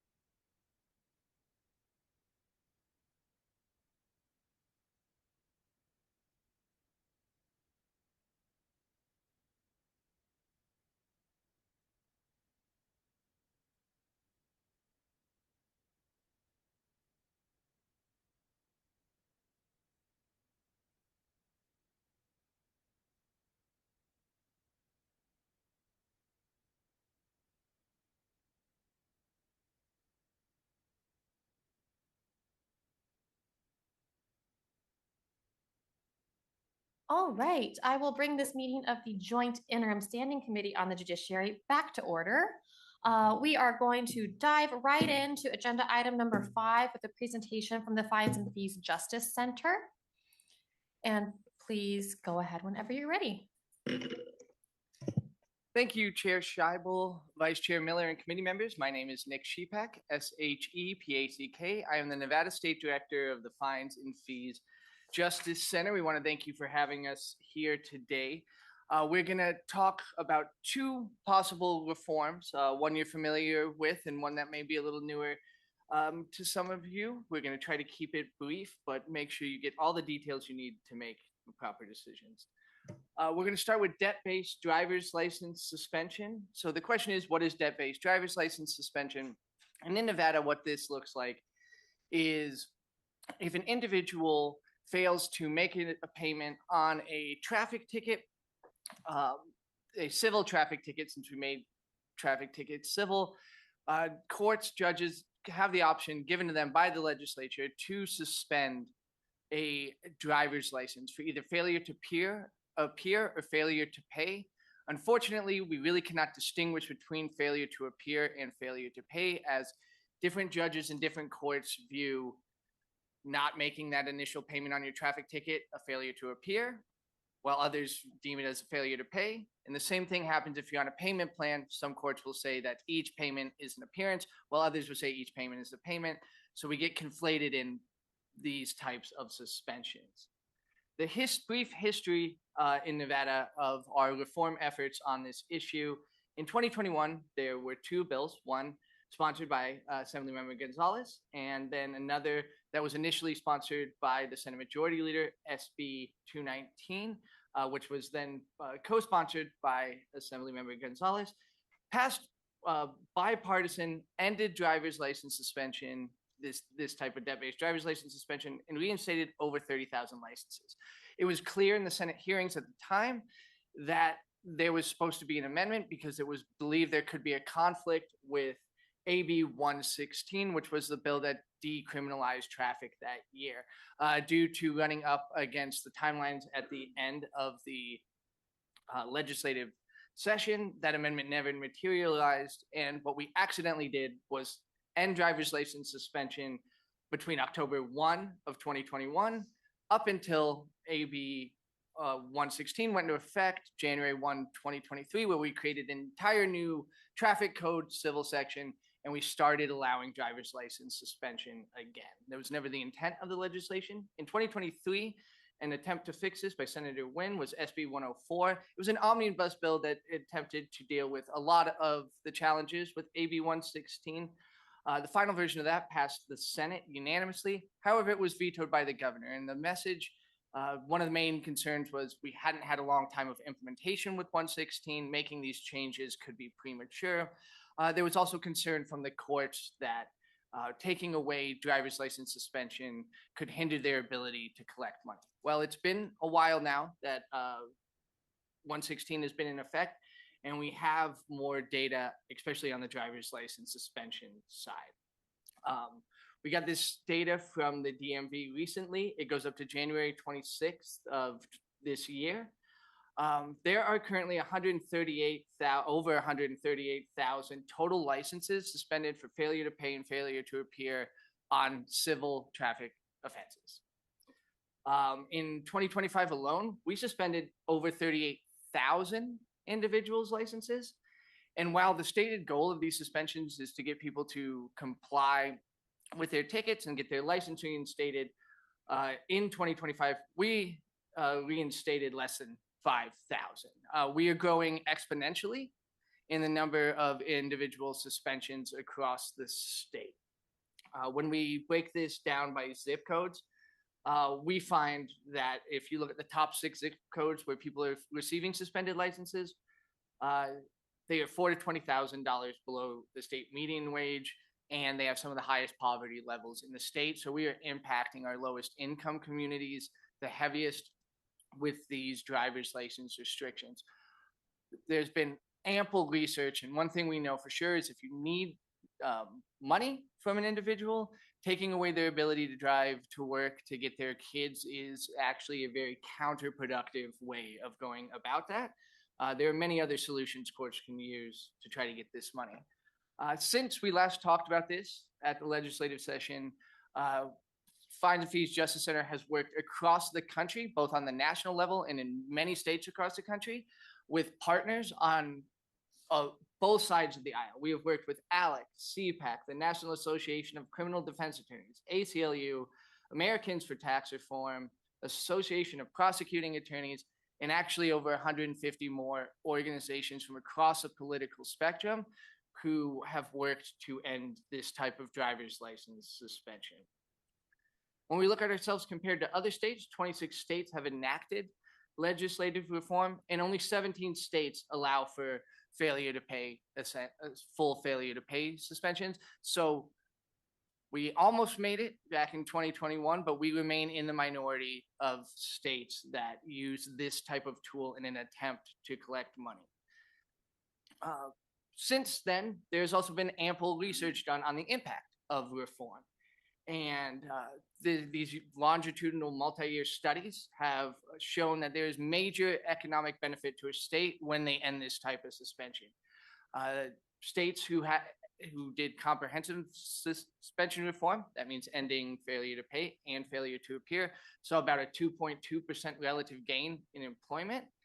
And it was found that the average individual loses about $12,700 a year in income if they have their license suspended. In 8 states where they were able to track the lost wages that were prevented from reform, it was $19.2 billion over the course of that study. And other studies find that when we suspend driver's licenses, what ends up is people end up, if it's not for safety reasons, they continue to drive. They continue to drive to work. They continue to drive to pick up their kids. In rural Nevada, buses aren't always an option. And we end up clogging up our judicial system with driving on suspended license tickets for individuals who simply made a mistake and missed a payment or simply could not afford the ticket to begin with. And so before we move on to suspension fees, we've talked about this for many years. We've passed bipartisan pieces of legislation to address this issue multiple times. We now have significantly more info on the impact of this type of driver's license suspension. And we think it's time that the legislature goes back and corrects some of those mistakes that we made collectively. We'll take some responsibility during that 21 session when we had the 2 competing bills. The second area we wanted to talk to you about is supervision fees. So this is the fee that is charged to individuals who are on parole or probation from the state level. So they'll be supervised under the Department of Public Safety by the Division of Parole and Probation. This is a $30 monthly fee that everybody on supervision has to pay. The research shows, and from talking to many, many Nevadans, paying this fee can hinder a person's ability to re-enter society and rehabilitate. It often creates a very tense relationship between the supervisee and the supervising officer. When an individual fails to pay, an officer is often hounding them. We have been told by countless individuals that they feel as though their relationship with their supervising officer went south when they became unable to pay these fees. We also base a part of the credits they get off of their sentence on whether or not they're able to pay these fees, which has created a system in which we reward individuals who have a higher income by giving them shorter sentences of supervision, and lower income individuals remain on supervision longer. In practice, there is a financial hardship waiver that an individual can fill out with their supervising officer to get relief from this fee. Despite talking to dozens, probably hundreds of individuals at this point on supervision and many organizations that work with people who have been recently released, We have not run into an individual who was aware of the existence of the financial hardship waiver. And upon request, we weren't able to get solid numbers on how many people are actually receiving those hardship waivers. And it's an unbelievably unreliable revenue source. The division, when they create their budget, has to project out how much money they're going to collect over 2 years.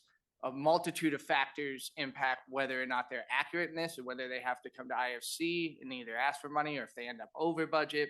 It's everything from economic factors to laws that are changed here that change the time and amount of people eligible for supervision. So this fix also helps create a more stable budget as long as it's backfilled for the division itself.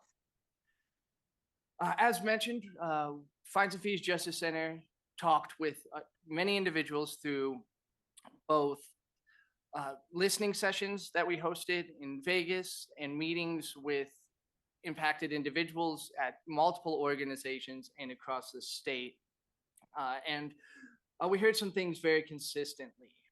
One, again, I will need to mention, not a single person had heard of the financial hardship waiver. And fear of reprisal for non-payment was the most common theme.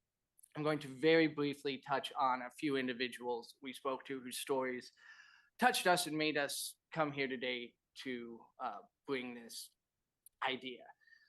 We met a woman who worked full-time at 7-Eleven. She felt extremely lucky to have this job. She had an infant child.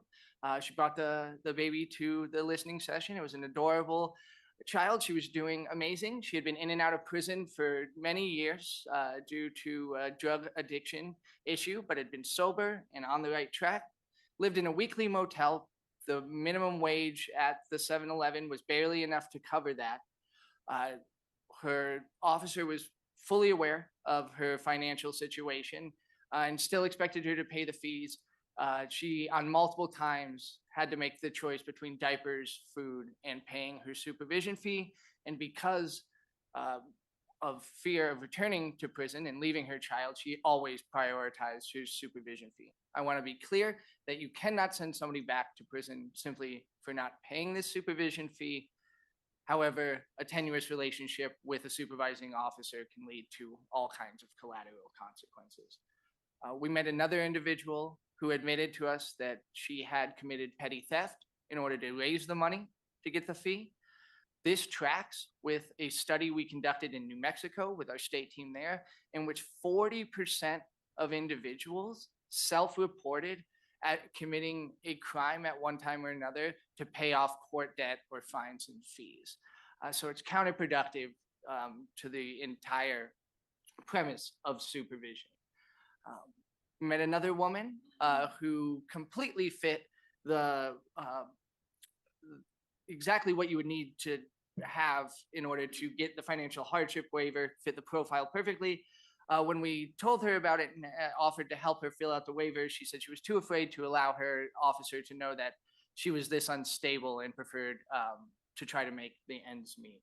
And the last one, I was allowed to use this individual's name, Frank De Palma, who testified years ago to this body who did 23 years in solitary confinement. Before I knew about this issue a few years back, I took him when he was in a wheelchair, facing homelessness, being kicked out of his weekly motel for not having enough money due to being on Social Security disability.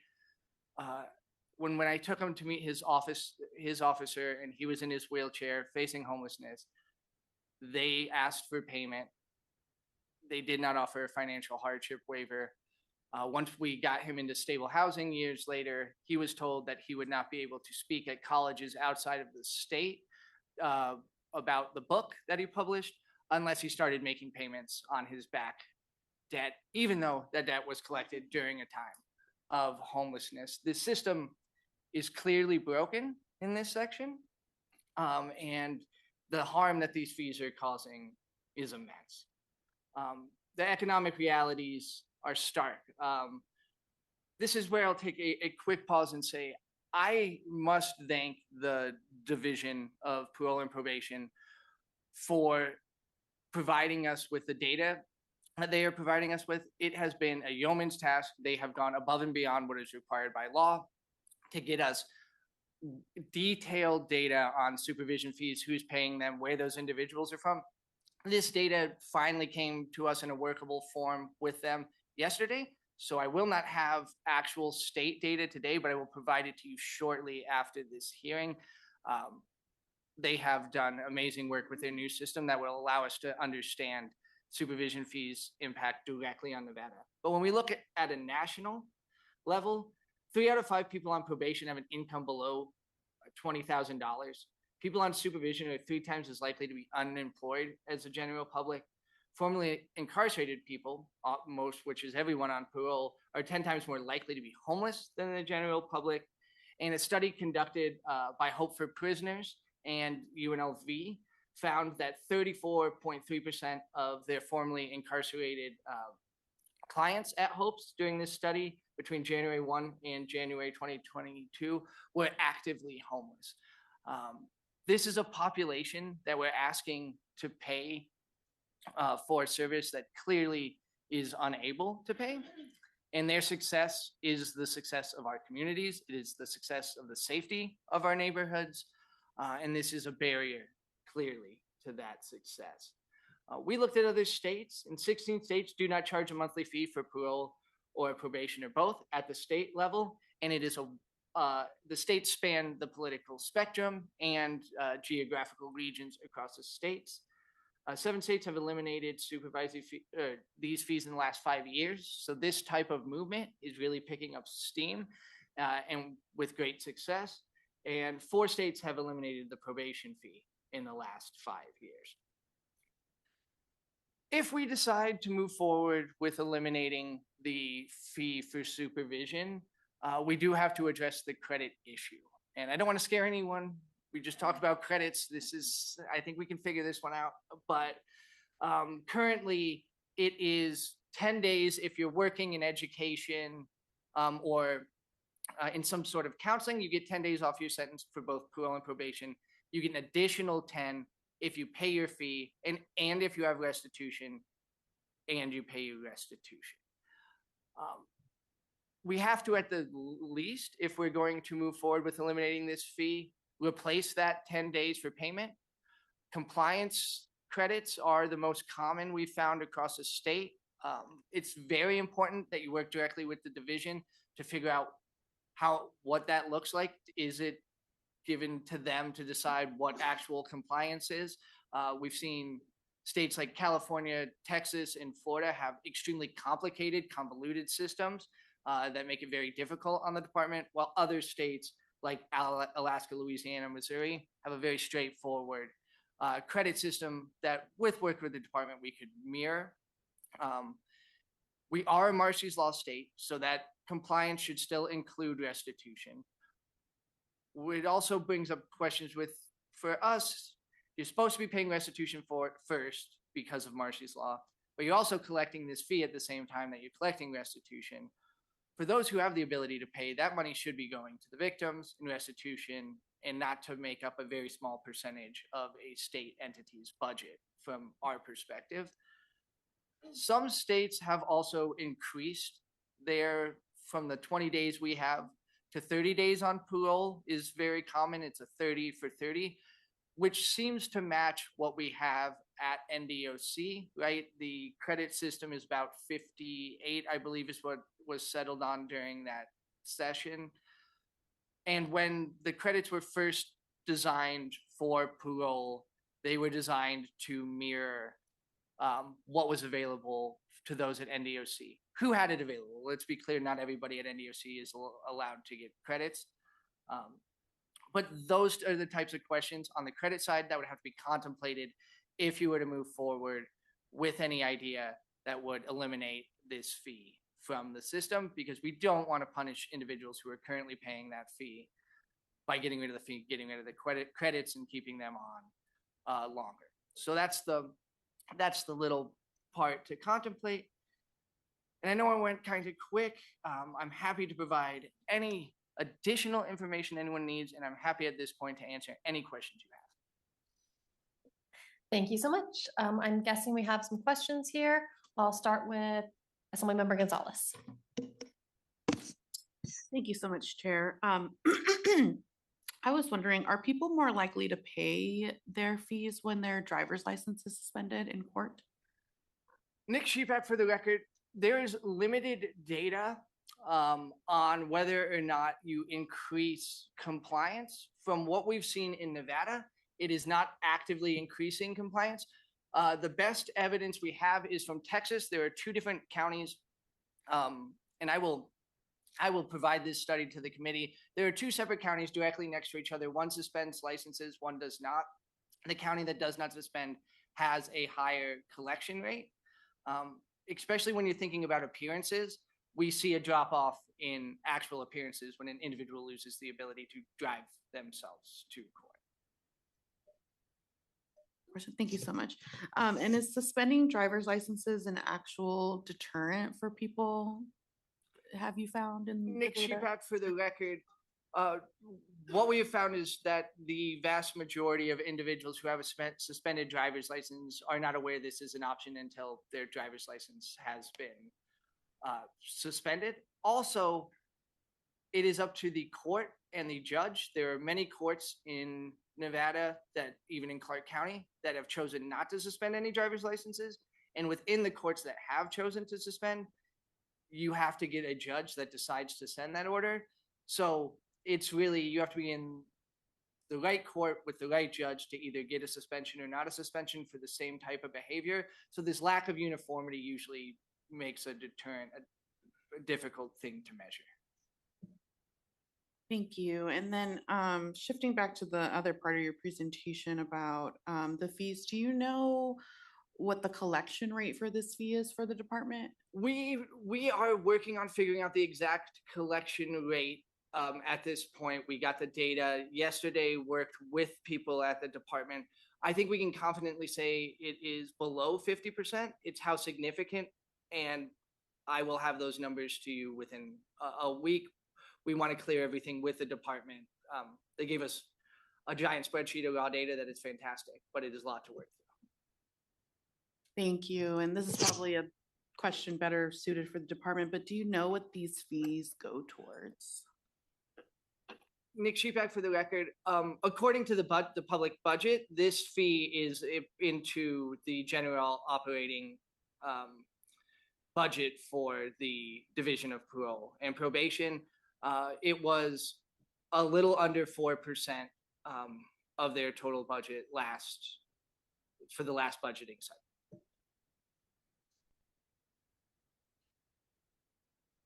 Other questions from members of the committee? Do we have questions up north? Doesn't look like it. I have two quick questions, both on the driver's licenses.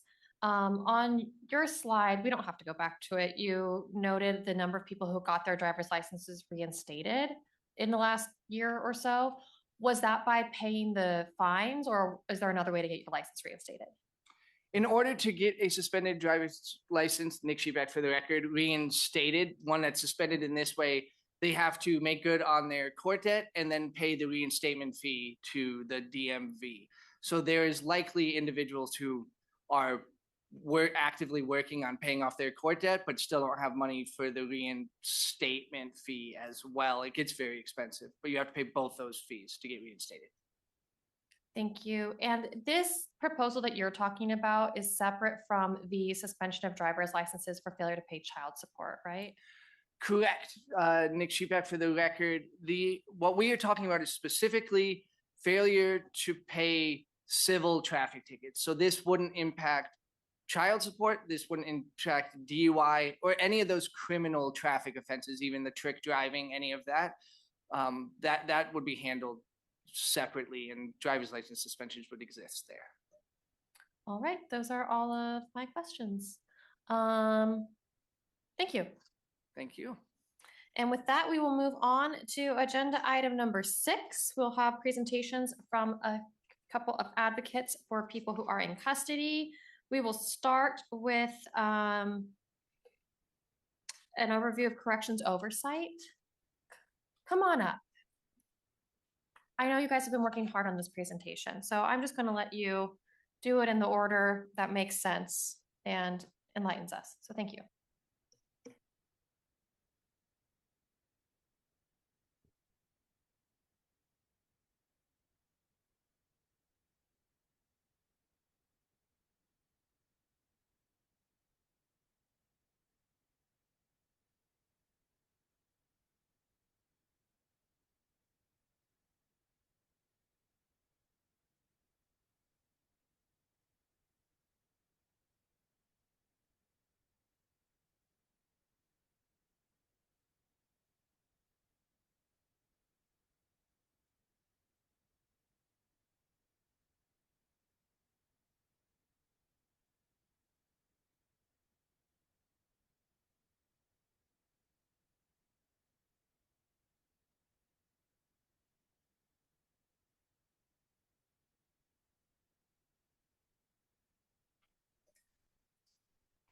You could do that part. Okay. Good afternoon. My name is Jody Hocking. I'm the founder and director of Return Strong, which, as you know, is a prison advocacy, oversight and advocacy group here in Nevada. And I'm with Dr. Cloud from Duke University, who's worked with us on a project he'll be presenting in a second, and Eden Kinlock from FAM. And our overall, like, overarching theme is really just about the need for additional avenues for oversight with NDOC. So is that, all right, so this is one. So I just want to, again, thank you for your time. What we're presenting today isn't a complaint, which we've done plenty of, but we're not doing that today. And it isn't really an indictment of any one person or agency. What we're here to talk about is a framework and a look at what's working, what isn't working, and some concrete paths that the state could take to fix it. Return Strong has spent the last several years sitting with families who've had loved ones inside NDOC custody. You heard from many of them or some of them today.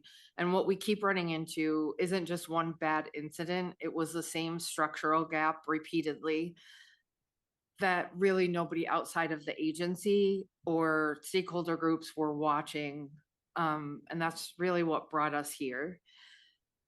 The first thing that we're gonna, oh, is there a, so it's just slide 2. Oh, it is showing slide 2. I can't tell what's showing is my problem. Okay, it should be the next slide. There we go. So I'm going to walk through this in 2 parts. First, we'll make a case for why independent oversight matters, not as an abstract good government principle, but as a practical necessity. And we'll show you using NDOC's and the Ombudsman's own reporting where the current system is falling short. And then in the second half, we'd like to lay out 2 realistic ways to close that gap, because I think it's more useful to leave you with options than just a list of problems. Sorry, I'm having trouble watching both things at once. If you know me, you already know. So some of this says slide 3 now. Let's go put this one higher. Here's a basic problem. Prisons are really some of the most closed institutions that any government runs. The people inside can't vote on what happens. They can't easily document what's happening to them.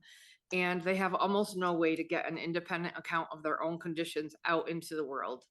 Everyone on the outside, families, the public, even all of you as legislators, end up depending on the same agency that runs the facility to also tell you honestly how it's doing.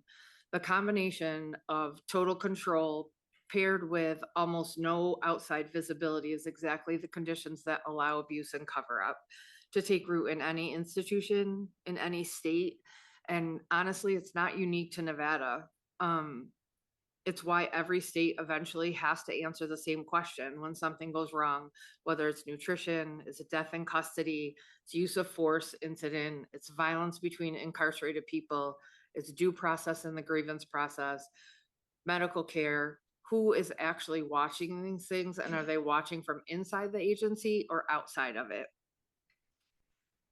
So what makes oversight actually work? We've been learning from and working with some national experts that are at the University of Texas Jail and Prison Innovation Lab, and they have kind of walked through some of this with us so that we could get a better understanding. First of all, not all oversight is equal. There's a real difference between an office that produces accountability and one that exists mostly on paper. And the research points to 6 things that separate them. I'm going to just quickly kind of go through these. 1, the office has to be genuinely independent. And we talked about this back when we passed AB, was it AB 452? I forgot the number now. It needs to be structurally and financially separate from the agency that it's reviewing. It has to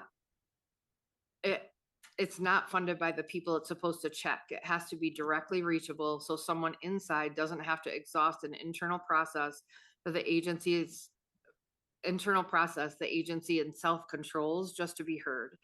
It needs the authority to go look for problems on its own, not just respond when a complaint happens.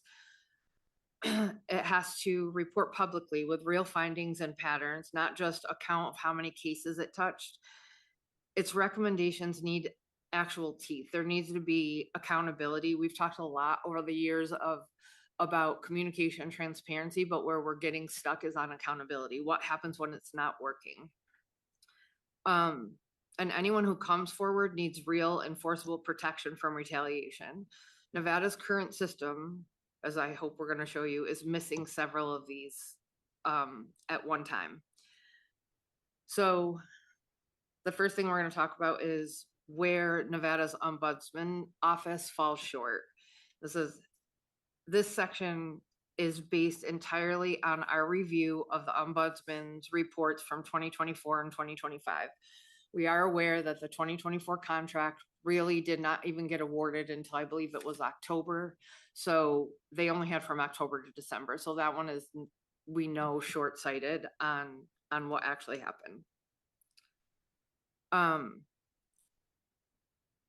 We're relying on the documentation that the ombudsman office provided in their report. So the statute, NRS 209.2445, actually authorizes a much broader mandate than what's happening in practice. The 2025 report describes reviewing level 2 grievance denials, the second stage of a multi-step internal process. Nothing in the law limits the office to that. There's also a proposed regulation, draft AR 740, that's in my understanding, it's in the process of coming back for review now with the Board of Prison Commissioners meeting, or Board of Prison Commissioners, that would bar incarcerated people, families, and attorneys from contacting the office directly at all, which would move the office further from the people it's meant to serve, not closer. And structurally, NDOC funds the office that reviews NDOC's own denials. Furthermore, the ombudsman serves at the pleasure of the board, meaning that the office is vulnerable itself to retaliation from the very institutions that they're meant to hold accountable. Add to that partial coverage, only 6 of the facilities in Nevada were actually in the last report. 43% appeared in the 2025 sample, but there was nothing that was included at a second level denial from any of, or from the Florence McClure, the only prison in Nevada that houses women.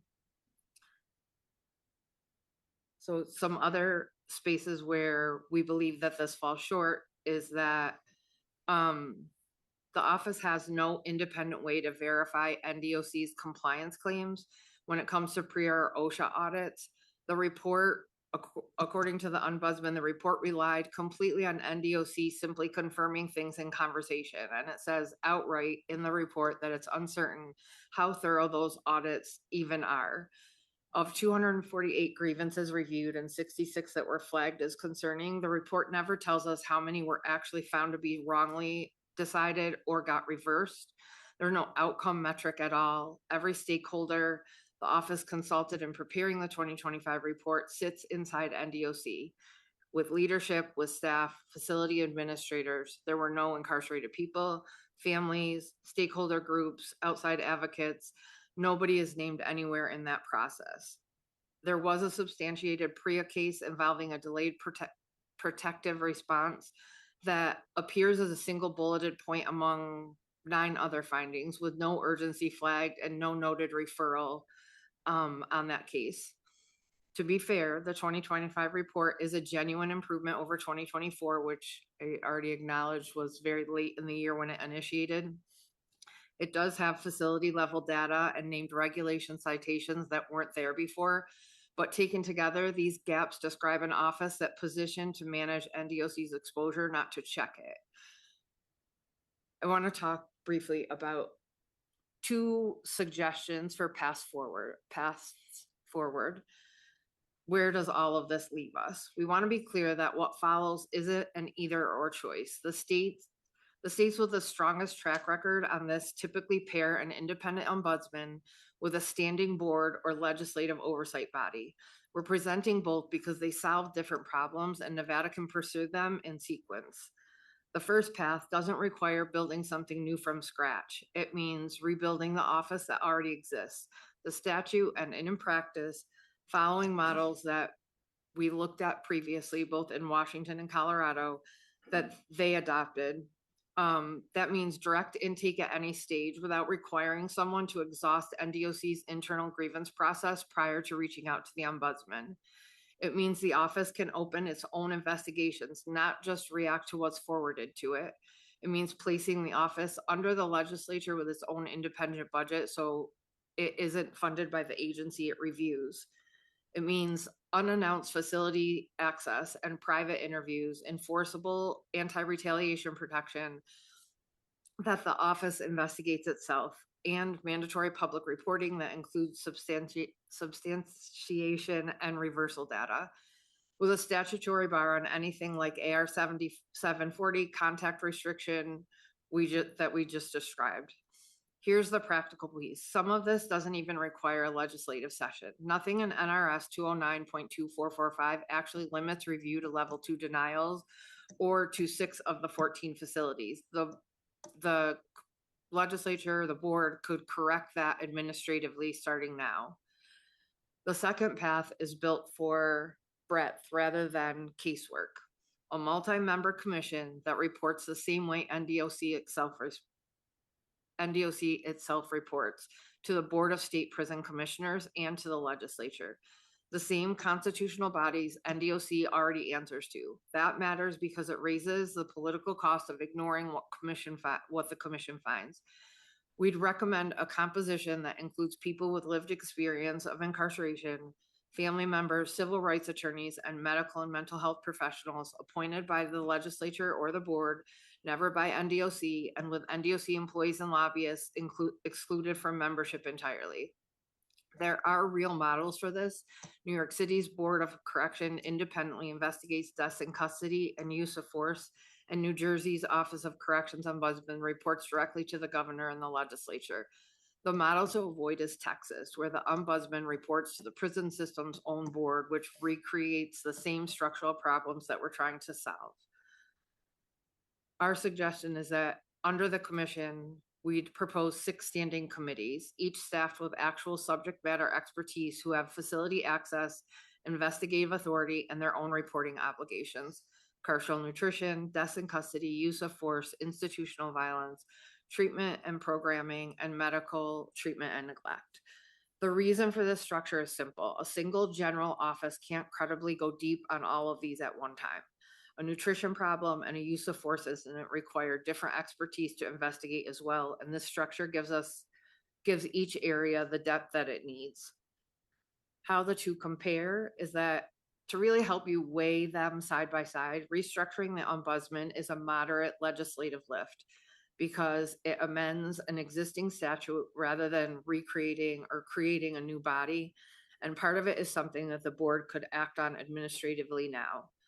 The commission is a bigger lift. It requires, sorry, I think I'm using those backwards, but it requires a new statutory body with its own staff and budget, and it can't happen without legislative action.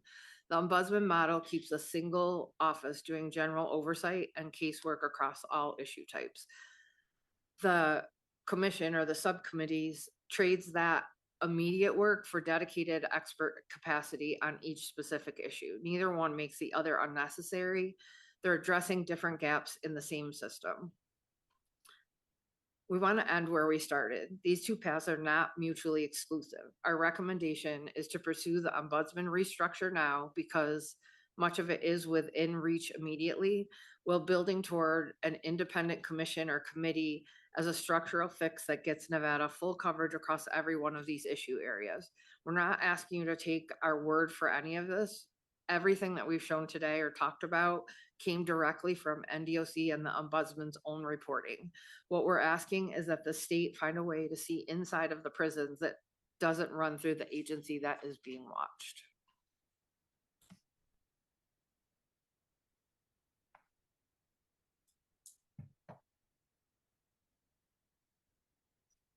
Thank you. Do you want us to go ahead and ask questions on the oversight portions, or do you want to finish your other 2 presentations and then do all the questions at the end?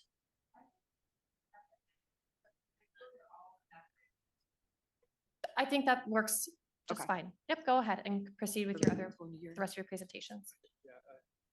Oh, you wanna switch? Musical chairs is encouraged. Presentation.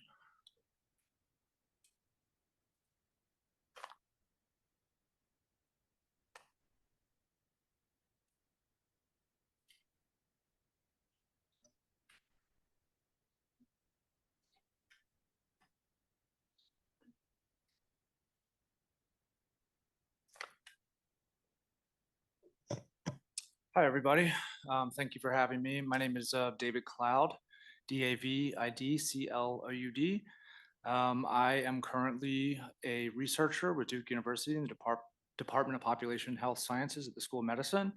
And today I'm going to talk about some work I've been doing studying the implementation of SB 307, the bill to reduce the use of solitary confinement in the Nevada prison systems. Before I do so, I just want to recognize that I'm here in my own kind of personal capacity, and the things that I say today don't necessarily represent Duke University. And just to be transparent about the funding for this, I am also on the steering committee of the national campaign to end solitary confinement, known as Unlock the Box.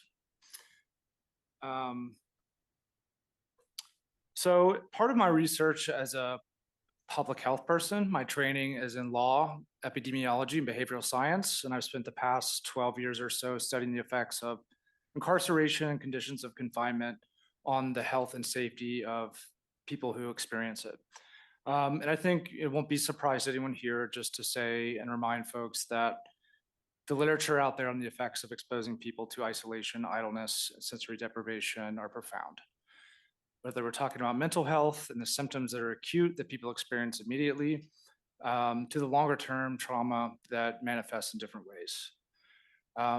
It's also important to point out that there are physical health consequences. There are a lot of vulnerable populations that are desperately exposed to these types of environments, and that includes things like cardiovascular shortages, problems with vision, and things that can compound the mental health constraints.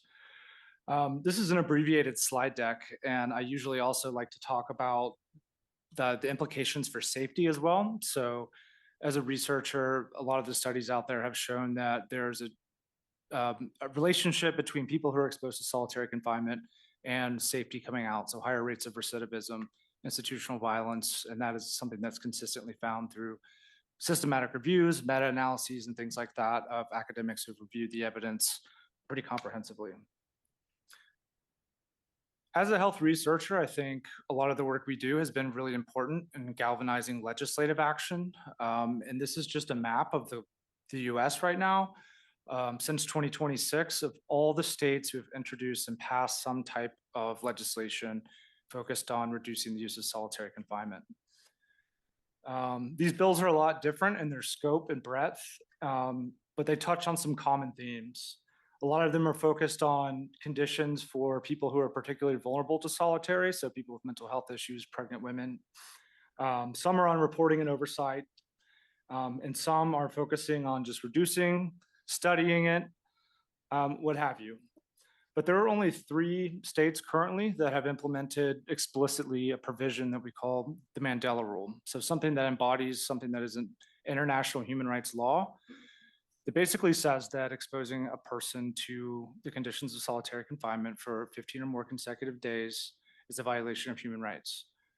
And I think that Nevada deserves real credit for being one of the few states to come out and vocally say, we are going to get this codified into our law. So I just want to acknowledge that.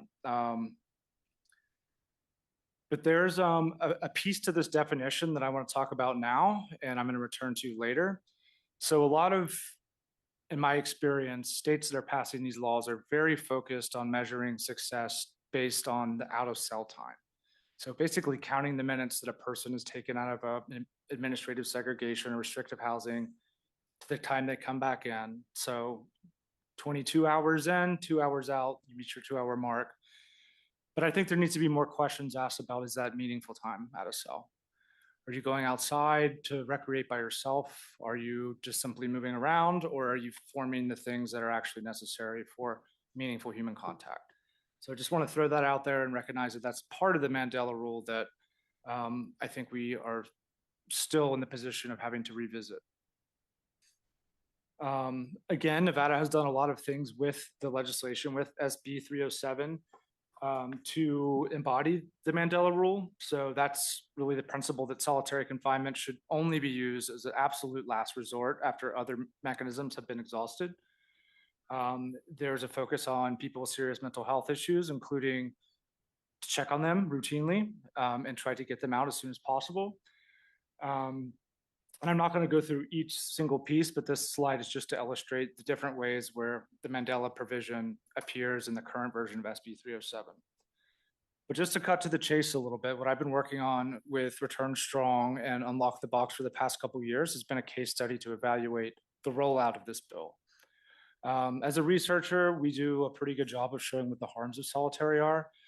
In my opinion, we're now in a position where it's equally as important to evaluate the effects of the laws and the policy changes that we enact to see if they're working, how they're working, and what we need to do to make them better. So part of this case study, it's multi-method and really wanted to answer three kind of fundamental questions. The history of the passage of this bill. How do you get a bill like this that is a model on paper for the country? How do you get it codified into law? What are we learning about how it's working so far since it was enacted over the past couple of years? What are the challenges? What are the barriers? What are the facilitators? What do we need to do in the future to help this bill succeed? The methods that we use, some of them are quantitative. This is what I would describe as a community engaged mixed methods approach. So in partnership with Return Strong, we designed a survey that went out to the incarcerated people that was essentially designed to understand their experience since the bill was passed, whether they had experienced some form of solitary confinement, and then ask them a series of questions that pertain to different provisions in the bill. This is just one method to get insight into the direct experiences of those people. But alongside this, we did qualitative interviews with advocates in the community, DOC officials, others who are very knowledgeable of the law in the prison system here in Nevada. This here says we did one site visit. We actually did another site visit yesterday. We were out at High Desert and Southern Desert yesterday. Jody and I went out there. And I'm also doing kind of as thorough of a review, as possible of the legislative process. So going back through hearings and minute notes and just really trying to create an informed legislative history of all the things at play. So this first slide just shows kind of simply like everything that came together to get this bill passed. And I don't want to do this just to, pat folks on the back, but I think all the things that are mentioned here are critically important for moving this forward in the future. This bill was passed first because there was a group of organizers and a group of people in the media and the advocacy community who were focused on shining a light on the problem. There was a series of reports and kind of, a bunch of predecessors that led to the framework that led to SB 307. You had champions and your colleagues in the legislature, Senator Spearman, other folks who were ready to champion this type of legislation and work with the community and work with the DOC to get it done. DOC leadership, and I think this is important to call out as a researcher and person who's often doing work that can be critical of DOCs. I do want to point out that here you have someone who in leadership position is willing to acknowledge the problem publicly and say things like, I think in a hearing last month, we want to end solitary confinement. We hope we can do it in 5 years. And I think that's a commendable thing to say, because often in this world, it can be much more litigious and you don't have that kind of vocal support. And then national partnerships with groups like over time, the Vera Institute. I don't need to name all of them, but I think external partnerships with other groups is a critical piece of this. Oops, sorry. And then hearing directly from the survivor community and people who are directly impacted. I'm not going to go through this exhaustively, and I have a more detailed slide deck I'd be happy to share with the committee after this that has some more preliminary findings in it. But the questions we wanted to ask, and these are mainly based off the surveys that we administered, were pretty basic. We tried to ask people whether they had experienced more than 15 consecutive days of solitary confinement since the bill was enacted. So this survey essentially reached about 134 people, and about 99 of them had said, yes, in fact, I had been in solitary confinement at least once since the bill was passed. And so roughly 73% of people said, yes, in fact, I have been kept in solitary confinement for longer than 15 days. In my abbreviated slide deck, I did not include all the reasons why, but we also have a breakdown of like why. And I think this is consistent with what we've heard from testimony from the DOC, was that a lot of people were ruled as like safety risks or fearful of coming out to the general population. But there was also some folks, a substantial percentage, who seemed to express a little bit of confusion, or they weren't exactly sure why they had not been released or what their pathway was out. The bill also required something which I think is excellent, which is the creation of multidisciplinary teams to review people who may end up in a segregated setting and to try to create an individualized plan to understand what needs to happen to get them out. We asked people a question about this. This was about a year ago. And again, the majority of folks said they weren't sure, they did not know if they had, in fact, had an individualized plan in place to help them get out of solitary confinement. Another key provision on this was to have mental health staff check routinely on people who are in a segregated setting to check on their mental health well-being. As this graph right here shows, that a lot of people express that they rarely or never had someone come check on them. And this one was about reported out of cell time. So how often did you get out of your cell? What did you do when you get out of your cell? These are some things that are included in our survey. And we found that most people reported about getting out of their cell for less than 2 hours a day, sometimes less than 1 hour a day. And very few reported getting out for more than 2 hours per day. I do think it's important to acknowledge here that the time the survey was administered, there were some things going on that I'll get to in a little bit. There had just been a big move between the populations from Ely and High Desert. And I think there were a lot of lockdowns and other kind of factors. And just by reviewing this survey, I think it's important to acknowledge the limitations of this too. So one thing I'm very interested in doing is comparing the numbers with the DOC and trying to make sense of everything they're learning about out of cell time, how many people are moving out, and compare them to what we learned through surveys and other methods to kind of get as close to an objective truth as we can. We also wanted to ask the people in our surveys, like, what do they thought the barriers were? Like, did they have knowledge of the law? What do they think standing in the way? And these are just some of the things that they brought up. A lot of them said staff don't really seem bought in, or staff don't seem to care about the implementation. Or there wasn't great communication about the law itself and what it requires.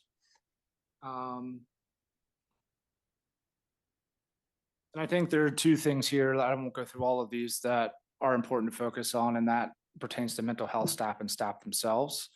So not having enough staff or staff who are ready to like really follow through with the bill is, I think, the leadership in the department would intend it to be followed up with. I kind of mentioned this already, but there were a lot of kind of external factors that I think were done over the course since this bill was enacted in the spirit of implementing it faithfully that could have skewed our survey results a little bit. As I mentioned, the lockdowns that occurred during the transfer and movement of people from Ely to High Desert. So I think it's just important to acknowledge those. But the other point here is that I don't think you can separate the conditions that exist in the solitary confinement units from the broader general population. I don't think you can ever focus on those issues alone. You have to talk about one and them as like kind of dynamic interplay. So this just leads me to thank you for having the opportunity to just give some early insights. We will be writing a longer report over the next couple months that will be much more detailed than this, that will have recommendations for the department, recommendations for the state, and then some possible legislative directions to go based on our case study. But for now, I've just put them into a couple of different buckets. I've heard some questions throughout the day about metrics of success, and I think that's an important thing to think about. SB 307 defines solitary confinement, but it did so in a way that perhaps might lead some to define the success based on out of cell time. I think we need to think about that more concretely, more holistically, and again, back to this idea of meaningful out of cell time. What does that mean to the people who are incarcerated? What does social connection look like? Are you able to get out of your cell and program? Are you able to keep in touch with your family? All of those types of really important things I think need to be fleshed out, measured, and communicated, and thought about as a metric of whether this bill is going to succeed. Another important thing that I think is worth thinking about is the issue of alternatives to solitary confinement. A lot of states are passing these bills, but some DOCs and others are describing them as unfunded mandates, just meaning that you have a lot you have to do, but there's often not the alternative in place, because getting rid of solitary confinement is a big structural problem. I think it starts in the communities. We won't go there for now, but you know, in the prison system itself, you have to have the programs. You have to have constructive time. What is the opposite of idleness? What is the opposite of isolation? And really thinking about the programmatic opportunities that exist, whether they exist or not. But I also think it's incumbent to think about more creatively about pilot funding and ways to empower frontline staff, organizers, community groups to think about how do we actually solve this problem together. Let's design programs, let's evaluate them, let's report back, and maybe go about policy making and that kind of ground up perspective instead of always a top down perspective. A lot of states are not doing that right now, but I do think it would be an interesting thing to consider, would be to fund pilot programs that are specifically focused on reducing solitary. This was mentioned, I think, by the DOC and many others. There's a national staffing crisis actually in corrections, but I think it's one that's here too. And I think it's one that can't be solved by funding alone, but I think just more thinking creatively about how to recruit, retain a workforce that is up for the task of not just holding the status quo, but thinking more fundamentally about the values and the culture of corrections around human dignity, rehabilitation. And I actually heard a term, dynamic security, today from the DOC, which I think is a very important one to think about when you think about the values and the skill sets that the workforce needs to really solve problems on the ground and think about the relationship between the people who live and work in institutions.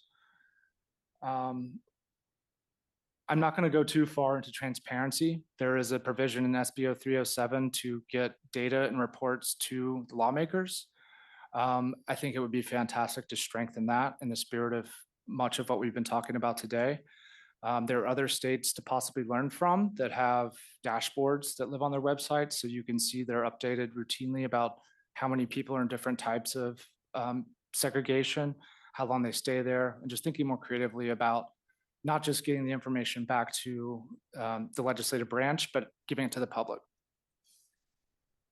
And the last point, again, I think is related to number one. And I think what a lot of legislation could be missing that when they pass a great bill like this is creating some type of committee or entity that can work together to solve the problem of implementation, and just thinking like about the future of what it actually takes to put these wonderful principles written into law into practice and making them the reality for incarcerated people.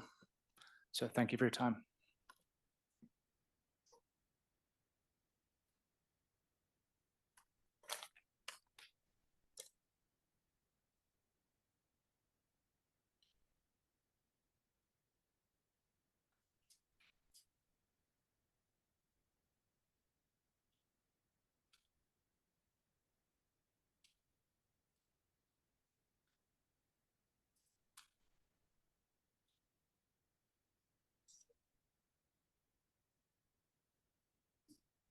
Hello, my name is Eden Kinlaw.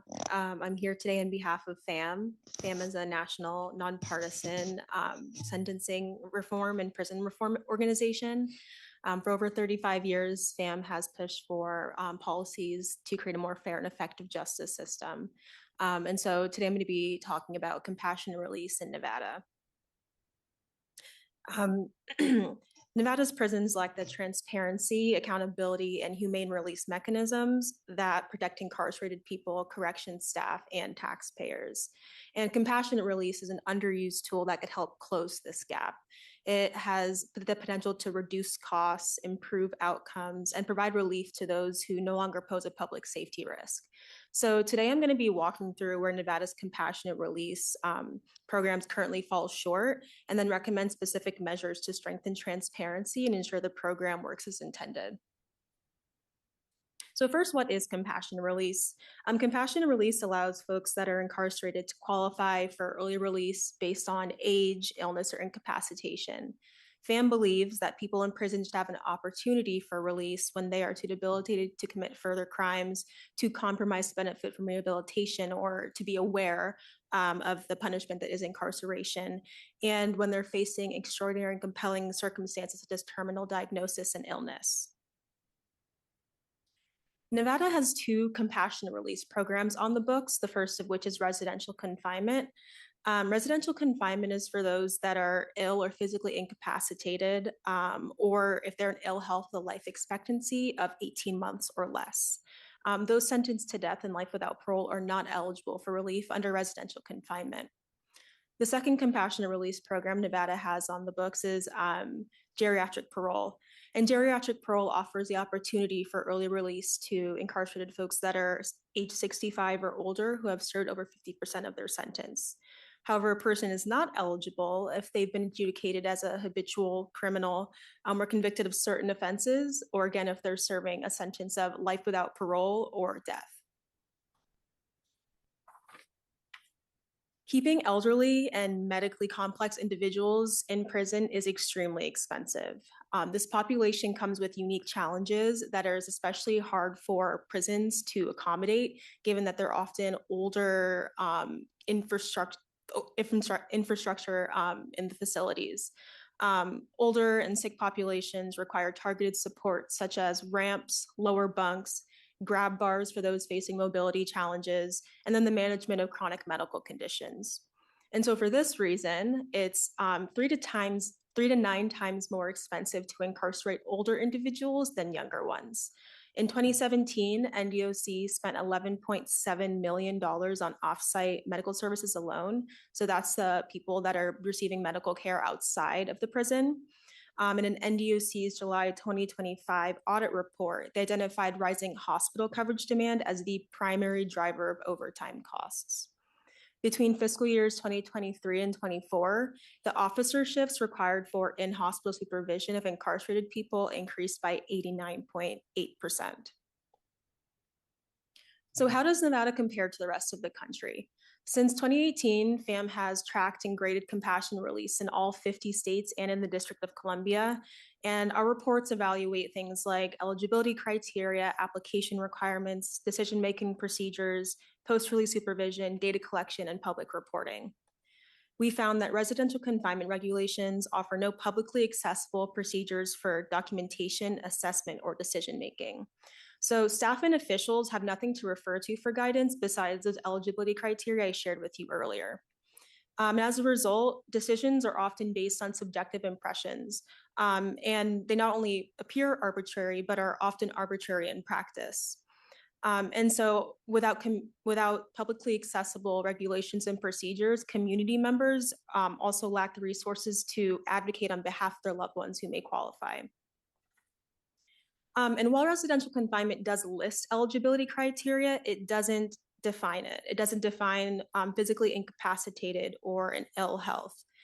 So medical professionals that are evaluating patients have to supply their own definition of these terms. The best programs around the country that FAM's identified has clear definitions for incapacitation that often relies on functional measures called activities of daily living. Oklahoma, for example, their medical parole program finds a person eligible if they're medically frail, and then it goes on to define medically frail as a person with a medical condition that prevents the performance of 2 or more activities of daily living without assistance. Those activities may include eating, toileting, grooming, dressing, bathing, and moving from one position to another. Geriatric parole falls short of the national standard because of the broad categorical exclusions. The folks that are adjudicated as a habitual criminal, those convicted of certain offenses, and people serving sentence of life without parole or death are not eligible, as I mentioned earlier. And these categorical exclusions based on sentence type and offense category significantly undermine both the fiscal and humane benefits of compassionate release. Geriatric parole's categorical exclusions narrow the population that can find relief from this program significantly. Case in point, in May 2025, only 2 incarcerated individuals in all of NDOC were fully eligible for geriatric parole. That means only 2 people were over the age of 65, had served at least 50% of their sentence, were not sentenced as a habitual criminal, and were not convicted of certain ineligible offenses and are not serving life without parole. Now, if we took these exclusions away, if all persons over the age of 65 were eligible, 564 individuals would meet the age threshold.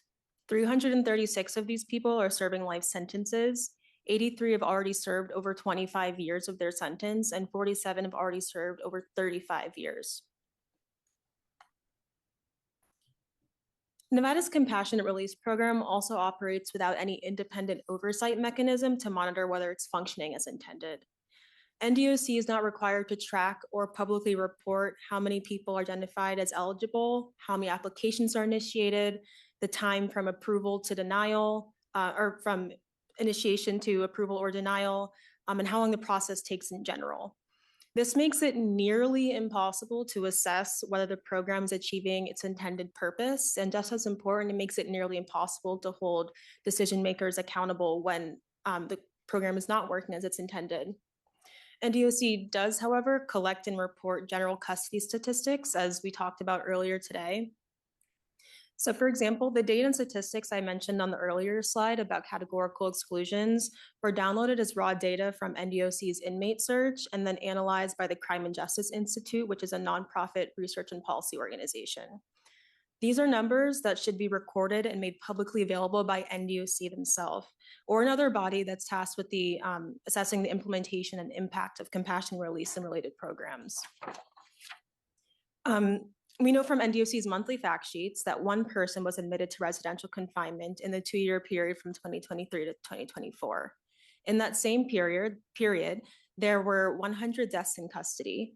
11 of those people died in a hospital, 24 died in a prison medical center, and 3 in hospice. And though the reason for the death is not listed, and NDOC explained that earlier they don't list the reason of death, and not all of these deaths are necessarily attributable to conditions that would qualify someone for residential confinement, we can't know for certain because, again, there's no requirement to collect or publicly report this data. Of the 32 people that died in custody between 2023 and 24, 32 of them were between the ages of 65 and 86. So we also expect that geriatric parole suffers from similar gaps in identification and application as residential confinement does. These numbers are the closest that we get to an answer about how compassionate release is working in Nevada. And it's not a real answer because this data isn't compassionate release data. It's general custody data that happens to exist for other reasons. Going from the fact sheet to anything resembling an assessment of the program requires advocates and other organizations to pull raw records and do the analysis themselves. NDOC has no obligation to do this analysis. And so that gap between the data that exists incidentally and data that would actually allow us to evaluate compassionate release, that is the accountability problem that I'm talking about today. So what's working in other states? Other states have demonstrated that compassionate release can function without time served and categorical exclusion requirements. New Jersey, for example, offers relief to those that are terminally ill or physically incapacitated without imposing any time served requirement or excluding individuals based on underlying conviction. And Utah, Nevada's neighbor, considers early release for all individuals regardless of age, time served, or sentence type. Individuals are eligible in Utah if they have a medical infirmity or disability, a mental health condition, a serious or persistent medical need, or if they're experiencing the effects of advanced age. Which leads me to my recommendations. FAM recommends removing categorical exclusions and time served requirement from geriatric parole so that all individuals age 65 and older are eligible for consideration. So this would make that population that I mentioned in the earlier slide eligible for consideration But again, there are decision-making criteria that would apply.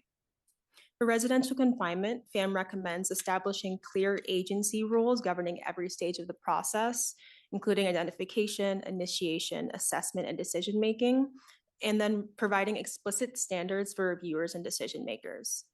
Best practice followed in other states that provide for compassionate release without a time served or categorical exclusion requirement. It would best practice to provide compassionate release without these requirements. And well-designed programs don't need these exclusions because they provide clear criteria and guidance to make assessments and standards to apply when making these decisions. The guardrails of well thought out and well-written policy allow the actors in the system to make informed decisions. And then the third recommendation is to create an oversight mechanism to monitor Nevada's compassionate release programs. Clear eligibility criteria and procedural rules mean little if the mechanism if there's no way to make sure that it's being followed. Without transparency and accountability, there's no way to ensure that programs like compassionate release are operating properly or to push for the improvements when they're not.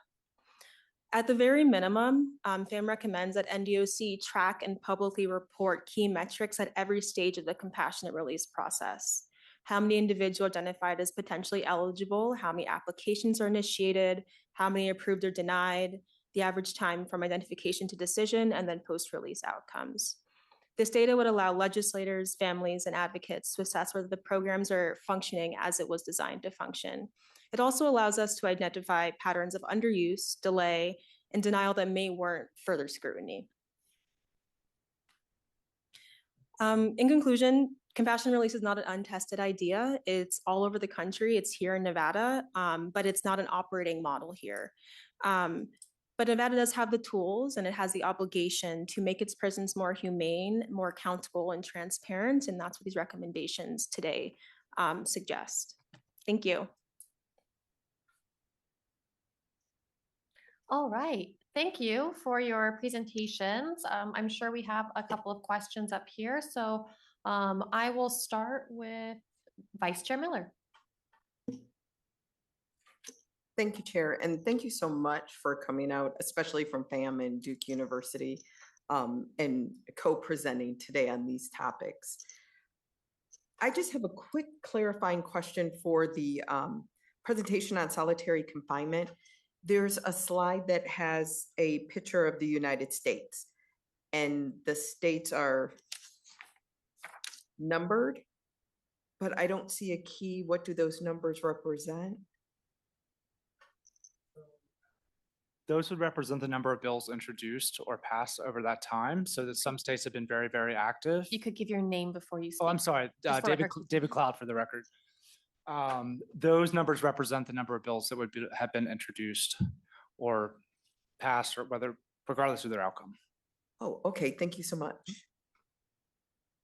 Was it? Mm-hmm. All right, then we will go up north. Any questions? Yes, Chair, I have one for Ms. Hawking, please. And thank you for the presentations. I had a question, or actually probably just a clarification, Ms. Hawking, on your slides where we talk about the Nevada Ombudsman's Office.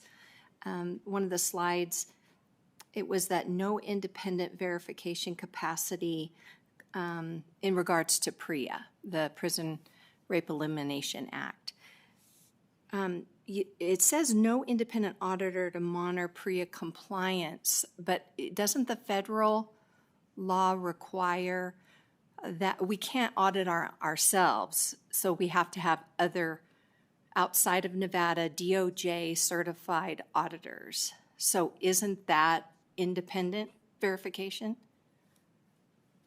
So I think that the way that was worded came out of the ombudsman report, and that and I will have to double check it. I'm not sure I can answer it at this moment, but and go back and look and get an answer back to you. But I believe that statement came out of something that was in the ombudsman report. Okay, yeah, thank you. Because we would just want to make sure federal compliance requires that we use, that we don't audit ourselves and that they're DOJ approved. So hopefully we're in conformance, and just didn't know if it was a typo or a misstatement. So thank you. If you could find out for us, that would be great, so that the record is Yeah, correct. I can go back and review that and then get back to you. Thank you.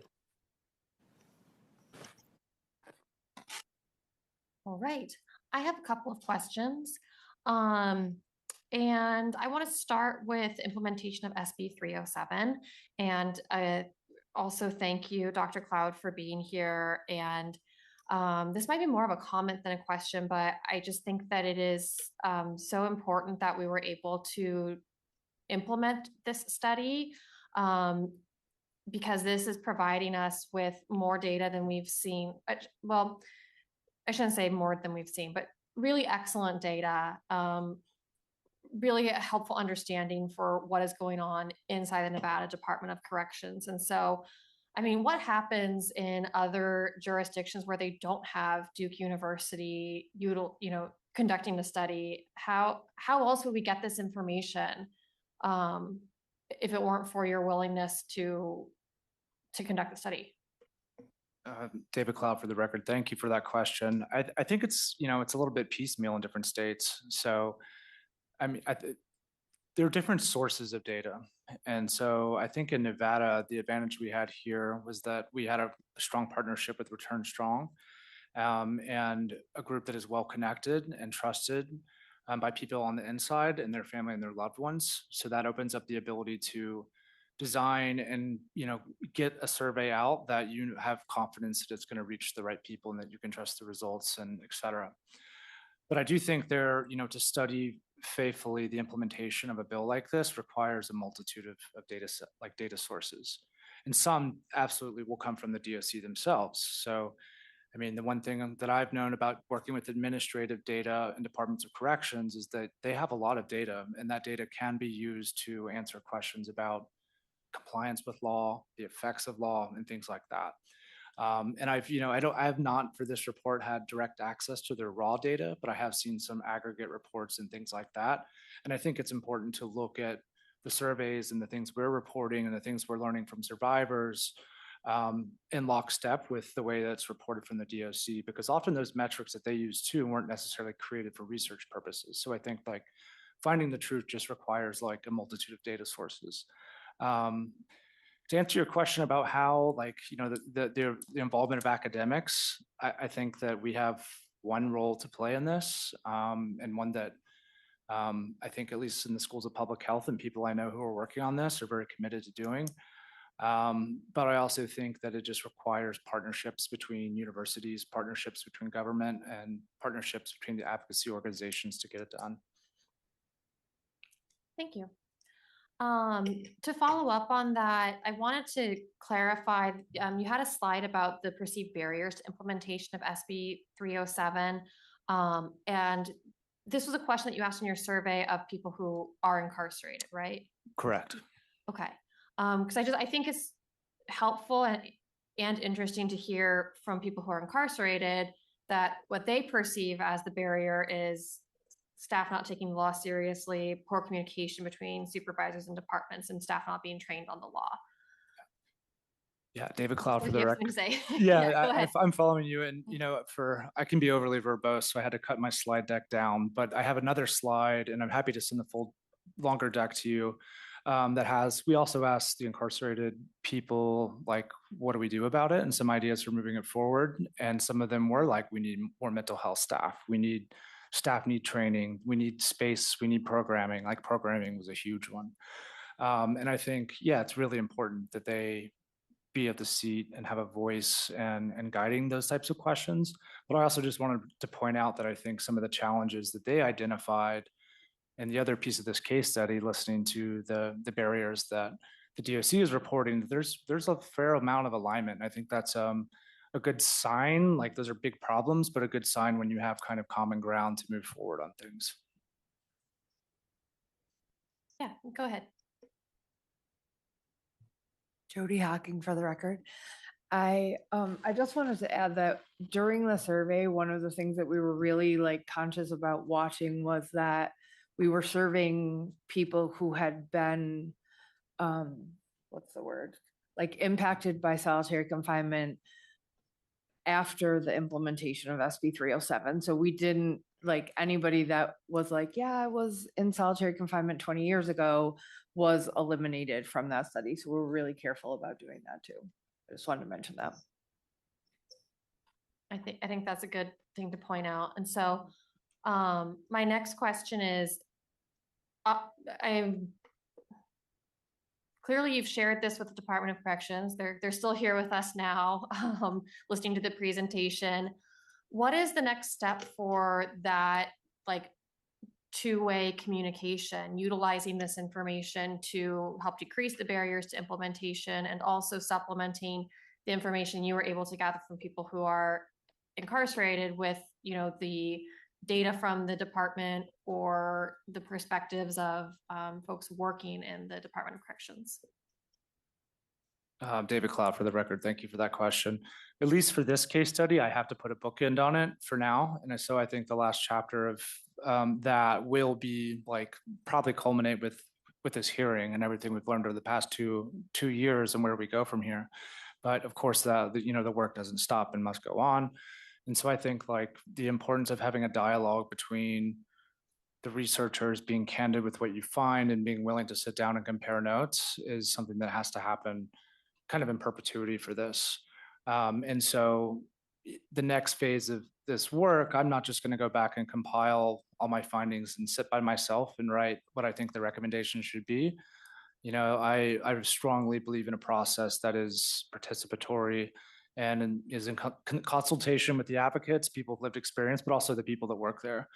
And I didn't do it for this case study as much as I would have liked to, but I do think it's important to get as far and deep inside the facilities and these housing units to hear from people who have gone through it, who are going through it, the people that are exposed to it, but also the people who work down there, the nurses, the frontline staff, because I think you have to listen to them if you're going to implement a bill, you know, to the full effect.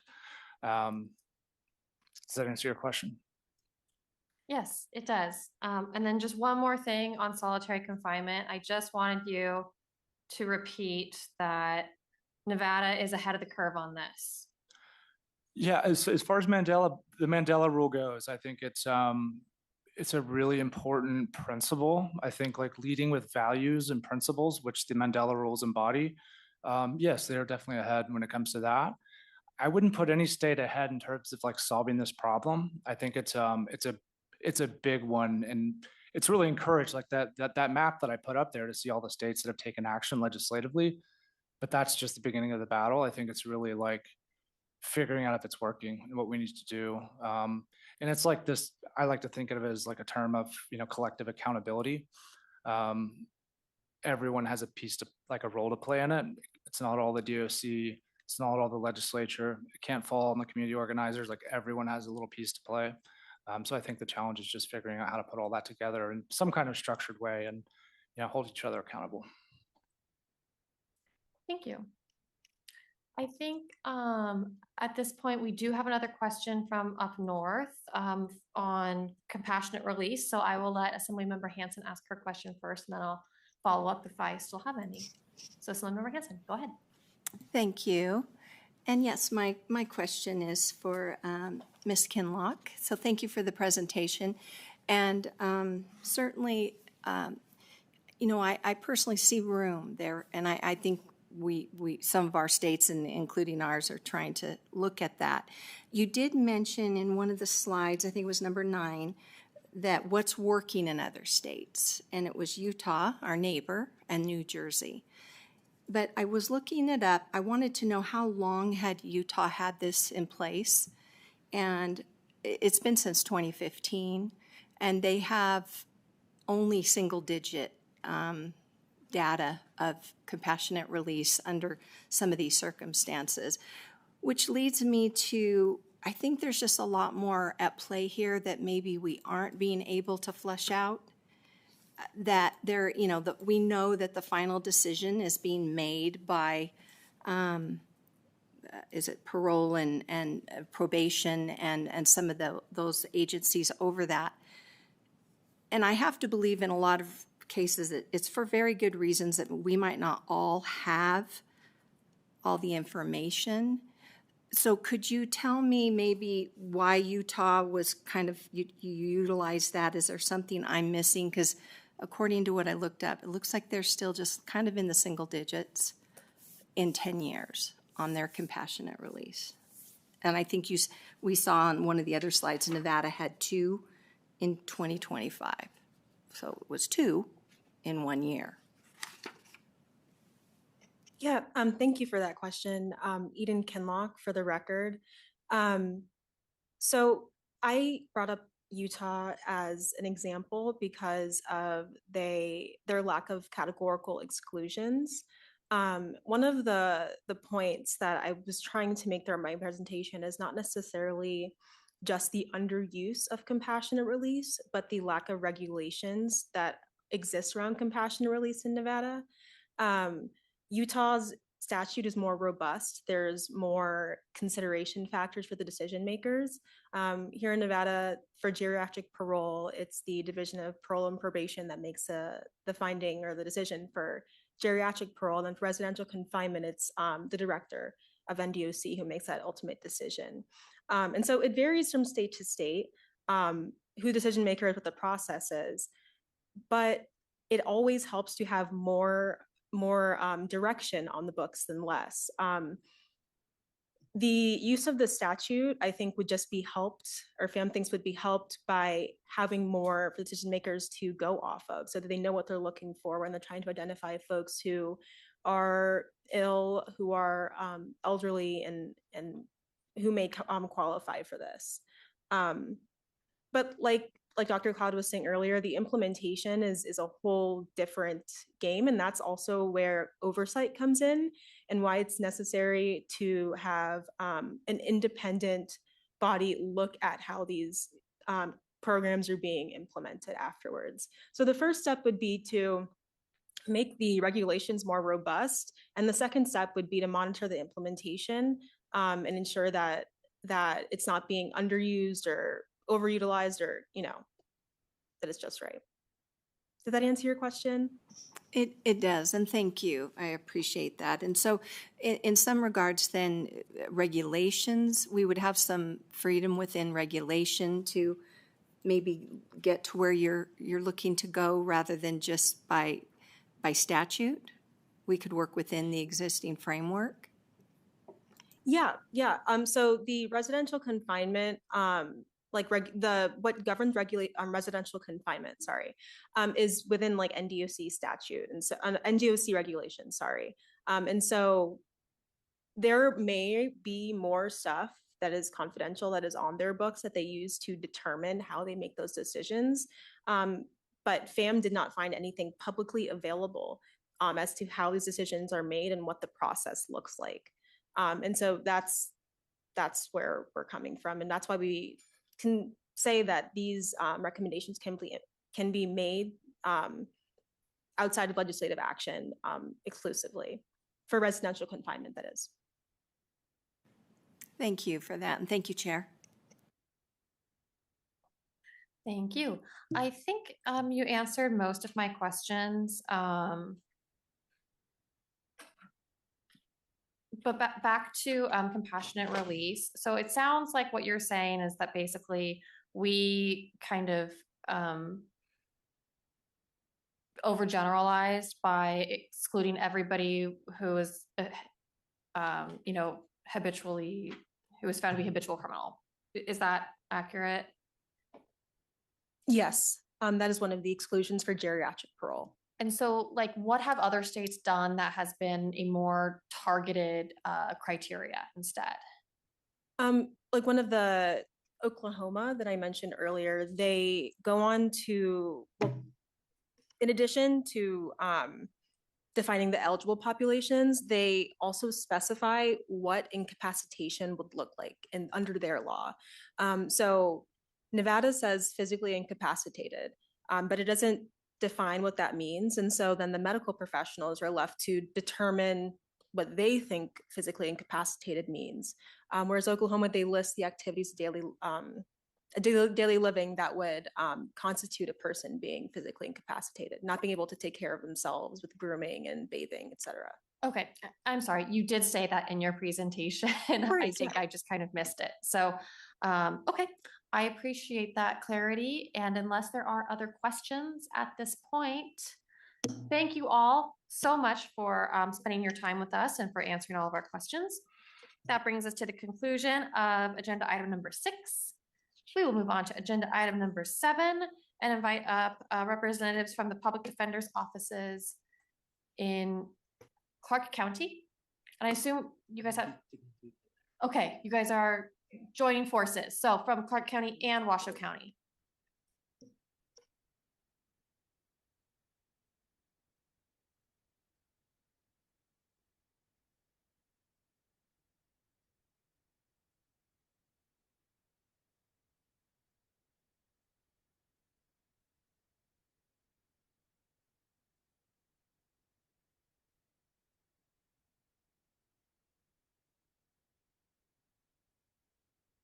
Good afternoon, Chair Scheibel, Vice Chair Miller, and members of the Interim Committee on Judiciary. My name is Paloma Guerrero. I am from the Clark County Public Defender's Office, and I will let my counterpart in Washoe County introduce herself. Good afternoon, Chair Scheibel and Chair Miller and members of the committee. My name is Evelyn Grosnick. I'm the Washoe County Public Defender. And today we're both presenting on public defense recommendations for criminal justice reform. And the first priority we're going to be talking about is discovery. And when we're talking about discovery, what we're talking about is evidence, whether that's police reports, witness documents, lab reports, body cam. We're talking about important, relevant information to a criminal case. And the purpose of discovery is so that all sides, including the prosecution and the defense, have all of the relevant facts to evaluate a case's strengths and weaknesses. The issue that we have in Nevada is that our discovery laws have not been changed since 1997. So that's close to 30 years of no reform. And everyone benefits from having stronger discovery laws. The defense has the ability to make better informed plea negotiations. The prosecutors get stronger convictions and stronger public trust in the system. And victims benefit from faster case resolutions. The state saves millions of dollars in reversals and civil settlements due to withheld evidence and wrongful convictions. It's hugely important, and adopting open file discovery would make Nevada the strongest on this issue. And we would not be reinventing the wheel here, but drawing on proven models from other states. So specifically, we're looking at 3 other states. We're looking at Texas, North Carolina, and New York. These are states that have changed their laws in the last 15 years and have gone towards that open file model so that the defense is getting everything that the DA has, minus a few exceptions due to privilege, automatically. I think from North Carolina, they have enumerated everything that they should be getting, and their enumerated subject matters on what discovery should be handed over is a lot longer than ours, so we really want to adopt that part. They also have outlying remedies for failure to comply with discovery that we also need. And New York is the latest in creating this comprehensive discovery framework. And what they bring to the table that's new is strict deadlines for when things should be handed over, as well as a sort of more onus on the prosecution to, when they're handling over everything that they have in their file, they file a certificate of compliance to the court, which says that they have handed over everything. And if the prosecutors have not handed over everything, then they cannot announce ready for trial until they have done so. So again, we're not reinventing the wheel here. We want to borrow from other leading states that have adopted this open file discovery framework so we can have criminal cases that are fair and transparent here in Nevada. The second priority package that we're talking about is modernizing Nevada laws, specifically 3 different areas. The first is the death penalty. And a quick point here is that the goal will always be to abolish the death penalty. We all know that it's archaic, it's expensive, the appeals process can span decades, and we haven't had a death warrant actually executed in Nevada since 2004. So at the very least, it needs some updating. Our aggravators that we have for the death penalty are really broad, that almost every case can be a death penalty case. And the death penalty is supposed to be a sort of exception, but in Nevada, it's a well-known documented that it's an outlier in the number of cases that we seek the death penalty on. And so for changes here, we can look at the ABA. They have death penalty policies that they have promulgated. The Las Vegas Review-Journal has also reported an incredible 3-part series earlier this year on the death penalty in Nevada. And that was, and they published this series a week after our DA, Steve Wolfson, made a statement about his intent to seek death warrants for 3 individuals in on Nevada's death row. The second part that needs modernizing is vagrancy crimes. In 2024, the Clark County Annual Homeless Census showed a 20% increase from 2023 in homelessness. And 5 days ago, the Nevada Current reported a 12% increase in homelessness in Southern Nevada since 2024. And we cannot solve the issue of homelessness with incarceration. It costs the taxpayers between $300 to $325 per night per person to house somebody at the Clark County Detention Center. So our ask is that we make vagrancy crimes like sleeping on a sidewalk or sleeping on a public park civil infractions instead of criminal cases.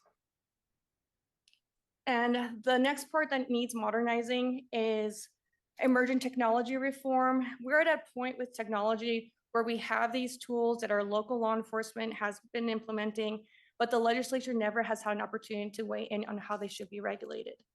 The Nevada Independent has an article on license plate readers specifically from earlier this year and details how Nevada has no laws to regulate them and details how difficult it is to get in front of fast-moving technology trends. So the result that we have here is that we have this mass surveillance tool with absolutely no checks and balances. And there have been documented instances of local law enforcement doing flock lookups for ICE. There have been instances of CBP, which is Customs and Border Protection, directly accessing flock data. We have an instance of Texas police using flock to conduct nationwide searches for a woman who got an abortion. Cases where police use flock to engage in misconduct and track the whereabouts of their significant others, of their exes, and other civilians. So again, this is an unchecked power that needs to be reeled in. We spoke to the Innocence Project. They have, and they pointed us towards model legislation that has been enacted, and specifically in Minnesota. Minnesota passed a law that went into effect last year that prohibits the use of automated license plate readers to track or monitor specific individuals unless a judge signs a warrant. It also created strict data restrictions and retention and prohibited third-party sharing and federal sharing unless there is a warrant. So again, this is not something where we have to reinvent the wheel. We can look at other states that have conducted these regulations for these emerging technologies. And I will hand it over to my northern counterpart. Thank you, Evelyn Grosnick, for the record. Our third set of priorities has to do with pretrial release reform. This honorable body implemented several key pieces of legislation in the last several sessions that have pushed progress forward in this area, but more change is needed. Pretrial detention destabilizes individuals and communities and should only be used where absolutely necessary. Housing a person in the jail here can cost a minimum of $160 per day, but that's only for someone who does not have significant mental health or medical issues. The need for significant medical or mental health care can increase that cost to $500 to $800 per day per person. Pretrial reform can increase public safety and decrease unnecessary incarceration. Certain measures would be designed to increase public safety and accountability while saving taxpayers money. Next slide, please. We would like to see legislation that creates a presumption of change in circumstances if someone is compliant with pretrial conditions for 30 days. Many conditions are onerous, unrealistic, and unnecessary. There are numerous problems with GPS and house arrest as a pretrial condition. In the North, it is often overused as a condition of release. Second, house arrest is very expensive, and the majority of individuals charged with a crime are in low-income situations. There's usually a several $100 fee to have it installed, and often this condition operates as detention because people cannot afford the installation and monitoring fees. It can also interfere with an individual's employment or school, and it carries stigma, and that stigma attaches to someone who is presumed innocent. We would also like to see a statutorily permitted option to post 10% cash of a bondable bail amount. Cash bail is archaic. It results in release detention decisions that are based on financial ability to pay, not whether someone poses a significant risk to the community or whether they will actually reappear in court. There are some rural counties who do not have any bail bonds companies at all, and any amount of bail operates as a detention order in those counties, or their family needs to go to a neighboring county in order to find a bail bondsman. Also, when monetary bail is posted directly with the court, at the completion of that case, that money goes to restitution to make a victim whole, then to fines, or back to the person who posted it, leaving that money in the community. Next slide, please. Other states have enacted measures that have resulted in more people being released into the community pre-trial without measurable increases in crime. I think New Jersey sets a good example. They nearly eliminated cash bail statewide. Their jail population dropped nearly in half with no measurable rise in crime. Illinois has a really good Pretrial Fairness Act from 2023 that eliminated cash bail and moved to risk-based judicial release instead. And then New York has an automatic release presumption for certain types of crimes, such as misdemeanors and nonviolent felonies. Next slide, please. Our fourth priority package is mental health reform. This is in the area of behavioral health issues, especially severe mental illness, which continues to be intertwined with public safety, fiscal responsibility, and issues of basic human rights. Despite progress with competency restoration programs, we continue to see the revolving door of severely mentally ill individuals cycling through our jails, our emergency room departments, and our homeless shelters. We need more graduated options in the middle. Right now, people are grouped into one of two extremes for the most part. They are either so acutely ill they need to be involuntarily hospitalized, or they are expected to be able to function 100% in the community. We would like to see more support and more options for people in the middle so that they don't end up in our emergency rooms, jails, and our shelters, our places of last resort. I know that money is always a concern, even more so in this economy. We already have the money. We are already spending it on incarcerating severely mentally ill individuals, often in our local jails and the prison, for lower level crimes. This body has the opportunity to continue the progress you began in prior years by implementing evidence-based approaches to public safety. In this next session, we hope that there can be some fixes to the competency statutes we already have in place. We would like to see a presumption of outpatient restoration for certain types of charges, which would help reduce the size of our jail populations, saving money for counties and the state, and reduce the backlog of individuals who are waiting for a bed at one of our state's locked forensic facilities. We would also like to formalize a competency diversion program to safely return severely mentally ill people to the community with the proper support. And we would like to address charges for battery on a protected person for individuals who are on a legal hold. Next slide, please. These ideas are not new. They offer evidence-based solutions that are being explored in other states. Next slide. Our last priority package is safety for all. These priorities relate to the safety and rights of all people, including those who are contacted by law enforcement and who are housed in our jails and prisons. We would like to see restrictions on the use of prone restraints, a ban on the use of excited delirium as a cause of death, and a greater access for attorneys to inmates in NDOC. Next, please. A prone restraint involves holding an individual face down and applying pressure to their torso and limbs. This can cause the compression of their diaphragm, preventing them from breathing, and can lead to unconsciousness, cardiac arrest, and death.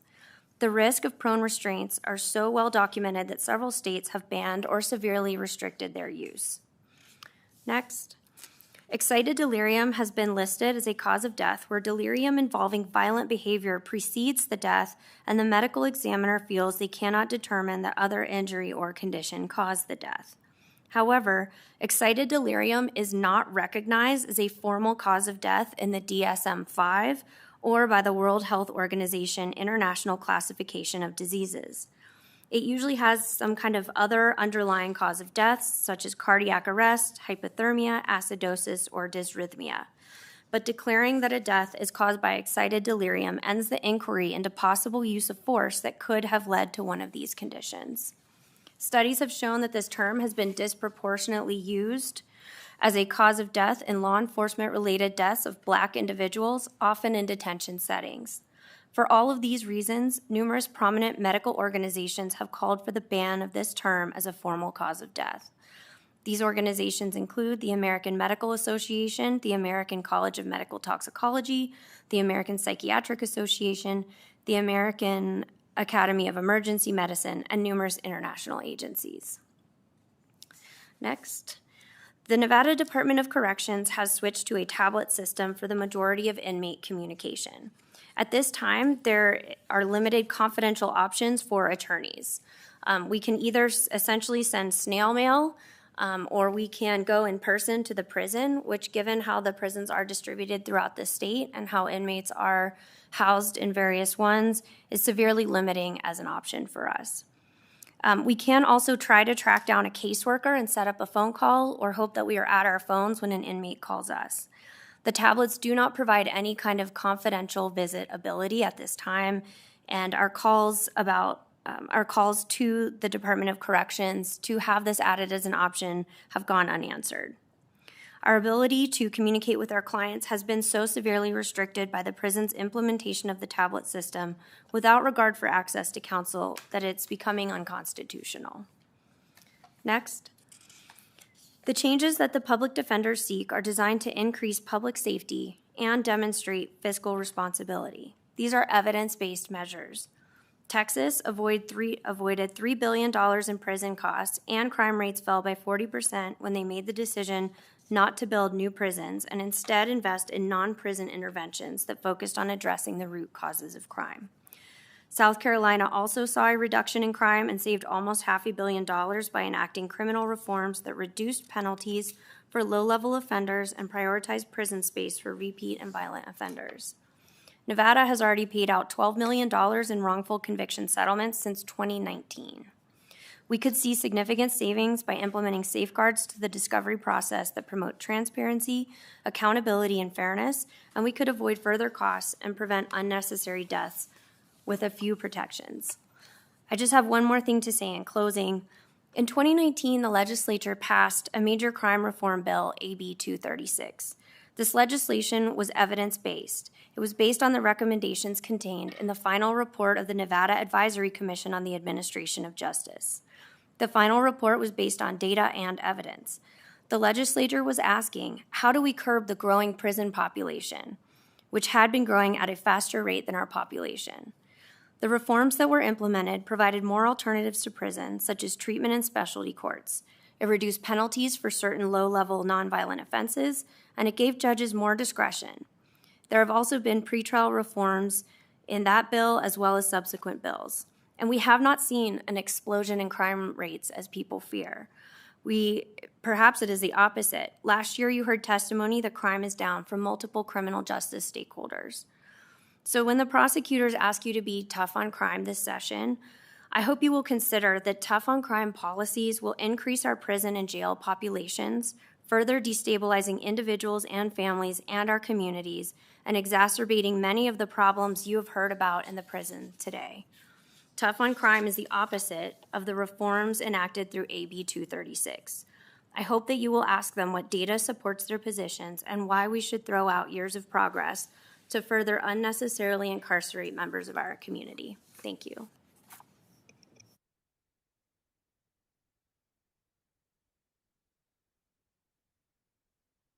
All right.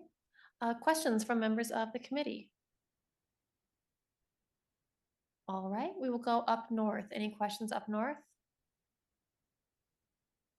Okay, I don't see any. I did just want to clarify a couple of things on your first suggestion about discovery. So you're drawing from a couple of different states, and is there a state that has an open file policy? Yeah, all three of these states say they have an open file policy: Texas, North Carolina, and New York. Some of them even say like automatic open file policy. I'm not sure what that translates to. If it's whenever the state gets something, defense also gets something, but they all say that they have an open file policy. When I was going through what the statute actually says, it does heavily mirror what our statute says. Theirs is just longer in enumerating what stuff they get automatically. And then New York has the most recent, most comprehensive discovery statute. Do any of those states require law enforcement agencies that are commonly producing the discovery to provide them directly to defense counsel instead of going through the prosecutor's office first? So I'm not sure about that, but there is in North Carolina, the statute does explicitly say that anything in possession of a local law enforcement agency should be taken to mean that it's in possession of the prosecuting office. I know that that is something that we discuss here in Nevada in terms of discovery, where the prosecutors say, like, we don't have it in our possession, you know, Metro has it, Department of Public Safety has it, we do not have it. So there is statutory language in North Carolina that explicitly says that anything in possession of law enforcement is in possession of the prosecuting office. And you're suggesting to include that language in any bill that we bring forward as well? Correct. Okay. Thank you. I think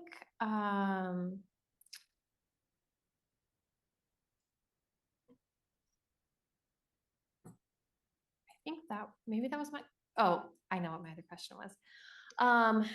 So I wanted to ask just a little bit more detail about the mental health reforms that you're suggesting, because I think that we can all agree that we're really struggling to keep up with the needs of our communities when it comes to mental health care. And prisons and jails have become de facto mental health facilities for so many people.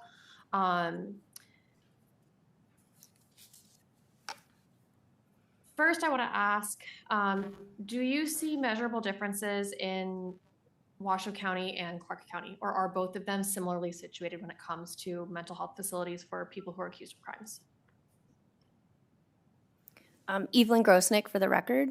I'm not sure how well we can compare the two counties. I don't know the situation in Clark, other than my understanding is that our courts handle those cases somewhat differently. I know our court up here has a competency court that's specifically targeted to individuals charged with gross misdemeanors and felonies for whom competency is in doubt. And often through that program, we are able to work with the state, NAMS, Lakes Crossing, other treatment providers in the community to try to divert some of those people, especially the nonviolent, lower level crime cases, into treatment in the community, so that the bed space is reserved for more serious cases and people with more serious mental illness. But I would say up here, we're definitely missing a lot of that middle ground of the support of places for people to go. I do think Northern Nevada Adult Mental Health Services does quite a bit to support our clients with caseworkers where they can, but I know that their options are limited due to funding sometimes, I believe, which is just always what we're dealing with. So I guess I'm not sure exactly how the South does it, but we've got a competency court up here, and we've moved into some jail-based restoration as well.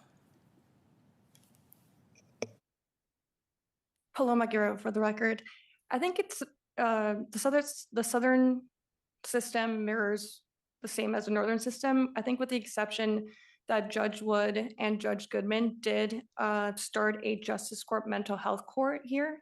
So that goes towards people with mental health issues that are in misdemeanor land. So there is like a step before we get to the gross misdemeanors and felonies, there is an option for treatment for people with misdemeanors. Okay, I think that actually answered both my question and what was going to be my follow-up question. But so are you guys suggesting that we provide an out of custody option for people who are actually not found to be competent? Evelyn Grosnick, for the record, yes, would be my short answer to that. Not everyone who's found incompetent is necessarily dangerous. Sometimes the way that these cases proceed is that a person is in custody because the justice court set a bail that's too high. Competency is raised as an issue, and when the case proceeds to district court for determination of that, the default is that they stay in custody. I think that we could have a middle ground where there are certain enumerated, nonviolent offenses, or where the individual doesn't seem to be a danger to the community, where the default could be, let's start with the idea that we're treating this person out of custody. Northern Nevada Adult Mental Health Services, for instance, has an outpatient restoration program, and that would help us get some people out of custody safely in the community as they are restored, or even if they are found to be incompetent, they often need more structure and support re-entering the community than is provided by just releasing them directly from the jail. And so that's why part of our request would be a formalized competency diversion plan. We think that that could kind of help them move into that realm, move back into the community safely with the right support. Thank you. Did you have anything to add? Okay. All right. Those were all of my questions. I certainly appreciate you being here. I know that we all do, unless I missed any questions.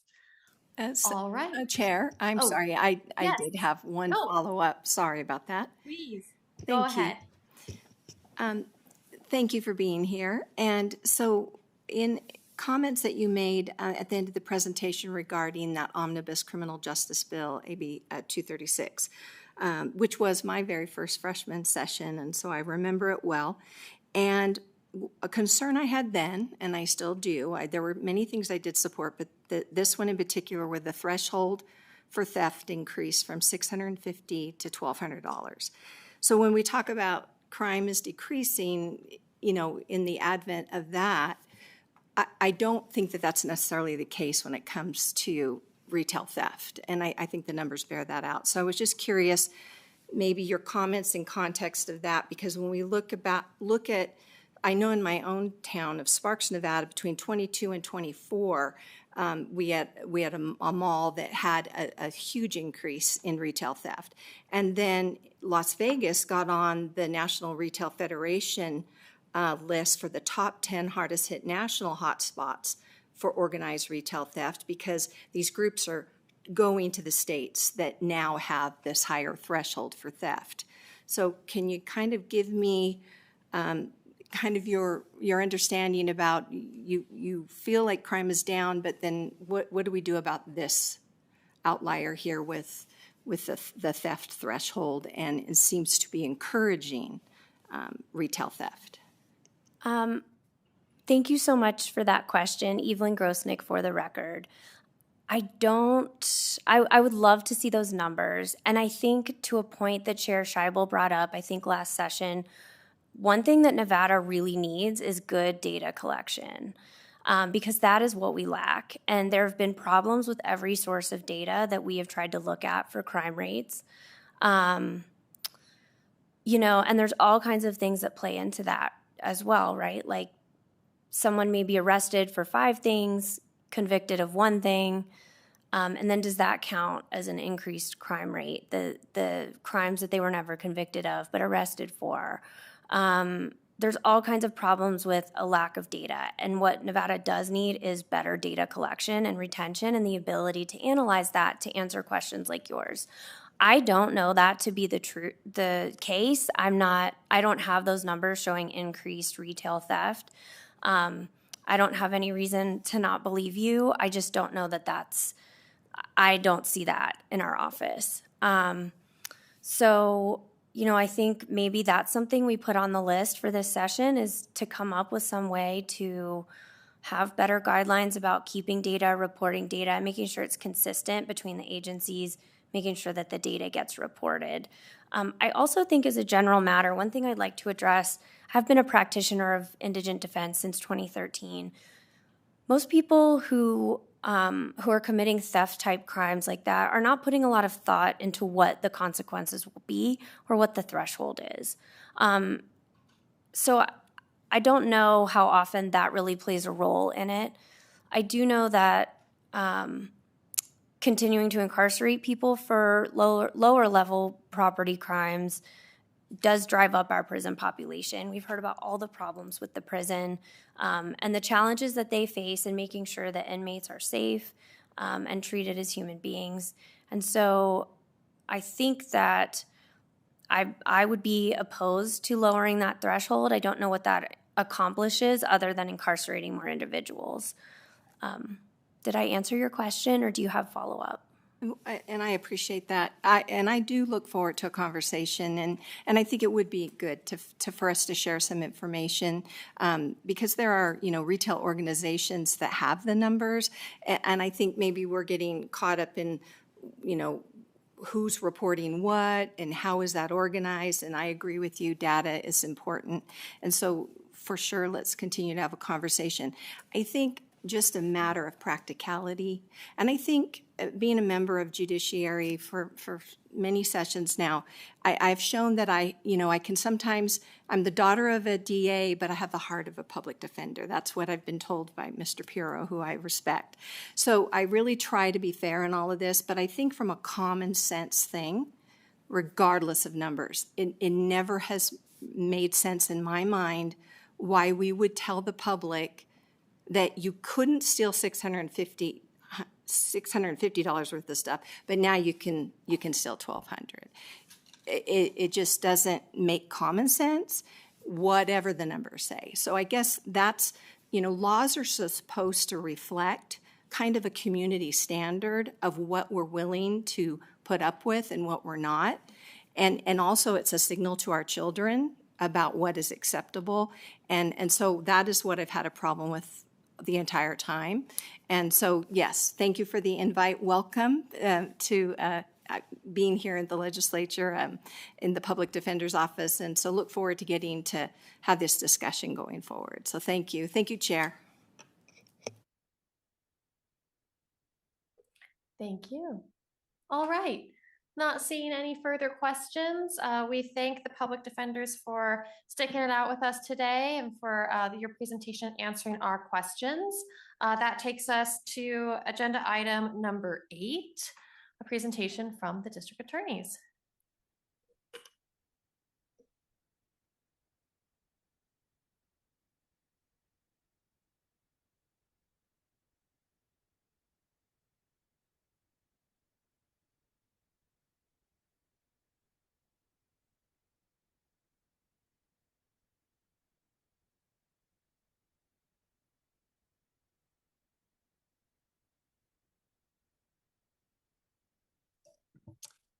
Thank you, Chair Scheibel, members of the Interim Judiciary Committee. My name is John Jones, and I'm here on behalf of the Clark County District Attorney's Office. With me, present here in Las Vegas, is Austin Beaumont. He is a Chief Deputy District Attorney in our Fraud and Elder Abuse Unit, who's going to help me present some of our recommendations today regarding theft and elder exploitation. Chair, I do need to apologize. We were supposed to have Chief Deputy District Attorney Jennifer Noble with us from the Washoe County District Attorney's Office. Unfortunately, her schedule today did not allow her participation. She does send her regrets, but we have talked to her about some of our recommendations today. And before I begin, Chair, if I may take a brief moment to talk about the Washoe County Public Defender's statement that we need better data in Nevada. I think the district attorneys echo that statement. She also mentioned, the data that was used in AB 236, and this is kind of reinforces our point that we need good data. Yes, there was data presented that helped support the proposals that were put forward in AB 236. Unfortunately, nobody has been able to replicate the data that was presented. That includes us, that includes the Department of Sentencing Policy, and other entities as well. So starting from a good place where you have good data is essential to making some of these policy decisions. And it's our position right now, even today, we still don't have it. In our office, we've implemented a new case management system, which is supposed to help us collect better data. Unfortunately, when we transitioned over, we started with the bad data that we begun with. So it's proving more challenging than we had hoped to get good data. So thank you for that aside, Your Honor. Chair, I wanted to talk about that briefly before I get into our recommendations. And talking to DAs, we have 4 specific recommendations that we're asking this committee to consider next session. The first are around theft and elder exploitation. The second is around statutory speedy trial. The third are danger evaluations, specifically regarding child abuse. And the fourth, which will probably be no surprise to anybody, are specialty court programs. So, Chair, the first thing we want to talk about are elder exploitation and theft. And one of the reasons why we're bringing this up is we've had 2 recent Supreme Court cases that have decided the unit of prosecution regarding theft and elder exploitation. And basically what the unit of prosecution means is how many charges can we bring forward against somebody.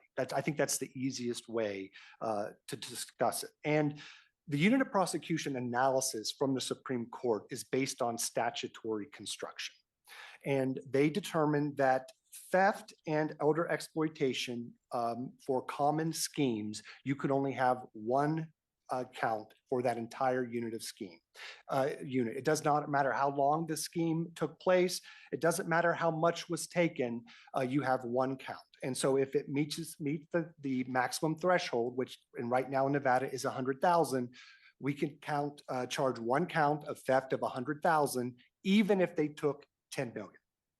Now, prior to this recent Supreme Court decision, DAs were able to aggregate. And we specifically looked at NRS 205-08345, which says amounts involved in theft committed pursuant to a scheme or continuing course of conduct may be aggregated. And we took that may be aggregated to mean that the DA could break down larger thefts into different sized chunks and charge it that way. And pardon my language, but I think that's an easy way to kind of present this challenge. And we have done that for almost 40 years. The theft statute was added to Nevada statute in 1989. And the comprehensive theft was meant to replace, although it didn't entirely, our common law crimes: larceny, embezzlement, obtaining money under false pretenses. So instead of charging one of those common law crimes, we could now charge 1 count of comprehensive theft, which includes all the common law theories. So for example, somebody takes $100,000 a month for 12 months, a total of 1.2 million.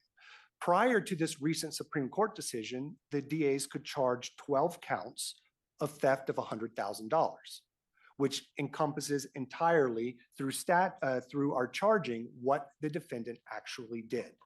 But with the Supreme Court case, what it said was, no, state, you cannot do that.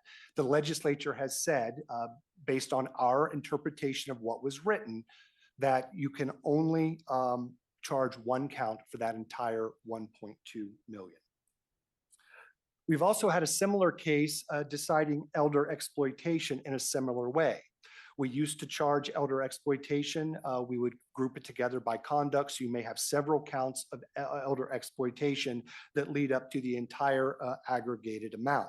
Again, the Supreme Court, using a statutory construction analysis, said that no, state, you cannot do that. It's 1 count, again, no matter how long the exploitation took place and no matter how long no matter how much was taken by the defendant. So this has led us to ask the legislature to do one of 2 things. The first is my second recommendation here, which is to add language that clarifies that prosecutors have charging discretion, like we had, at least in our opinion, prior to the recent Supreme Court case, to combine or not combine theft incidents to adequately reflect the alleged conduct. So 12 months of taking $100,000 1.2 million total, could be 12 counts of theft of 100,000. In the alternative, we're asking for new penalty tiers to adequately capture some of the higher value thefts. I hate to say this, but unfortunately, we do have people taking more than $100,000 from people, as Austin will be more than happy to tell you about. In fact, we have instances of people, not just businesses, people having thefts in the millions. And unfortunately, when we're dealing with elderly people, that's debilitating, not only to them, but to the state, who then has to step in as a potential caretaker through Medicaid. So we've put our proposed penalty tiers here. We're willing to discuss this, obviously, with the committee, with our defense attorney partners and other interested partners. But if you decide that just giving us the ability to aggregate back explicitly is not the direction you want to go, we are asking for new penalty tiers for theft to capture the higher value theft numbers. That leads me to our one brief second. Thank you, Chair. That leads me to my second request, and that's regarding statutory speedy trial. This is not constitutional speedy trial. In Nevada, we have constitutional speedy trial in both the Nevada's Constitution and a federal constitution. But then we also have in statute a statutory speedy trial. Then in essence says that we have 60 days to take a case to trial once it hits district court. And it doesn't matter if it's a felony PCS, which is one of the lower level felonies we have, or if it's a capital murder case. A defendant has a right to invoke a 60-day trial no matter what crime he's charged with. It does not differentiate between levels of offense. And this does create a tension. And it's the DA's position that it creates a tension for all parties. In some instances, it creates a tension for the state and the discovery obligations that we have. I want to make sure that I'm combing every corner of all the investigative agencies, talking to our witnesses, making sure that I have all available evidence to turn over to defense. And sometimes when you're dealing with a capital murder case, 60 days is not a lot of time. And conversely, with defense, it's not a lot of time for defense to get prepared in these serious cases with high potential penalties. And so there's a tension there between a defense attorney's need to be prepared and the defendant's right to a 60-day trial. And oftentimes defense attorneys are begging, in fact, their clients to waive because 60 days just is not enough time. So what we are proposing is up to 180 days for Category A felonies or Category B felonies or charges included on the same indictment or information as those charges. Now, this does not mean every case gets 180 days. It means a judge can consider what the defense attorney needs to get prepared. It can consider what the state says it needs to get prepared and then set a trial based on that. So we're alleviating some of the pressures that these 60 days causes on these cases with higher potential penalties, more at stake, and more work needs to be done. So again, with this recommendation, Chair, we're willing to work with the committee and other parties. We're open on the 180 days. That is what we think is an appropriate time frame for these extremely serious cases. We're hoping if we go to this, there'll be fewer waivers of a speedy trial and we'll be able to get these cases to trial faster. That's our hope. Danger evaluations is our third recommendation. And I'm not going to get too much into this, but I just want to say that our statute right now has a gap. Right now, 178A 110 requires, it stylizes it as a psychosexual, but it also includes non-sexual child abuse. And the statute says that a psychosexual is required for all offenses, including non-sexual child abuse, prior to sentencing. And then you go to another statute, that's NRS 176-139, that requires PMP to arrange for the psychosexual in only cases involving a sexual related crime. So it leaves a gap out there for child abuse, which is non-sexual in nature, and in essence requires the defendant or the defense attorney to get a risk assessment in these cases. What we think is that P&P should also be providing these risk assessments. It's not fair to the defendant to go out and have to pay out of pocket prior to sentencing, because it's required for sentencing, these risk assessments. So right now with the sexual, psychosexuals, P&P pays. Ultimately, that assessment can be added at sentencing, but at least we got it done and the defendant can be sentenced. So what we're asking for is for child abuse and to be treated just like the risk assessments for child abuse, be treated just like these psychosexuals. I can answer any questions. I know it's confusing, but we just want those two types of risk assessments be treated the same.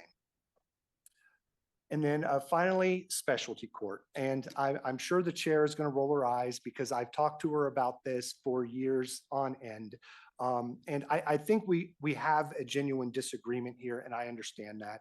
But when I asked my office specifically for recommendations for next session, this was by far the largest recommendation that came to me from my deputies.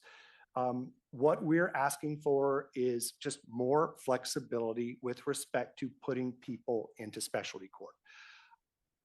We all agree that specialty court is great. It works wonders for some defendants. Our disagreement is what happens to that case after somebody successfully completes. Sometimes a dismissal is absolutely the appropriate outcome, 100%. But sometimes the dismissal is not the appropriate outcome. Sometimes maybe a reduction or some other agreed upon remedy is the appropriate outcome if somebody successfully completes it. So what we're asking for with respect to specialty court, it's the one I'm starting with is at the very bottom, is language authorizing parties to negotiate an alternative resolution to a case as after successful completion to a specialty court. So in other words, if the parties have not addressed what the resolution for specialty court should be, then the statutory dismissal would apply. But if we've got a defendant who has maybe a mental health or substance abuse problem, but it's a robbery with use of a deadly weapon case, and the state is uncomfortable with the complete dismissal, we can let that defendant into that court and maybe get a reduction instead of a dismissal, which would, I think, alleviate some of the state's concerns. Another issue, Chair, that has popped up is a judge puts a defendant on probation. That term of probation does not include specialty court. The defendant violates probation for one reason or another. They abscond, they pick up a new offense. And during the revocation hearing on the original grant of probation, the judge places them into a specialty court. Right now, we have some defendants getting the added benefit of a dismissal when they weren't given a specialty court to begin with. It's so basically the specialty court is given to the defendant in lieu of a revocation. In other words, instead of being sent to prison, they're getting specialty court. And on top of that, they're then getting their case dismissed. So we think it is great that they completed that specialty court program. That is wonderful. I'm not diminishing that behavior, but what I'm saying in that specific instance, maybe a dismissal is not appropriate. Finally, Chair, one of the things that was brought up is Gambler's Diversion Court. It is statutorily written differently than the other specialty courts. So we're just asking for language to mirror what is used in other specialty courts within the Gambler's Diversion structure. Specifically, what I'm talking about is the fact that P&P should formally supervise these defendants. Right now, that provision is not in statute. So with that, Chair, both me and Austin are here to answer any questions. Austin is here in case you have a question about the high value theft cases or our elder exploitation cases, because he is the subject matter expert in those in that field. With that, Chair, we're happy to answer any questions. Thank you so much. I'll start here. Do we have questions from members of the committee here? Not seeing any. We will go to our colleagues up. No questions up north, so it's just me. Okay, well, I will try not to take too much of your time, but I'll work my way backwards and say I appreciate you bringing up the specialty courts. We have talked about it numerous times, but I think we agree on more than we disagree on, which is the value of specialty courts and how influential they can be on reducing recidivism and providing pathways to rehabilitation.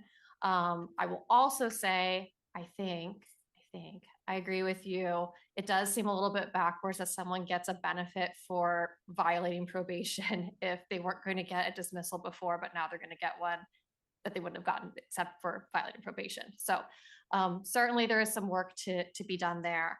I wanted to go back to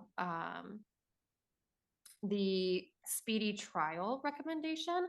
I don't think I've heard this one before, and I'm wondering if you can tell us a little bit about whether this is a Clark County issue, statewide issue, or something else.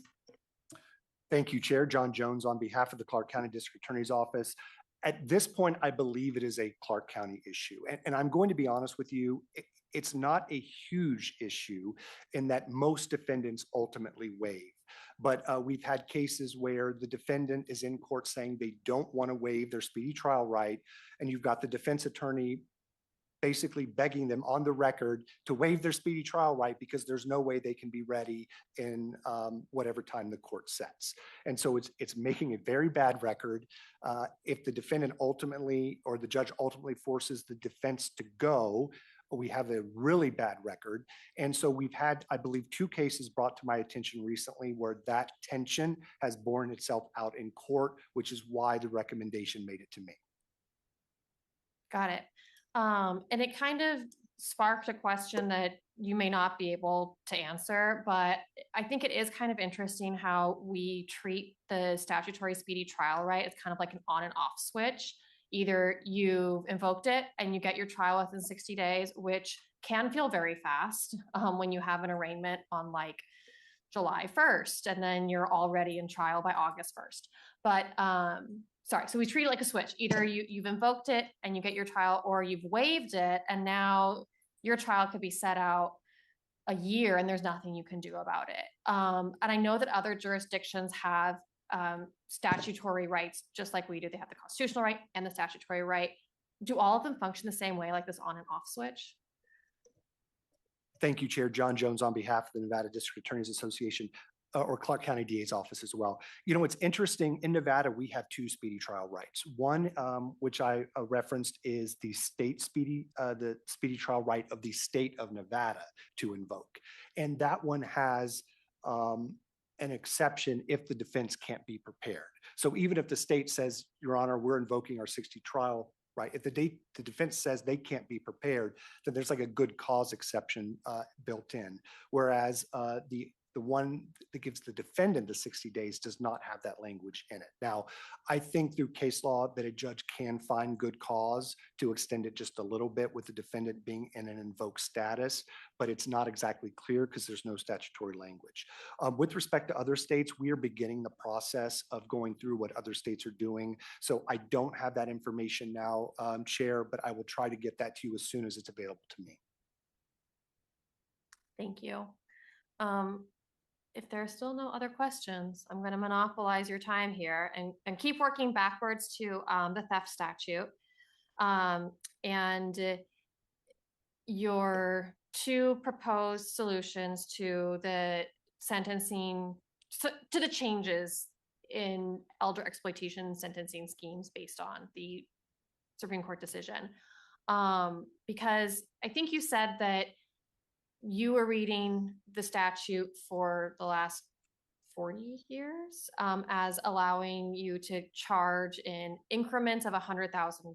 Is that, am I saying that right? Austin Beaumont for the District Attorney's Office. Not exactly, not in an amount, but in events. For, I believe, the 40 years we've looked at instances of theft. We can all, I think, wrap our head around the idea of a taking on a Tuesday. Someone comes in and takes $100,000 on a Tuesday. That's one act. And then perhaps 2 weeks later, they come in again, they take $50,000. That's a separate act. So over time, what we're looking at is a number of different acts for a number of different manners of taking. So we could look at either charging some of those individually based upon the facts and circumstances, or aggregating some of them for other reasons. And it's complicated to lay out, I guess, anecdotally, any sort of situation factually to say, well, here's a type of theft, and here's a type of theft, here's a type of theft. Theft, exploitation, embezzlement, these could all be completed in a number of different ways. So we look at aggregating them for any number of different reasons. But what Robinson has done effectively is to take away that charging ability to use our discretion under any individual fact and say that all takings are now a singular crime in perpetuity. And that causes a number of problems for us in real world scenarios, in actual cases that I'm currently working with. For example, with the elder exploitation, when the Smith decision is saying that all takings forever are one crime. One of my cases involved a woman who was a caretaker at a vulnerable person facility and for other elder people as well. She had been taking from multiple different people. When she was fired, she began taking from her own biological mother. She was arrested. She was charged with offenses. After she was released from custody, she went right back to her mother and went right back to exploiting her. Under this new decision, that is simply a continuation of exploitation and does not constitute a new crime. So in Smith, I asked for en banc review to clarify, because the court did not put an end date on when this crime actually ends. They acknowledged that in Robinson with a footnote stating that the crime ends at conviction. So under Smith, we have now a crime that can be perpetrated over decades and only ends at conviction. So that's something that, as I believe Assembly Member Hansen had talked about earlier, it's effectively encouraging more criminal behavior over time. Right now, we have a threshold of $5,000, and I can say that my cases involving elder exploitation are substantially more than $5,000 time after time after time. If a care worker or a family member or someone who's near to these elder victims starts taking, once you've passed $5,000, there is no further threshold to make. One of my cases, for example, involved $12 million taken from a single individual. That would have the exact same penalty structure as someone who took $5,000 under Smith's revision of the elder exploitation statute. I'm currently working with a case wherein a victim was exploited for nearly $2 million and is still to this day exploiting the defendant, or I'm sorry, exploiting the victim. So we are stuck in a position of, we know that there's ongoing exploitation, but now it's not a new crime anymore. It's just simply adding on more money to the eventual total of what we'll be going to trial on. And Chair, if I can just interject as well, I do want to say, I think my example did simplistically say that, yeah, it sounded like we were breaking it down into $100,000 chunks. That's not my intent, but I do think giving us more flexibility for these higher dollar thefts to break them down differently than just one count of theft of 100,000 is what we're asking for. I hope that makes sense. It does. It does make sense. And I think that you gave us some excellent and practical, I don't know if practical is quite the right word, but realistic examples with the cases that you've been working.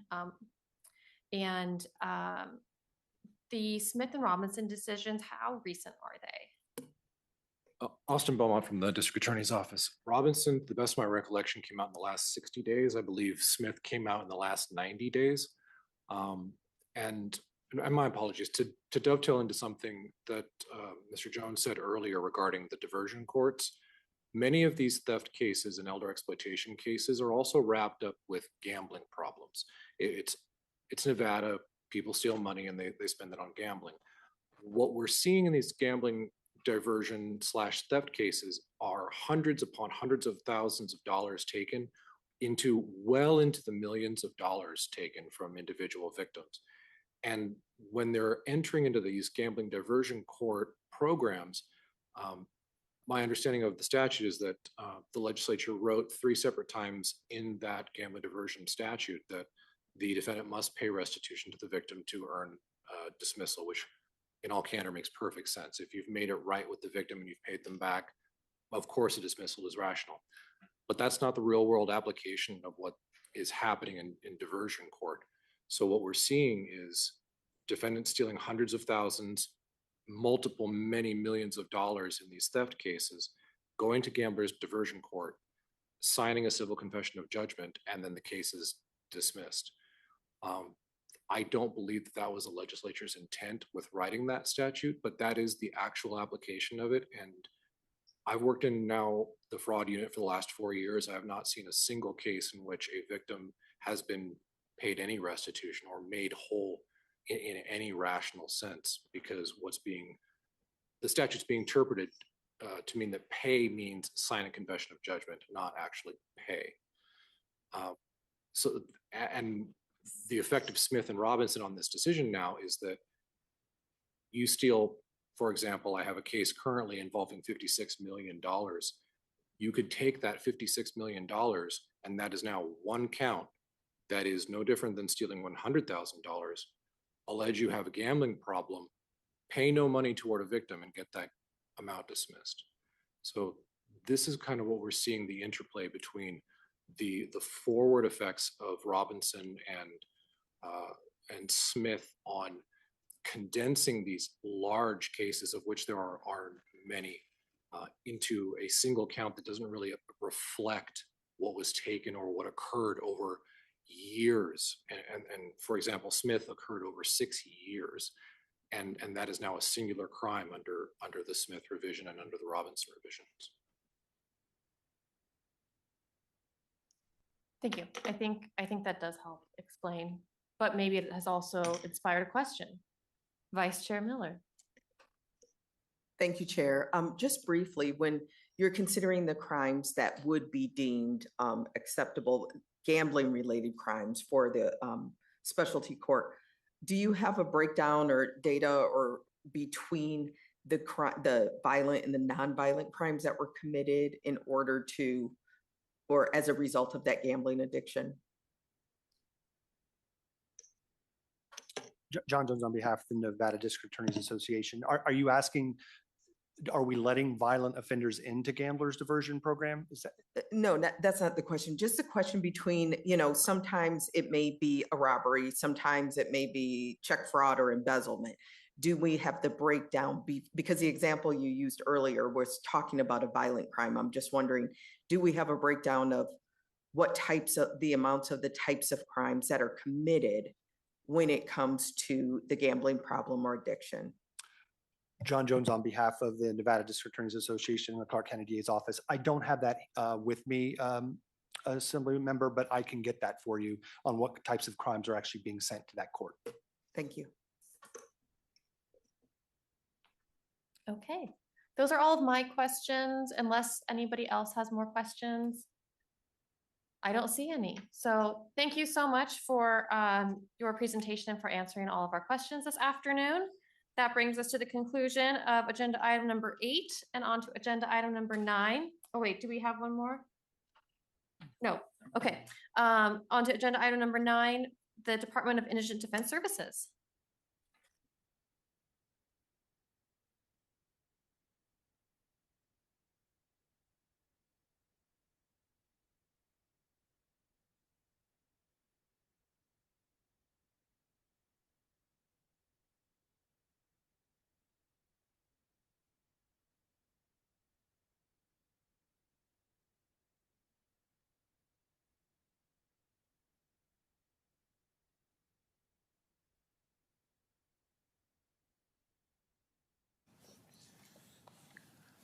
Good afternoon. My name is Peter Handy. I'm the Executive Director of the Nevada Department of Indigent Defense Services. Here with me is Hamas Sayar, my Deputy Director.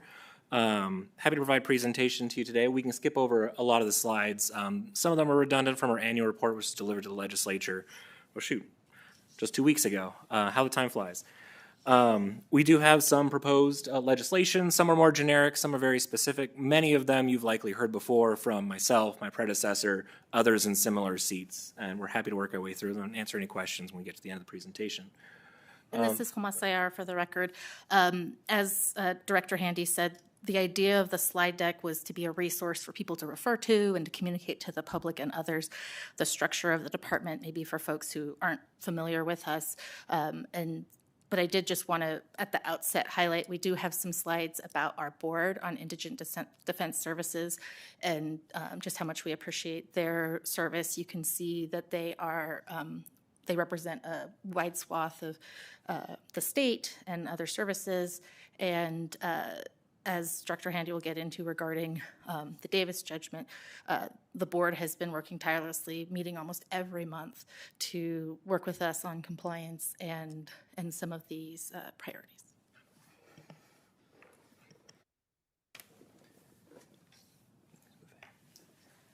So this is just kind of list shortly about what the kind of functions the department performs. It's far more than I think originally intended back in 2019 and 2017 when this was kind of conceptualized. A lot of the agency's functions expanded over the years, along with our budget, thanks to the folks in this building and elsewhere. So one of our principal causes for existing really is to ensure that public defense is well funded and supported throughout Nevada. And as a large part of this, we have the maximum contribution formula. This sort of works like a healthcare plan where there's a maximum out-of-pocket cost for each of the counties. That's set in statute in Chapter 180, and it increases by either the interest, well, not interest, but with the increased costs of living or 5% as a cap every year, and that continues every other year into the future. So the counties have to pay more into the public defense systems, and that can either be in their own homegrown kind of defense system, it might be a public defender's office, it could be contracted defenders, or it could be through the state public defender. And then we reimburse the rest. So they provide us the quarterly reporting about their expenditures. We review those, ensure they're appropriately for indigent defense services, and reimburse them for any excesses over that amount. As you can see kind of in later slide here, the amounts that we've been reimbursing the counties has been increasing year over year as the counties have worked to achieve both workload compliance as part of the Davis consent judgment, and also just to generally improve their indigent defense systems. In the last fiscal year, we reimbursed almost $9 million across the state to the various counties for expenditures, accounting for about half of total expenditures. So we're at a pretty good balance right now where counties are putting about half the cost up front for their indigent defense services, and the state's providing about half of those the costs for those services back to the counties in the form of a reimbursement. And Homa Sayar for the record, if you've heard me speak about this before, sorry, I like to reuse this analogy, but the best way for the uninitiated to think of how this works is like an insurance deductible. Part of what the department is doing is verifying that the expenditures up to the statutory amount are appropriate, are actual indigent defense expenditures, are compliant, and then obviously then when our reimbursement kicks in, we're continuing that sort of oversight and engagement with our county partners. Thank you, Peter Handy again. This is kind of just an idea of the amounts of things we're dealing with the department over the course of the average year, or at least certainly the last year. So we reimbursed 13 out of 15 rural counties in Nevada. We're expecting to reimburse 15 this year.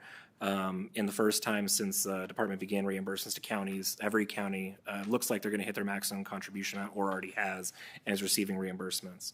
The department currently has 10 employees. We have received a new employee from the last legislative session. She's been a great addition. She's helping us kind of keep things in order. We're very grateful to have the additional help for a lot of our functions. We've qualified over 150 attorneys to take cases in rural Nevada. These are at various levels. 42 were newly added in 2025. We're always looking for more attorneys to help support the counties and ensure there's appropriate workload rotation and try and allow attorneys who are breaking into the system or who may have more experience to keep their toe in the water, so to speak, for indigent defense, continue providing services, continue to be able to learn and grow their private practices or their full-time practices, depending on what their circumstances might be. The department's consistently assigning over 2,000 cases now per year. It's a significant portion of our duties. For those of you who don't know, most counties have a public defender, that first tier, whatever it is. It could be by contract, could be an office, and they receive the bulk of cases in their counties. If for some reason that agency or that person has a conflict, then it can either go to an alternate public defender, it could be an office again, or a contract, or it might come to our office for assignment.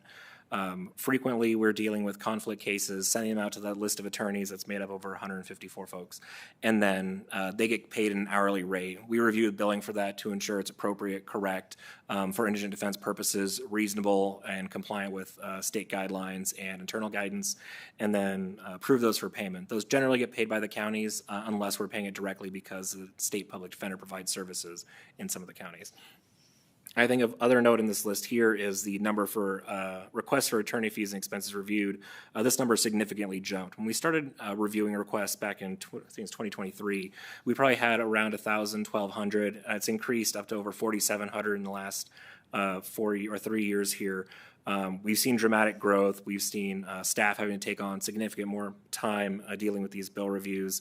We're working with our partners both at Legal Server, who's a current case management system provider to attorneys working with our system, and U.S. Digital Response to kind of develop efficiencies in that system. We're reviewing so many bills. We don't necessarily want to come back and ask for more staff, though we may need to if the circumstances are right.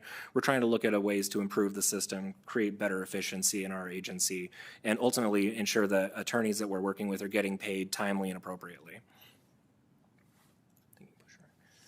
This is just a matrix that kind of represents where our team's at right now. If you have any interest in that, feel free to take a look. Some names you've probably seen before. You're likely to see some of us again.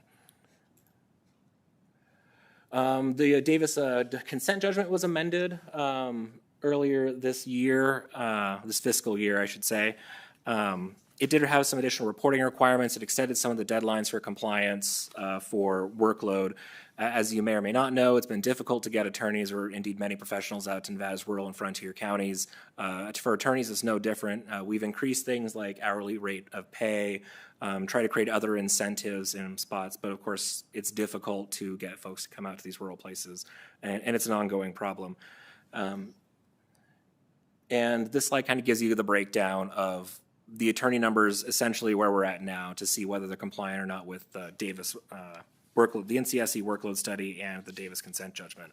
Obviously, we've got until August 30th to comply, so we're working extremely diligently to try and make sure we're achieving compliance in that time frame.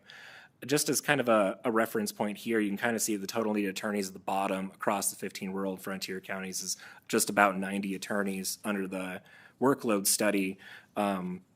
And you might flip back and say, you know, look, the state spent just under 20 million. Well, the state spent about half of 18 million reimbursing indigent defense systems. And this is about 1.5 times roughly, and I'm sure I can be corrected, of the number of attorneys that are practicing in Washoe County for public defense. So it seems like we're catching up on the actual cost of indigent defense. It seems there's likely a long way to go. Washoe County has a lot of built-in efficiencies. They have only needed one office or a second office for the alternate public defender.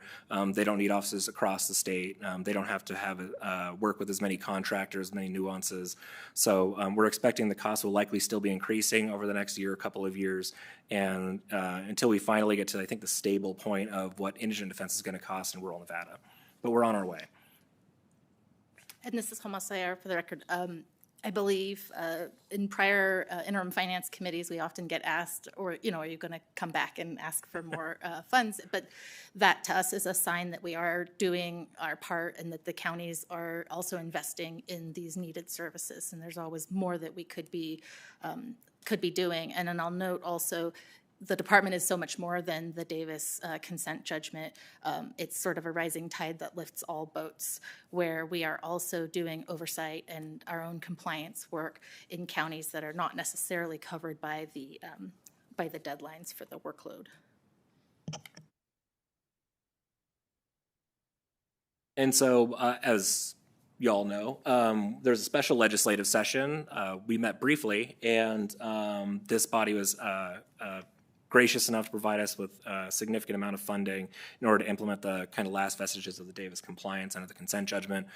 We've put a lot of those funds to good use. We've earmarked a significant portion for different programming, including training, consulting.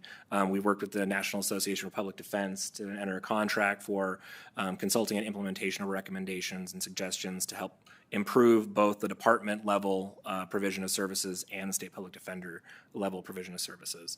And we're hoping to work closely with them in the next couple of years to try and get to the point where we really have kind of overhauled the system to be what makes the most sense for the state of Nevada. And here are kind of the things we're looking at. The first one, I know that you all don't have a lot of impact on with this particular committee, but it really has to do with state public defender salaries. It's being increasingly difficult to hire, especially as salaries have increased in many other places in the state, particularly in public defender offices in Washoe and Clark counties, but also including places like Carson City, where they're paying higher than average rates that state public defenders are receiving. I understand this isn't unique to the state public defender's office. It's also a symptom that's noticed at the Attorney General's office. Practically, it doesn't make much sense that the attorneys performing similar work just in different places should be valued at different amounts. It seems to me that they should be valued appropriately for the contributions they're making to their communities and to their clients, and should be in parity with both prosecutors and defense attorneys throughout the state.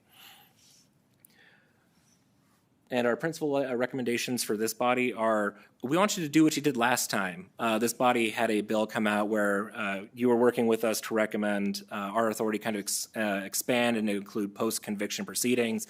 There was a recommendation for a post-conviction solicitor office, that would be a state-level office, to handle post-conviction proceedings throughout the state for indigent defendants.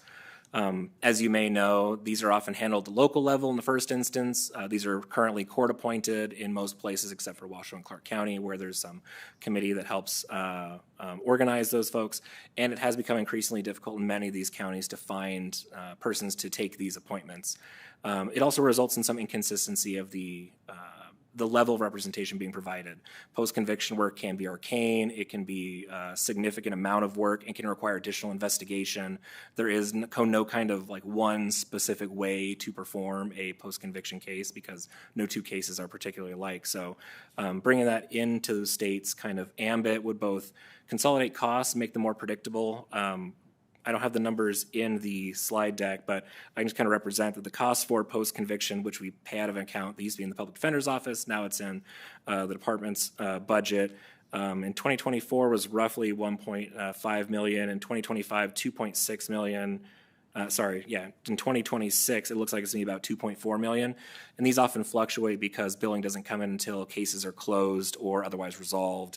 Some of the billing takes days, months, years after a case has been begun to kind of see what the actual cost is.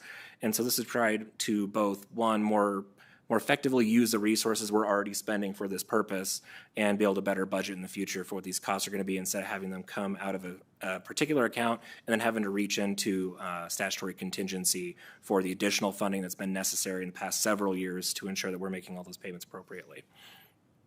And the other is identifying where these increased local indigent defense costs are located.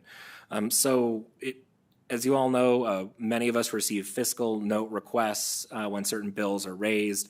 There are many local jurisdictions that have some increased costs that don't necessarily get identified by every agency that might be notified to provide fiscal notes. So this proposal would amend 218D to kind of give a better ability for the department to give some ideas to what the actual cost of local agencies might be in the future, so that they can either make that request themselves, ensure that we don't have any kind of situations where we're in unfunded mandate territory, where the counties are having to put up some additional costs on their end without either understanding that that's occurring or reimbursement to be expected from the state. And this is Homa Sayar for the record. What's interesting about NRS 218D is it already sort of has a de facto fiscal note sort of check with the Department of Corrections when anything that might change their population comes up. And so it seems that a parallel on the indigent defense side would be crucial so that we can prepare and be ready with resources if crime levels change. And I'd note that in our qualification sort of structure as promulgated by our Board on Indigent Defense Services, for example, as you get higher and higher in the penalty, the possible penalty, the pool of attorneys that we can draw from shrinks. For example, for Category A felonies. And so if you had a bill, for example, that was going to increase a penalty, maybe make a misdemeanor a felony or what have you, then that would absolutely be something that the local jurisdictions would want to know, because it's going to affect maybe, their jail circumstances and other resources, and definitely for the Department of Indigent Defense Services. So it's already being done. And of course, a fiscal note isn't, an automatic, but it's a chance to have a data dialogue with our county partners so that these things, don't take them or us by surprise.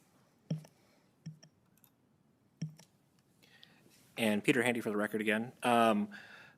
A lot of these are things, again, we've asked for in the past. Social work support is something that we've built packages for. It's something that's so necessary in rural Nevada. It's access to healthcare, access to other resources that persons accused of crime might not know that they can avail themselves of. Many of these cases are taken on just by attorneys who don't have a lot of staff, who don't have social workers in-house.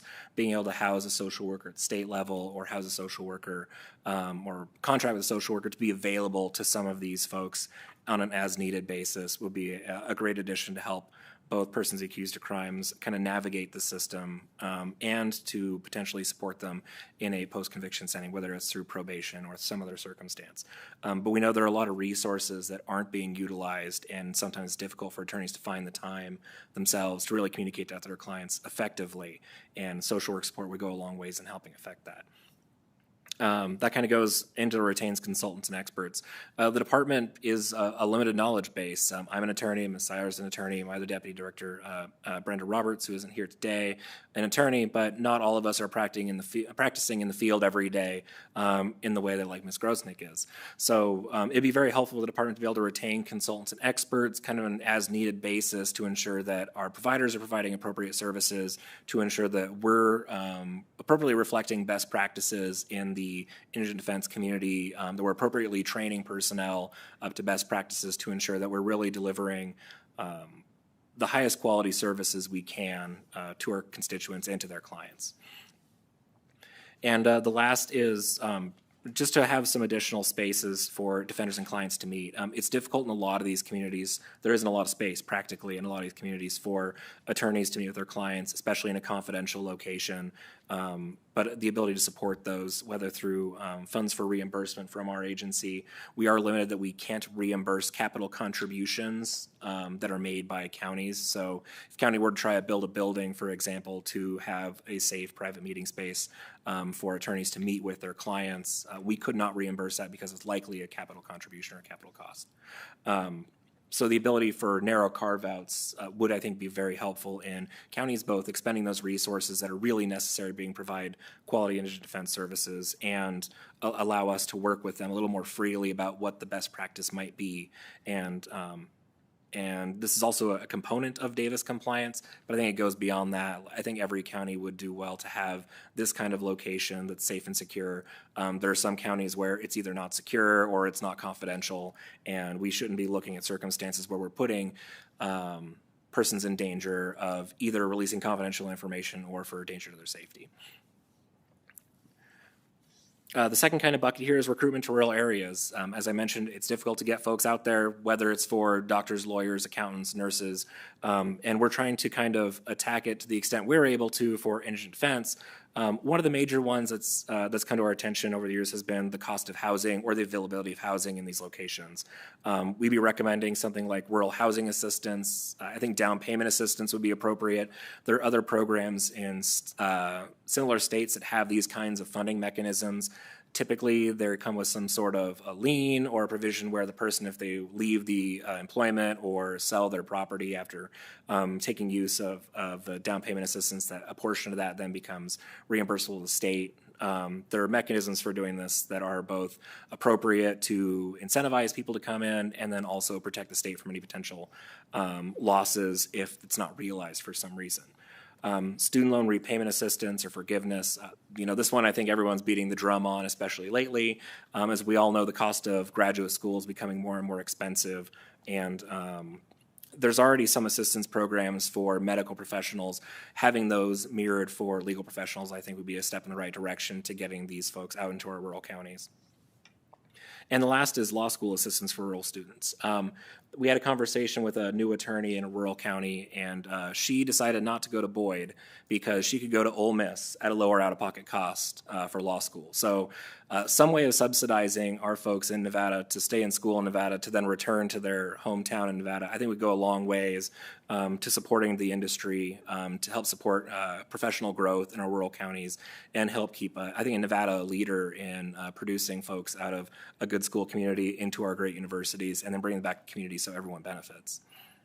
Masaya, for the record, when we talk to stakeholders and members of the judiciary, the pipeline of talent is very small for them. They're not really getting law clerks and those sorts of things. So people who are invested in those communities, they would really be beneficial. We have learned also of a number of folks who are taking advantage of hybrid programs. For example, a judge in Justice of the Peace in Elko just completed his course of study to become to graduate with his JD and is working on becoming an attorney. And I think that if we also look at law as a second career for folks who are in the rurals, maybe there's something there to try to bring more folks to be a part of indigent defense. Thank you, Peter Handy again for the record. And the last bucket obviously is, department functions. We're looking for greater staff support. As I mentioned earlier, we're worried about the amount of billing. We really do want to turn those around as quickly as possible to ensure that the small businesses that most of these attorneys are get paid in a timely manner, that we're reimbursing the counties in a timely manner so they can finalize their books at the same time we're trying to. Make sure that we're providing quality customer service to the attorneys, the public, and our partners at the other state and county agencies we work with. We are recommending some other changes. One not included here on the slide, but that the substance use working group is actually recommending in their annual report is a definition of recidivism for adult offenders. Really, we're looking for something that can be used as a performance measure for specialty courts, for release programs, whether pretrial or probation, something that's uniform. There are a lot of definitions for recidivism. They vary from new arrest to new charge to new conviction, from 3 years, 5 years, 10 years after.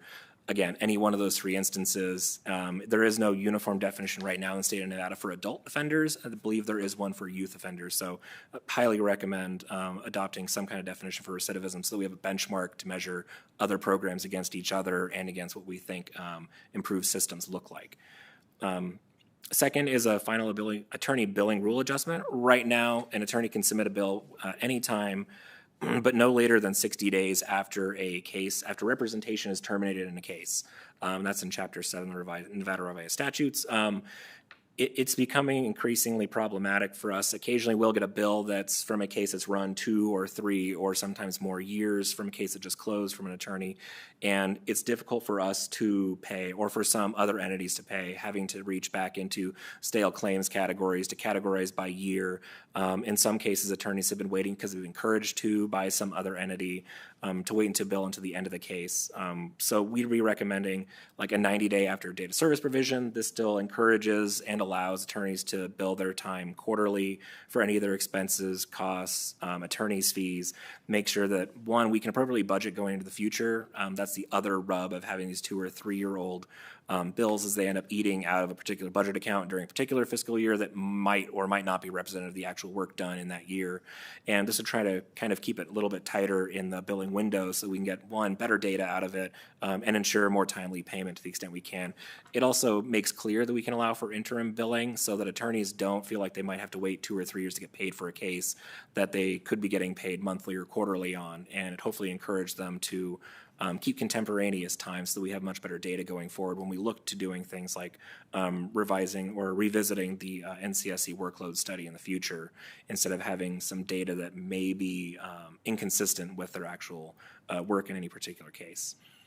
The last is the ability to kind of identify caseloads across the spectrum. Like, it's DAs that we have here on the slide, but it's hard to get the data to match from public defense data to the DA's offices to sentencing commissions to the Supreme Court's reporting data, in part because we're all using a lot of different systems, we're keeping track of a lot of different data points, but it makes it difficult to identify what the actual need is in a particular place if we're all identifying different data points. So creating some way of sharing the information, obviously it should be anonymized, it can be shared in a way that doesn't violate any privacy aspect, but it is one thing that's important to understand both where there's going to be a fiscal need, where there's going to be personnel need in the future, and where it looks like there might be some disparities, and then identify what those causes of those disparities are, right? Is it the DA has a bunch of cases that have been no charge for whatever reasons they might be, and so no defense costs are needed? Is it because people are tracking cases in different ways?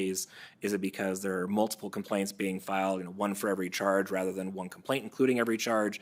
There's a variety of ways that these need to be reconciled, I think, and having access to that data, being able to really dig in the future would really resolve a lot of the kind of, I think, sometimes conflicting narratives about how much work needs to be done by whom and when. And Homicide, for the record, also with uneven e-filing systems, we had brainstormed that this might be a way for us to true up some of our information about cases because we're just not able to quickly check and see what's out there. We may be able to leverage information that is already being maintained. And I will say that a lot of our recommendations come from being out there and talking with our partners in the rural and frontier areas. One of my functions statutorily relates to oversight. We have three very experienced criminal defense attorneys who have different areas of the state where they are going, daily, weekly, to actually sit in the courtrooms, and I attend as well, but obviously they do it on a more regular basis. And on the prior slide, we were able to count, and this is before probably the last 2-3 months of billing, over 1,500 oversight hours. And this is our experienced defense attorneys being in court, communicating with us about issues that we may be able to resolve for the benefit of clients or to support attorneys, and actually finding out things before they become, a major problem. So we also, as Director Handy said, the data that we get and the data that we're encouraging attorneys to input helps us, for example, if we had a rule where they need to be contemporaneously entering data or having a financial incentive to do so, when we go and do oversight, we are looking for things. Did they meet with the client within the 7 days required? Are they meeting with the client monthly? Communication is a huge part of representation, and we want to make sure that clients are being seen. What we flagged, there's more detail about this in our actual annual report, but these are things that we call areas of opportunity through oversight. The statutory review, we need to do maybe more training, or we're looking at more training for attorneys to make sure that they're going back and checking all the pieces that they need to be checking. Like I said, client communication is a really big issue. We've had clients, we do receive complaints from clients, and we refer those on to the attorneys, but we sort of look at what form they're taking. We've had some clients say that attorneys are picking the modality of communication. So they might say, oh, I really want you to email, but this person doesn't really have access to email. So we want to keep looking at those issues that clients are experiencing. Expert and investigator use, there's just very uneven, and in some areas, no use of experts or investigators, and that's really kind of something crucial to make sure that the case is being examined. We are doing monthly practice management and resource navigation kind of open forums. As Director Handy mentioned, regarding, for example, social work, we are able to take a topic and share with our indigent defense attorneys things they might not know, resources they might not know are out there for their clients, because what they should be focusing on is what they do best. And instead, a lot of them are having to act almost like part-time social workers and find resources for their clients. And then the same thing with practice management. A lot of these attorneys are solo practitioners with limited resources, and trying to give them tools to leverage what they've got into client representation, but then also possibly identifying resources we could be bringing to bear for them. And then mentorship, obviously, our oversight attorneys do a considerable amount of mentorship, but we are trying to bring more and more opportunities for mentorship for attorneys. And then a big topic with our board and with others is virtual appearance challenges. members of the judiciary would like training on how to do this well.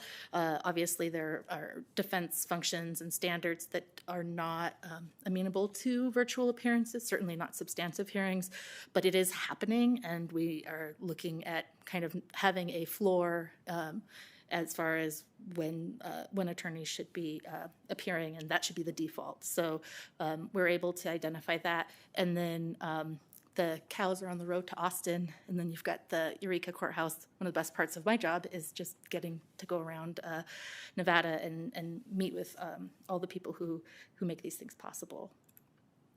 And then on this slide, we've got photos just from the past year. Deputy Director Roberts went and spoke at I believe it was the Rural Judges Conference, and it was its first of its kind in Tonopah. And just representing the department, trying to be out there, having a seat at the table. We've already had conversations with people doing research, and we can be that resource for folks. So some things don't officially come under our auspices, but they mean that we are here and we can direct folks further and be involved. And then Deputy Director Roberts is not with us at the table today, but we have an annual conference. By the numbers, 23 free CLE hours were offered just in the last year. The conference this last year was in Las Vegas and focused on the era of AI and technology. I have to say, the attorney feedback was amazing. Most attorneys were just really excited about what they could be doing and how that could help them. And so it was encouraging that they were kind of electrified by the presentation. The Davis Monitor has encouraged, and we're working on some more rudimentary skills, onboarding opportunities for folks, but we have hours and hours of online recorded CLE for our defenders as well. And if you want to talk about Lasso. Yeah, and kind of as a last bit here, like I have to thank Dieter again for our ongoing partnership for the LASSO program, the Law Student Supervision Operation. This provides stipends for anywhere from $6,500 to $15,500 for law students to come practice in rural Nevada as a supervised law student. That gives them some real experience inside a law firm, inside the courthouse, representing clients, working with professionals. And we've been able to hand out quite a bit of cash to interested folks. We've expanded it to include law students that are outside of Nevada, and recently we placed folks from Oregon and Utah. Did we place somebody from Utah? I don't remember. We had interest from Utah at least. So we're starting to see better results as this program moves on. Really excited to see what kind of opportunities this creates. We have a pretty good turnover rate so far for students converting into public defenders, maybe not necessarily in rural Nevada, but certainly elsewhere. So we think it's a great program. Again, I'd like to thank Dieter for the partnership here. And Homicide, for the record, on this slide, we had a quote from a LASSO recipient we had posted on our LinkedIn saying, here's these students who are kind of our summer class, and just sort of unprompted, he shared, it's been an amazing 7 weeks and the time has flown by. I've learned so much and it is an honor to serve the clients. Deepest gratitude for investing in me. Thank you. And I just loved that phrasing from Corbin, who looked at it as an investment, like how can we invest in folks? And he's actually working with a rural attorney, and as small as this legal community is, while I've been out doing oversight, I've already heard about how wonderful these and motivated these LASSO students are. So just there's exciting positives. Obviously, there's always more that we want to be doing and can be doing. And speaking of positives, just our incredible staff. We are a small but mighty team, and we recently had done a workflow analysis with U.S. Digital Response as a prelude to looking at our data systems.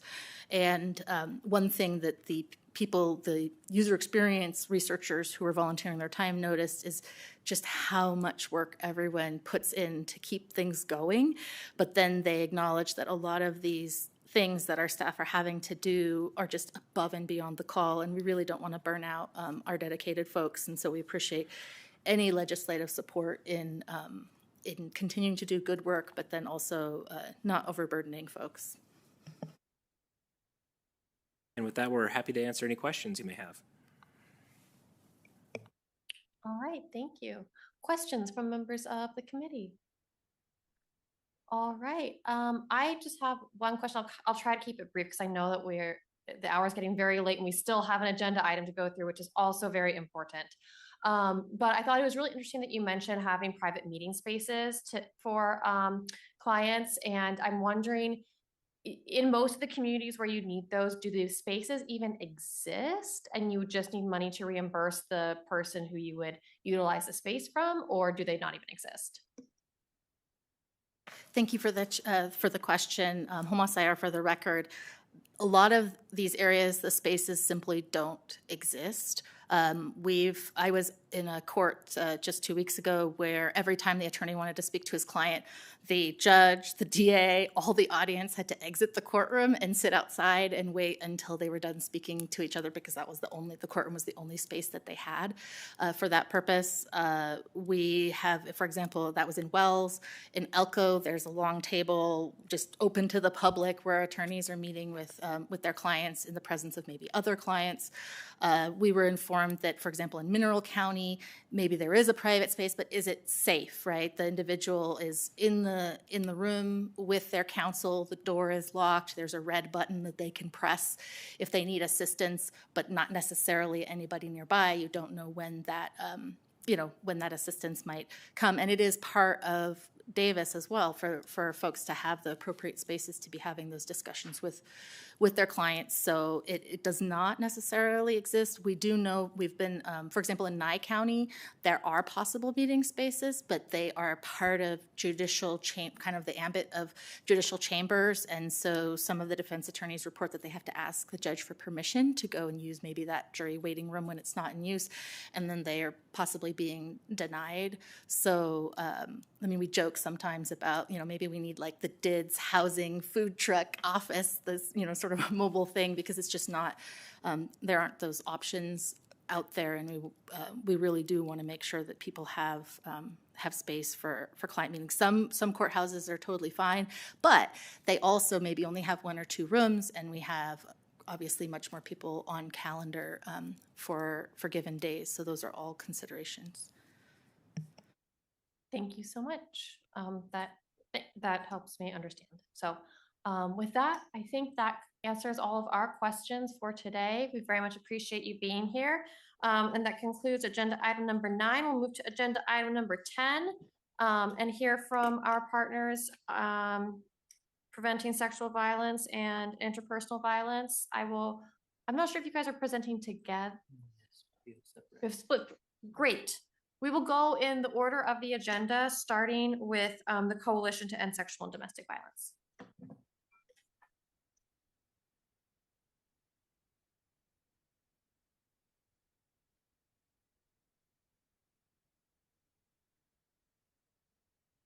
Good afternoon, Chair. I just want to do a quick sound check and make sure that my screen is coming through okay.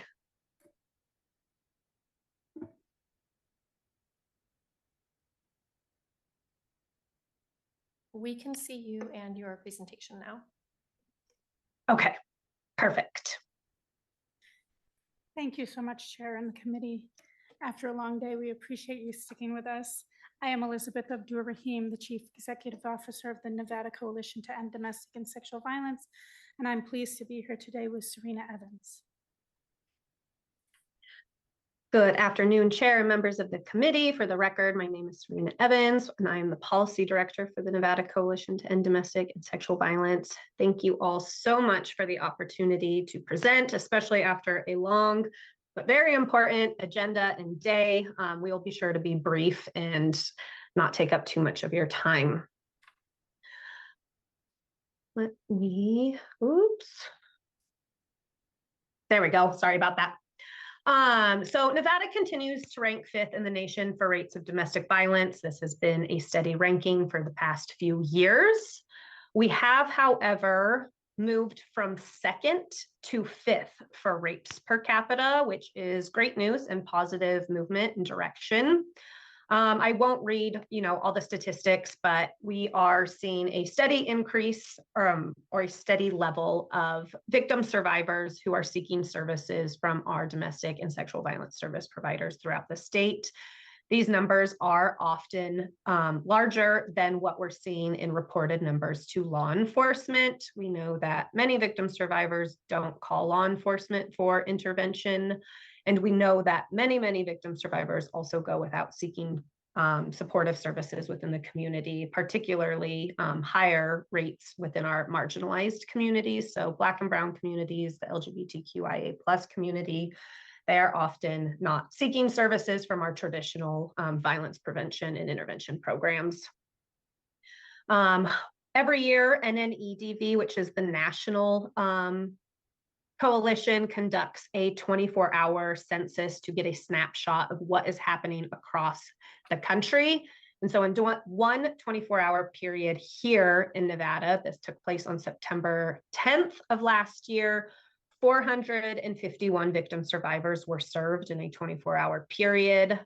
Sadly, there were still 21 unmet needs, and all of which were for emergency shelter. So we are now into our third year of releasing our domestic violence homicide report. And so Nevada, what we're continuing to see is it continues to be deadly across the state. In 2025, there was a total of 45 deaths. This includes perpetrators and victims who lost their lives. And this was over a total of 32 incidences. There were 11 murder-suicides and 5 homicides in which a child was present for. Unsurprisingly, firearms continue to be the highest rate in which these deaths are occurring. And so we are now into the fourth year of collecting our data. I am pleased to share that we have now recently formed a new partnership with the Department of Public Safety to be able to cross-reference our data to the NIBRS data that's being collected. And so hopefully in future years, we'll be able to report on more data points and data sets to get a full picture of what is happening here in Nevada. So just a little bit about the coalition. We are the federally recognized domestic violence and sexual assault coalition. We think of ourselves as a coalition as the advocates for the advocates. So we are providing all of that ground level support that all of the member agencies need to do that life-saving, day-to-day direct service work with the victim survivors across Nevada. Currently, we have 14 direct service member programs that are primary service, domestic violence and sexual assault. There are about 16 of those agencies across the state, so we represent the vast majority of them. We also have a number of affiliate members who are doing important work that has overlap with domestic violence and sexual assault in their work and in all of the people that they are serving. We have 3 pillars. We work in advocacy, policy work, making sure that we have the important laws in place to support both victim survivors and the agencies that serve them. We have a full training department that trains not only advocates all the time, but also community members, judges, law enforcement. We run the Victims Advocate Academy of Nevada, which is running right now, which is for all kinds of victim service advocates, not just domestic violence and sexual assault. We have our 3-day annual conference, which is also coming up here in September. And then we have our support, which is technical assistance, helping people make sure that their programs are in compliance with promising practices and the best practices across the country.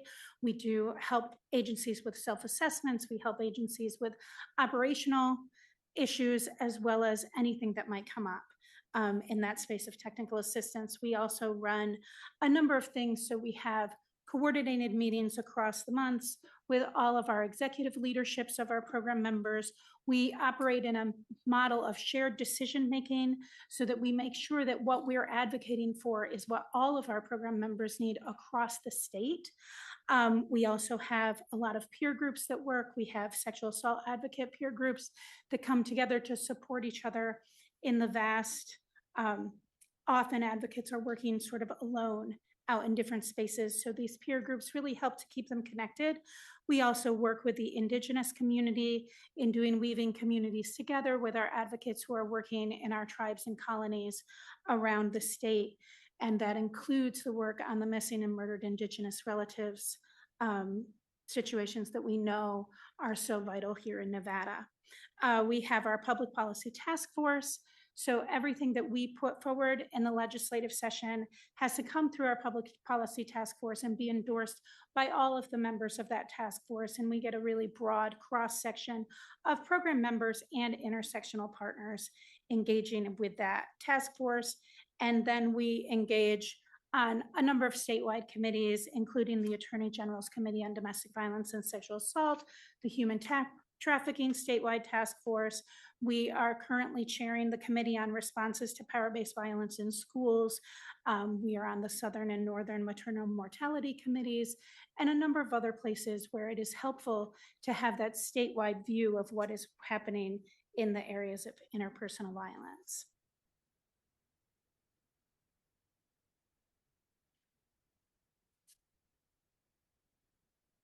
So sorry, I muted myself. So historically, the anti-violence movement has centered on intervention of violence after it has occurred, specifically focusing majority of our efforts on the criminal justice system.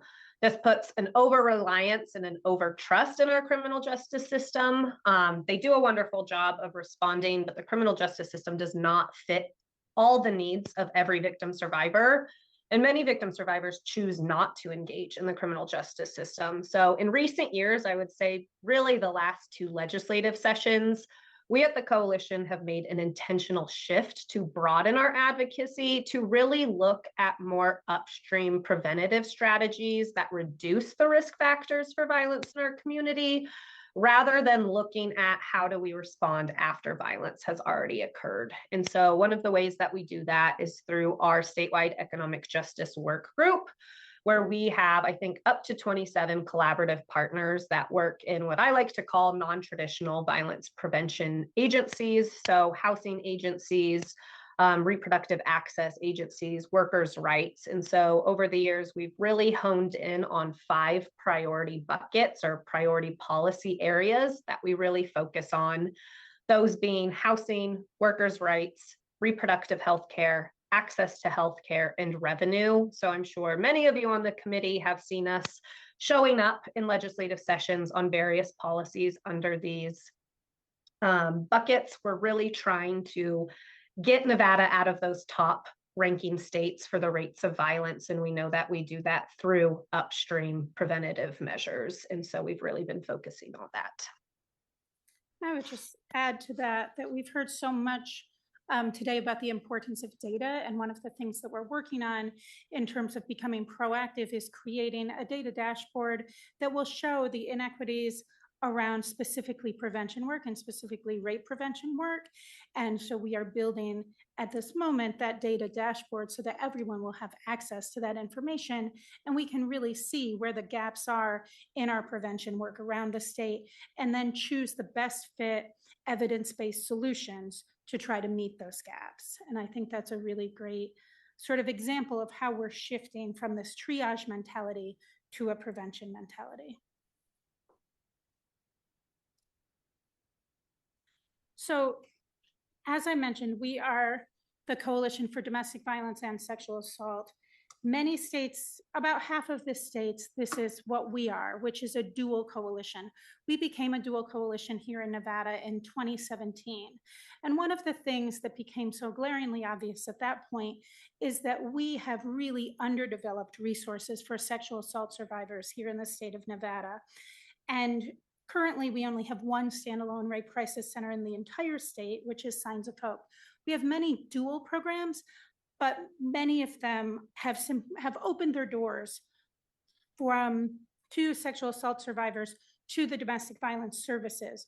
What we really need to develop are differentiated services, because what we know is that while sexual assault and sexual abuse is common in nearly every domestic violence situation and intimate partner violence situation, it is not the bulk of sexual assault.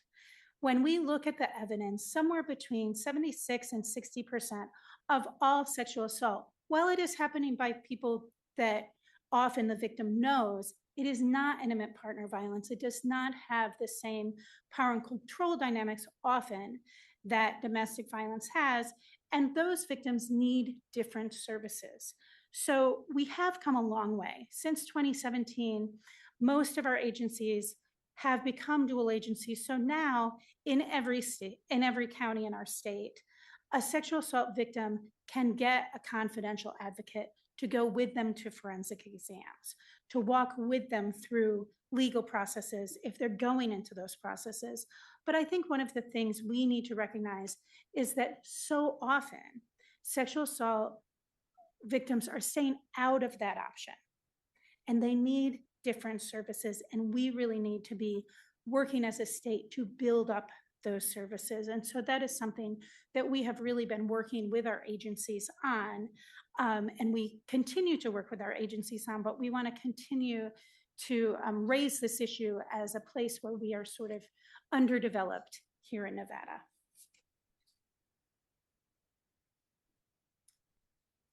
And then the other thing we want to highlight, and I know that members of the committee are fully aware of this, but Nevada is one of the few states that does not have any dedicated general fund appropriations for domestic and sexual violence services. And this means a few things. One of the things is when things happen in Washington, D.C., they hit Nevada harder.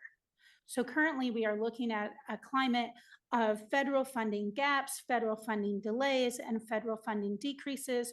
We are looking at the possible dissolution of the Office of Violence Against Women, and those things will hit us harder here in Nevada because our agencies depend more on federal funds than agencies in other states.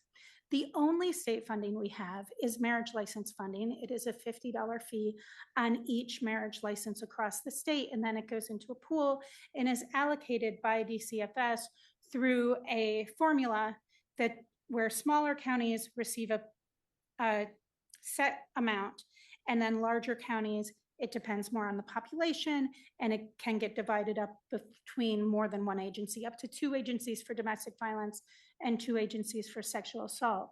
But one of the things we've seen in this past climate, right, is that we have less tourism and less marriages. So in this past year, marriage license funding decreased from 5.8 million to 3.8 million. And that decrease happened, and our agencies had less than a month to plan for this decrease. Every single county, in the state took a 34.7% cut. So what this means to our agencies is devastating. One example is that one of our rural agencies that serves 3 counties, 3 large counties, rural counties, had to go from 4 full-time advocates and an executive director to 3 3/4-time advocates to serve 3 counties. We know that the need is not going down. However, it may look like the need goes down because the ability of people to serve people is going to go down. The other thing that happens in our marriage license that happened when we doubled the marriage license is that there is a 25% set aside for sexual assault services. It is vital that we keep this set aside. As we mentioned before, we need to further develop differentiated sexual assault services in Nevada. It is one of our less developed spaces in this field. So we encourage you, as things come up about marriage license, to remember that it is essential. It is our only state money. We know that budgets are values issues, and when we look at how important it is to provide consistent and safe services for victims of domestic violence and sexual assault, we must maintain this funding.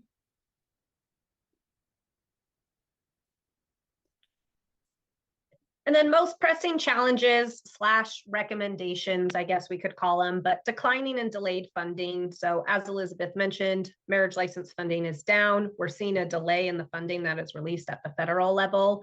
So just making sure that we are looking at opportunities for unique revenue sources for Nevada to have the conversation about properly funding this programming service, these programming services, excuse me, it's the end of the day, here in Nevada, maintaining, or the most pressing challenges, so lack of differentiated services, so recommendation of making sure that we maintain our marriage license funding set aside for sexual assault services so that we can continue to grow those services. The heavy reliance on the criminal justice system, I will say that we are doing a pretty good job as a state of shifting away from our heavy reliance on there, but having those harder conversations of looking at those upstream prevention initiatives. So things like housing access, reproductive access, getting creative ways to increase access to healthcare. These are not just a domestic and sexual violence issue. They are intersectional with so many of our challenges and issues here in Nevada, but just making sure that we are bringing victim, survivor, lived experiences into those conversations about prevention and access. And then administrative and systemic barriers. We are seeing that some of the administrative, red tape, as we like to call it, is resulting in delayed in reimbursements for some of our forensic nurses, as well as reimbursements from the state agents or the state to our local programs. And so just making sure that we're holding our state agencies accountable, building those relationships with them. So making sure that there are no further barriers that impact programs, because when we impact programs and their access to funding, we therefore impact victim survivors and their ability to seek these life-saving services. So that was all we had prepared for today. We're happy to answer any questions, but we do know that it is the end of the day. So if you don't have the brain power, we understand. We appreciate you sticking with us and giving us that presentation. Are there questions from members of the committee? All right, I don't see any questions, so we will go ahead and move to our next set of presenters whenever you're ready.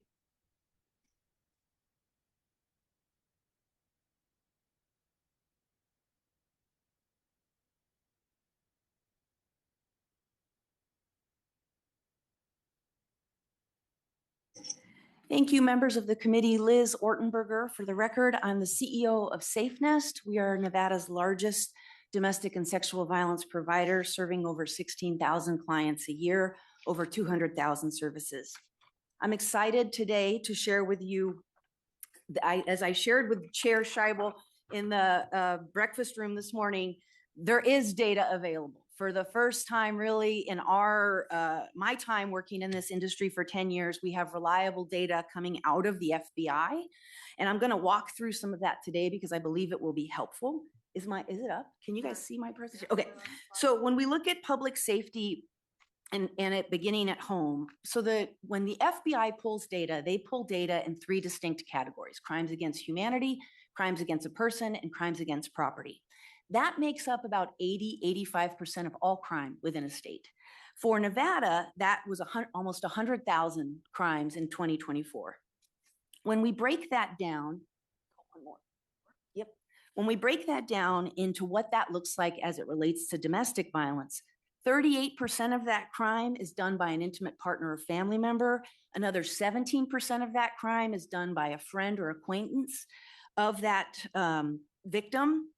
And then there's 43,000 that fall into an unknown bucket. There are quite a few unknowns, or for a stranger. Next slide.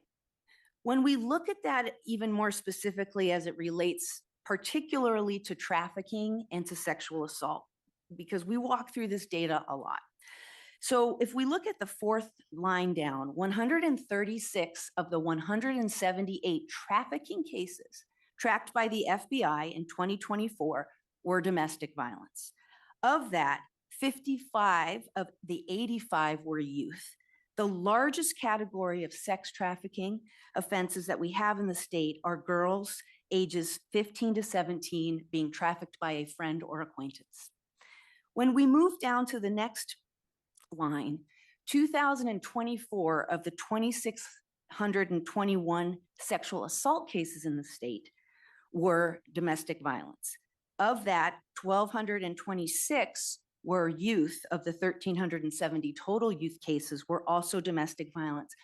It is important to understand our largest category of sexual assault in this state is girls ages 5 to 14 perpetrated by a family member. Next slide. The greatest threat to women in Nevada is at home. Next slide. So when we look at domestic violence across the spectrum, we know that it has effects within all of the places: child abuse, homelessness, substance abuse, human trafficking, sexual assault, and mental health. If we take a quick look at homelessness, we know that 50% of all women report being homeless because of domestic violence. Many have children in tow. As I tell our county commissioners quite often, if you are trying to solve the problem of homelessness, we use the metaphor of a bathtub. If your bathtub is overflowing, you don't reach down and open the drain first. You turn the tap off. Domestic violence solutions help us turn the tap off to what is happening to women and children. When we look at homicide, we know that domestic violence has been the leading cause of homicide for women in our state, and we vacillate between the worst place in the country to the 5th worst place in the country, with Clark County being the most dangerous county and Las Vegas being the most dangerous city. Next slide.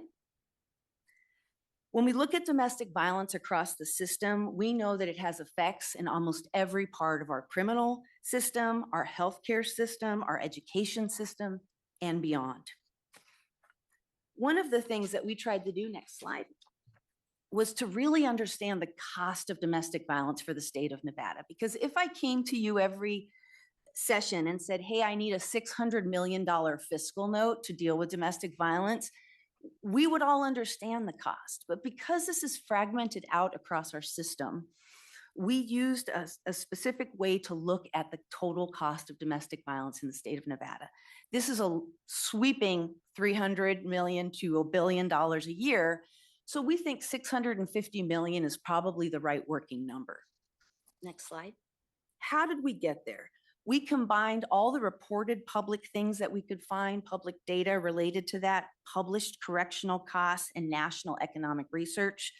We used cost categories to represent plausible annual ranges, and we came up with the estimates that we provided you. Of course, if you've heard everyone else say today, data in Nevada is sometimes harder to come by, even specific data, but this gives you a broad idea that this is not free for our state. So then let's turn to solutions. So we have several solutions that are implemented that have proven effects across the country. I'm going to talk mostly about the movement of the lethality assessment protocol to the Dale, and then the strangulation protocol, because those two have the highest probability to help bring down our homicide levels. And then I'll talk very briefly about the others. Next slide. Okay, so this is a very full slide. I'm not going to go through all of this. If you could rotate it forward one, Kim. So let me explain. The LAP is the lethality assessment protocol. It is actually a tool that was developed for agencies like SafeNest to help survivors understand they were in danger. It screens in about 80% of survivors as high risk. So when our judges are seeing the LAP inside of the portfolio that's coming before them for domestic violence, they're seeing a ton of high risk. When everyone's high risk, nobody's high risk. It's very hard to parse out the cases. But when we move to the Dale, 20 to 30% of the abusers are screened in as high risk.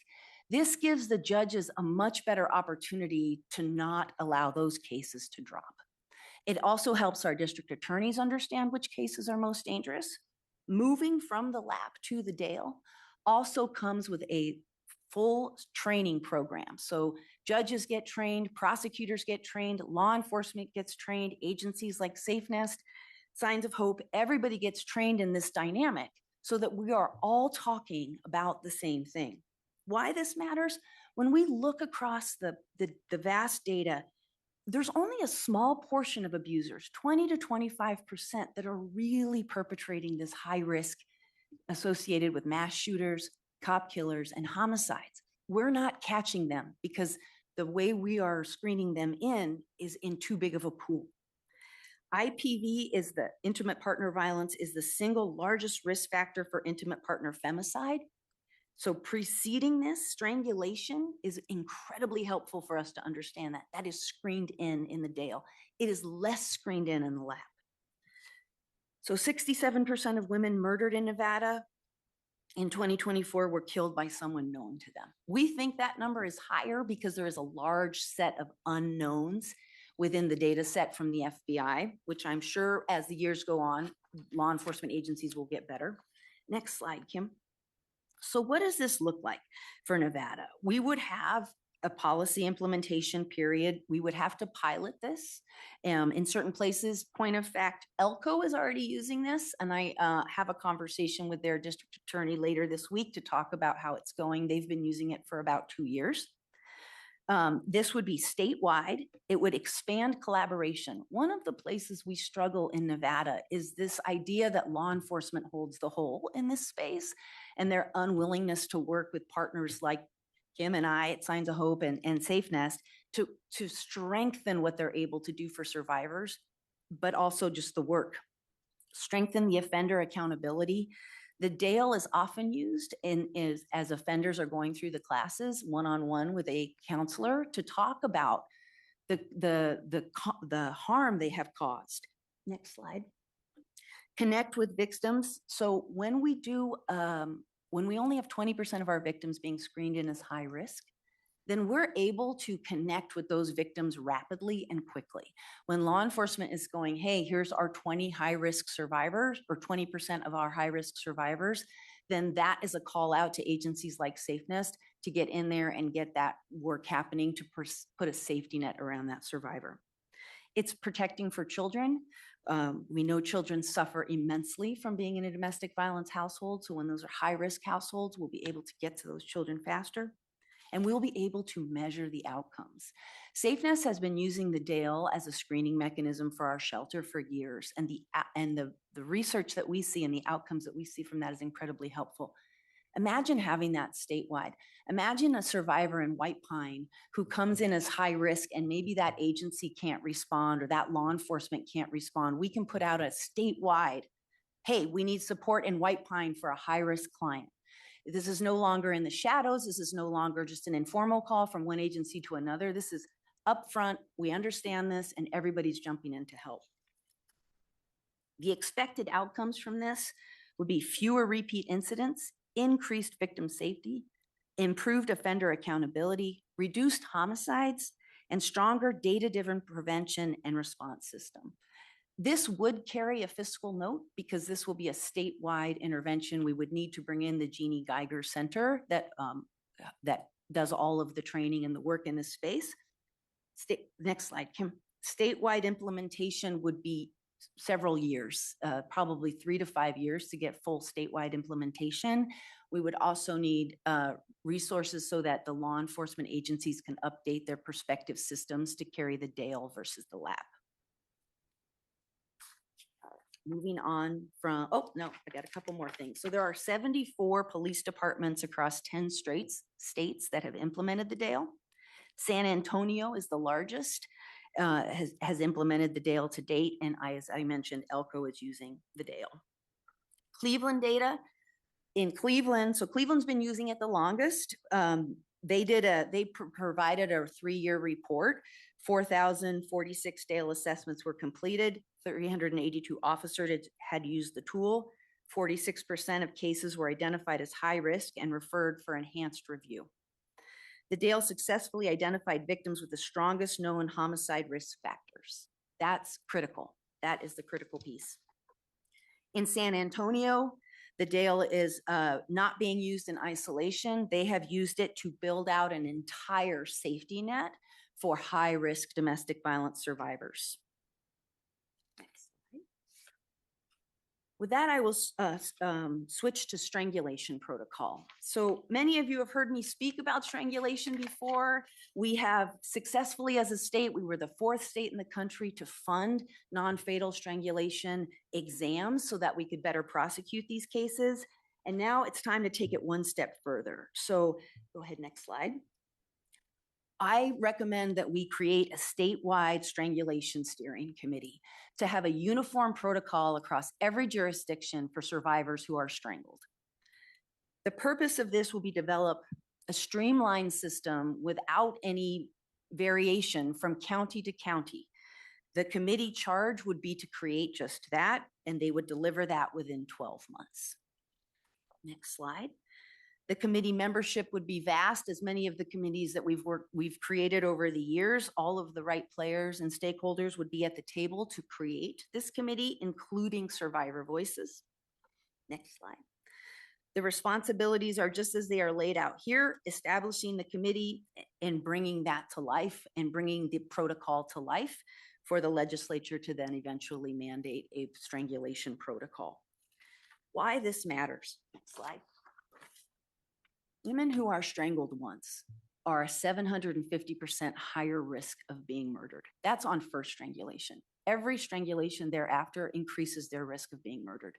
On average, women do not call 911 until they have been strangled 5 times. We know at least 10% of the households that contain children, the children are also being strangled. The lifelong risk of strangulation to a child can be life-altering, if not fatal.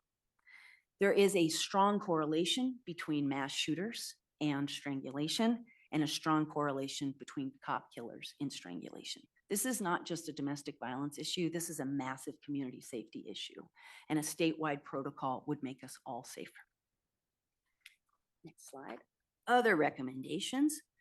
We have been working with Metro, LVMPD on hearsay evidence. We have a situation in our courts where we're seeing our prelim trials become like mini trials about what's allowed in evidentiary evidence. And the policy recommendation here is to expand what's allowed into hearsay. And we took a whole group of folks to California, to San Diego, to see what they were doing. We met with their prosecutors, and the biggest thing they talked about was the ability to enter some of these items into hearsay. So we currently do allow no witness testimonies within domestic violence. We do it very rarely, but this would make that more appropriate alongside a strangulation protocol. So these highly lethal offenders, whether or not they're intimidating their survivor, that survivor doesn't want to come forward, still get prosecuted effectively. Housing stability is our next one, just a simple amendment to the current legislation to allow domestic violence and sexual assault advocates to sign affidavits that abuse has occurred so that they can stay housed and avoid eviction. Right now, it allows for attorneys to do that. Most of my survivors are not granted an attorney. We'd like to make that a little easier. Next one is survivor classes. This is actually proven out of England when survivors can get voluntary support right alongside the abuser program so that they understand what the abusers are learning and they can implement it together as a couple for the 70% of survivors who stay with their abuser. This can be incredibly helpful. It can also bring down the possibility of survivors getting arrested. We see a lot of co-occurring violence. So what happens is an abuser goes through the program, learns how to de-escalate, walk away, and all of a sudden a survivor doesn't understand what that means. When our relationship has always been one where we've confronted each other, now I feel ignored, and now I potentially get violent. We do see that happen within our classes. So this would be an easy add. It would be voluntary, and the BIP programs that don't have a survivor program could refer to any of us that do have survivor programs to voluntarily walk them through the curriculum that their abuser is learning. Court transparency and accountability. We have a large problem in family court with TPOs being denied. We handle all of the emergency temporary protection orders for the county, so we understand when those are, why those are denied sometimes, and that's very rare, but TPOs, our denial rate is incredibly high. We would like judges to have to publish why that they are denying a TPO. And that goes for extended protection orders as well. Finally is data, collecting data on children impacted. We know that in 2019, we passed that police officers on the scene of domestic violence calls needed to phone those children's names into Safe Voice so the schools could appropriately put resources around that child. This came after 2 little boys witnessed their dad murder their mom. And then on Monday when they went to school, the school had no idea. So this is designed to help our schools in partnership with agencies like SafeNest be stronger, but none of this is publicly published. So there is no audit of are the right number of calls coming in. We know how many children are on the scenes of DV calls. We don't know how many are getting referred to Safe Voice. And then we correspondingly can't reach out to the appropriate schools or make sure that the school district is handling these well. So we would like to get that tracked. The final 2 things that I have is to improve collaboration.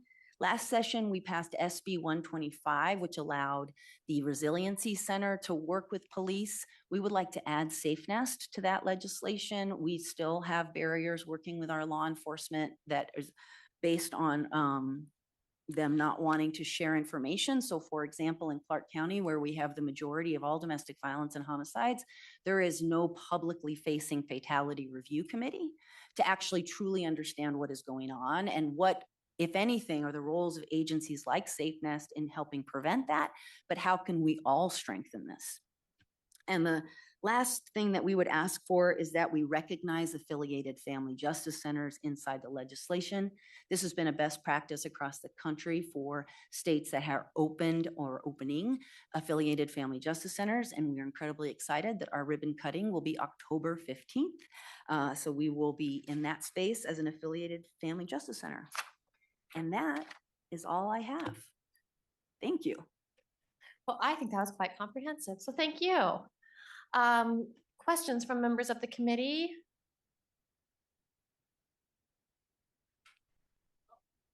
All right, Assemblymember Gonzalez. Thank you. Oh, I don't know where my mic is so far. Thank you so much. You stated that our TPO rate denial is very high, and I was just curious, do you have any current anecdotal assumptions of why applications are being denied? And then also, can you maybe talk about the impact that has on a victim survivor, and then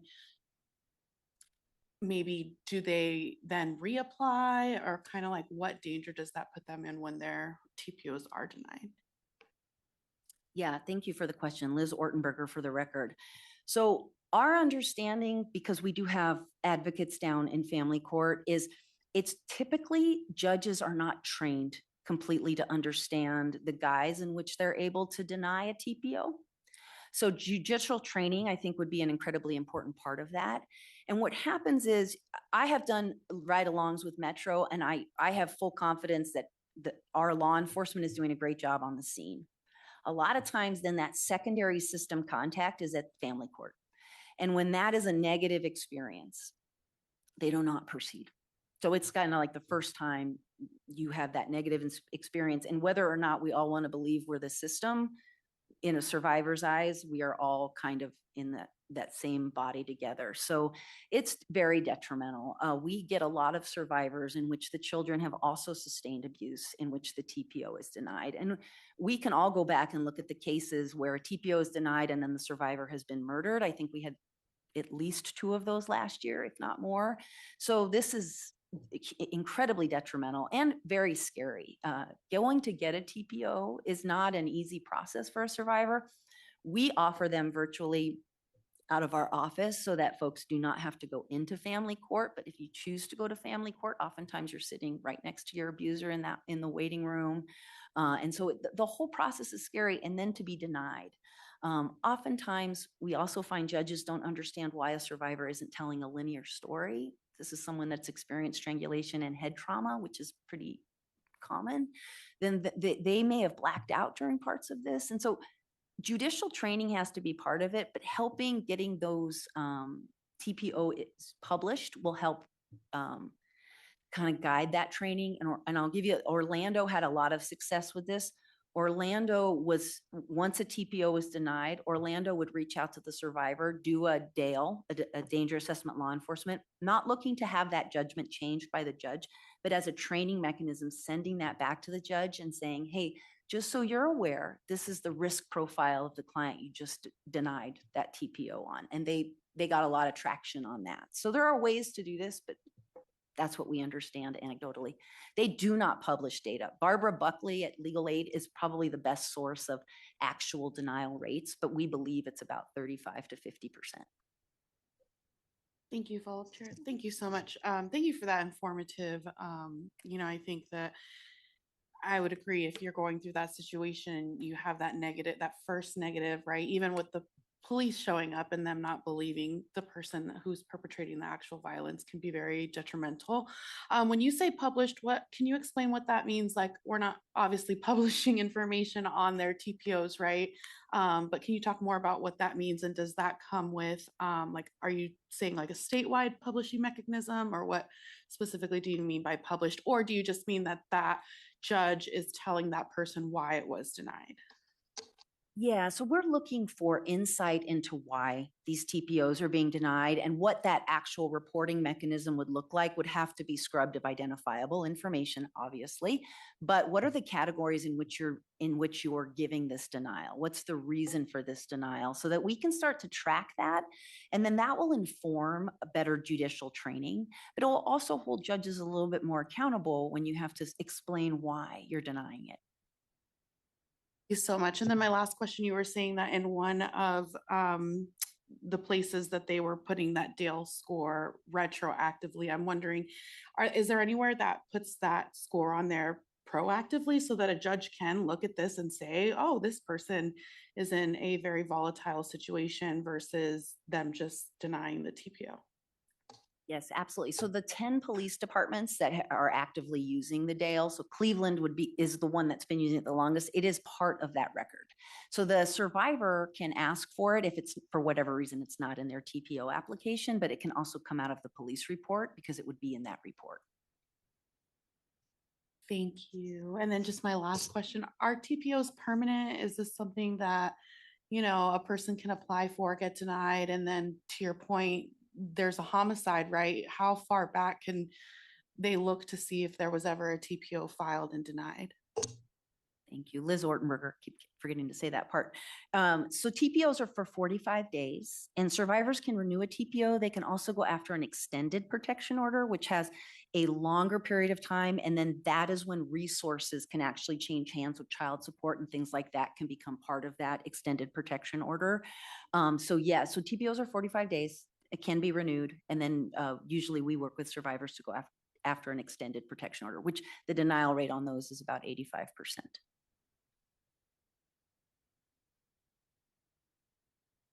Thank you so much. I think those are all of our questions for you.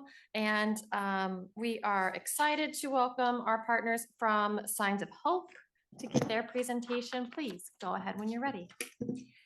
Good afternoon, Chair and committee members. My name is Kim Small, Kimsmall, and I am the CEO of Signs of Hope. I will be brief. I have 5 slides. Our mission since 1974 is offering hope, help, and healing to those affected by sexual violence and exploitation. We offer, we're formerly known as the Rape Crisis Center. As Elizabeth stated, we are the only standalone rape crisis center in the state of Nevada. And we are the only organization that offers support services for PREA, Prison Rape Elimination Act, those that are sexually assaulted while in confinement. These are our numbers, our data, our statistics from July 1st, 2025 to June 30th, our staff, and these are specifically for sexual assault.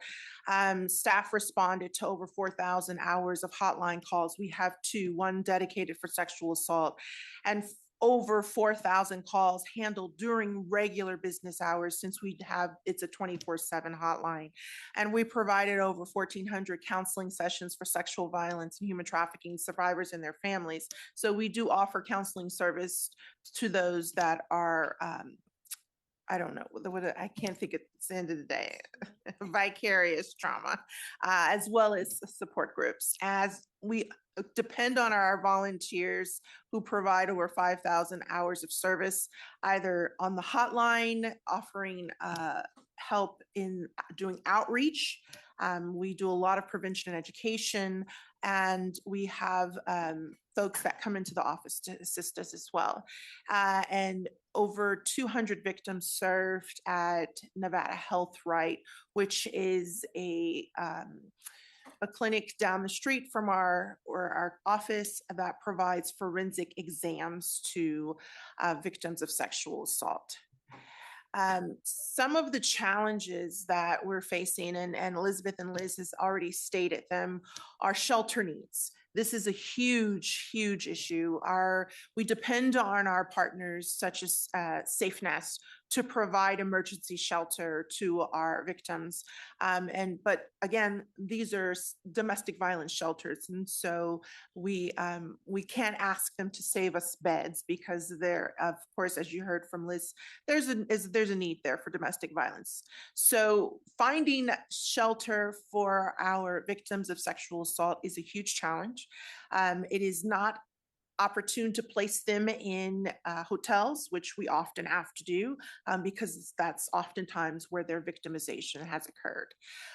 Relocation assistance is also a challenge. We're trying to get victims that the assault has occurred in Las Vegas. This is a big tourist attraction, back to their home, their destination safely, and making sure that it's a safe return, and setting up follow-up services for them in their cities.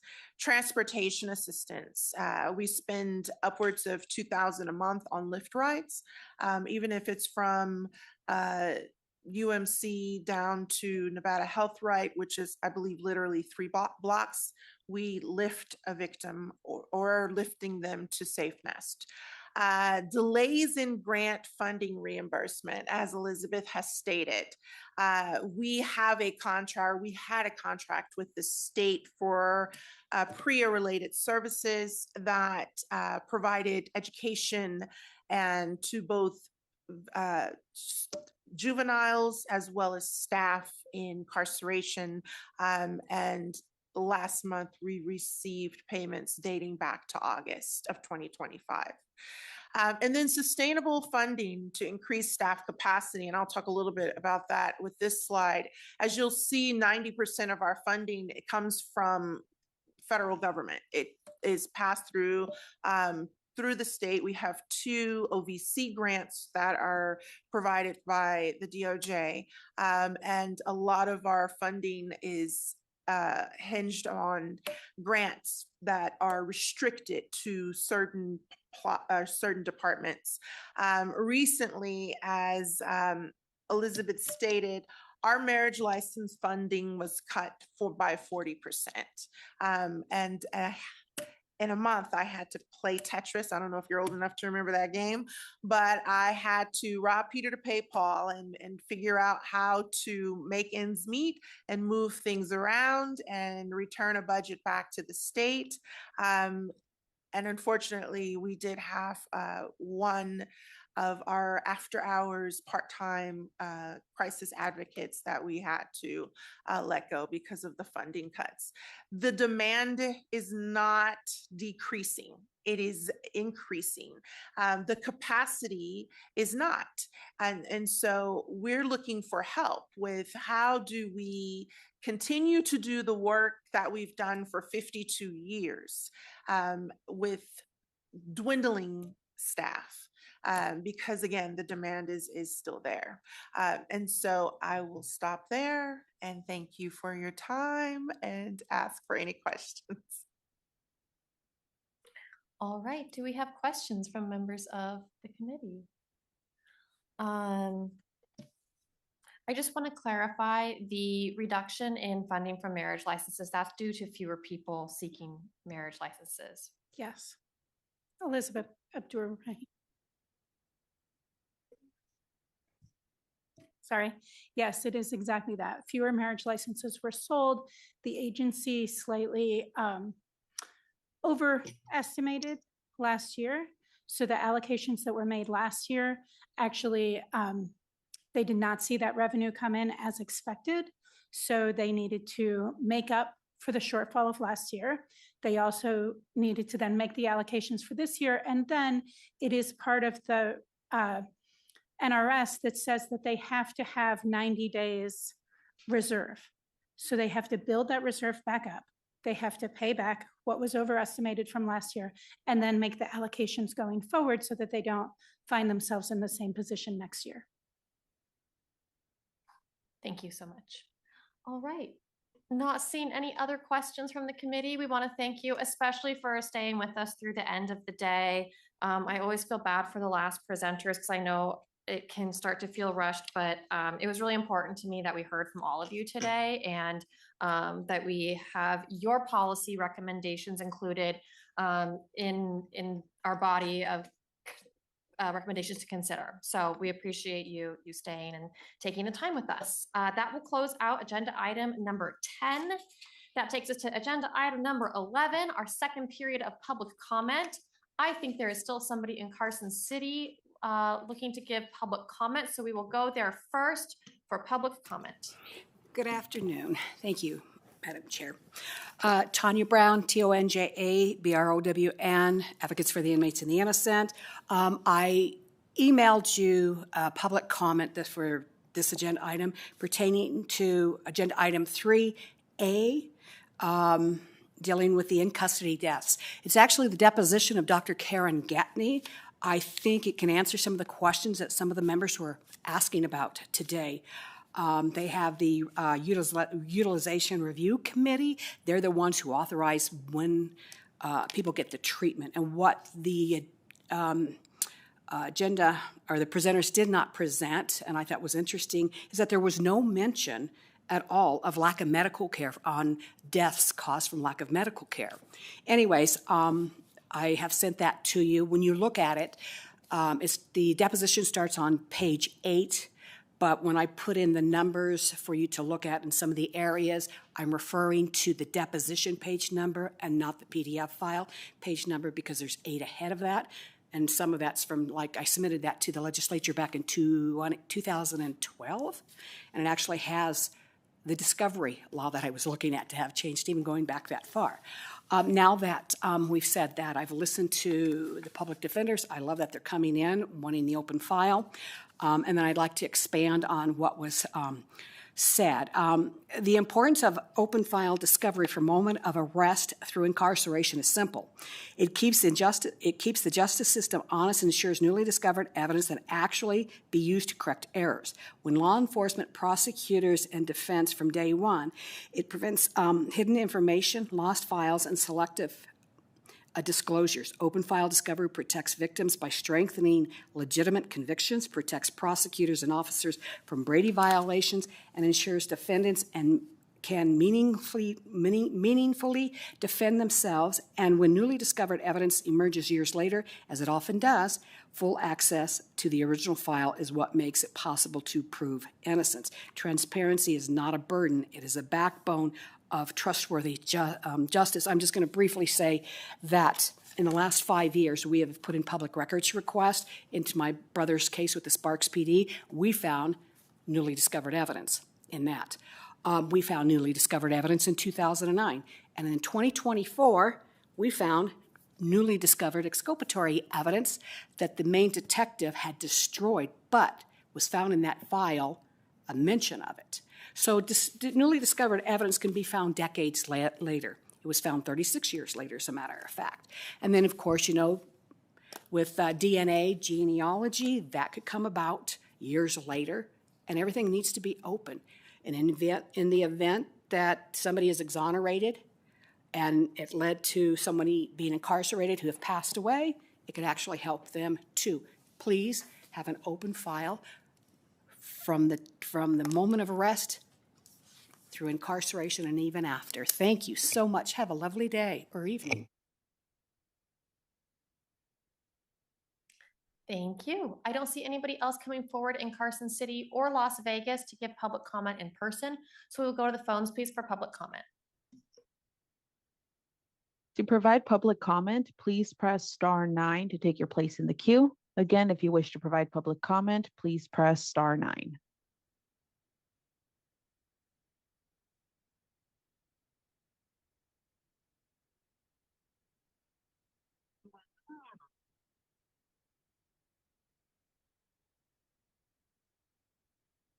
Hello? We can hear you. Go Chair ahead. and members of the committee, thank you. My name is Chair and members of the committee, thank you. My name is David Lee Nace, constituent. I need to clearly state my objection to reclassifying my July 4th submission from public comment to committee exhibit. I submitted that document under the committee's posted public comment procedure, and it was intended to enter the record exactly as a public comment, not as an exhibit that limits visibility.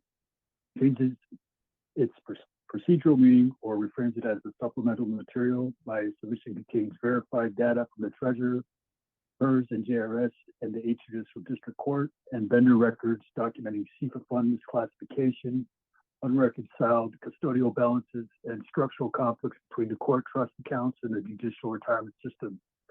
The findings fall directly within the committee's oversight authority under NRS 218 E is an echo .320-330. Public comment is testimony and is meant to be preserved verbatim and accessible to the public. Reassigning it as an exhibit would reduce transparency and characterize the intent of the submission, which is to provide the evidence of systemic fiduciary conflicts affecting due process. I respectfully request that by July 4th, submission remain designated as public comment, entered directly into the minutes, and not reclassified. This protects procedural integrity and ensures the public's right to review the evidence. Thank you for your time and for maintaining transparency in the legislative record.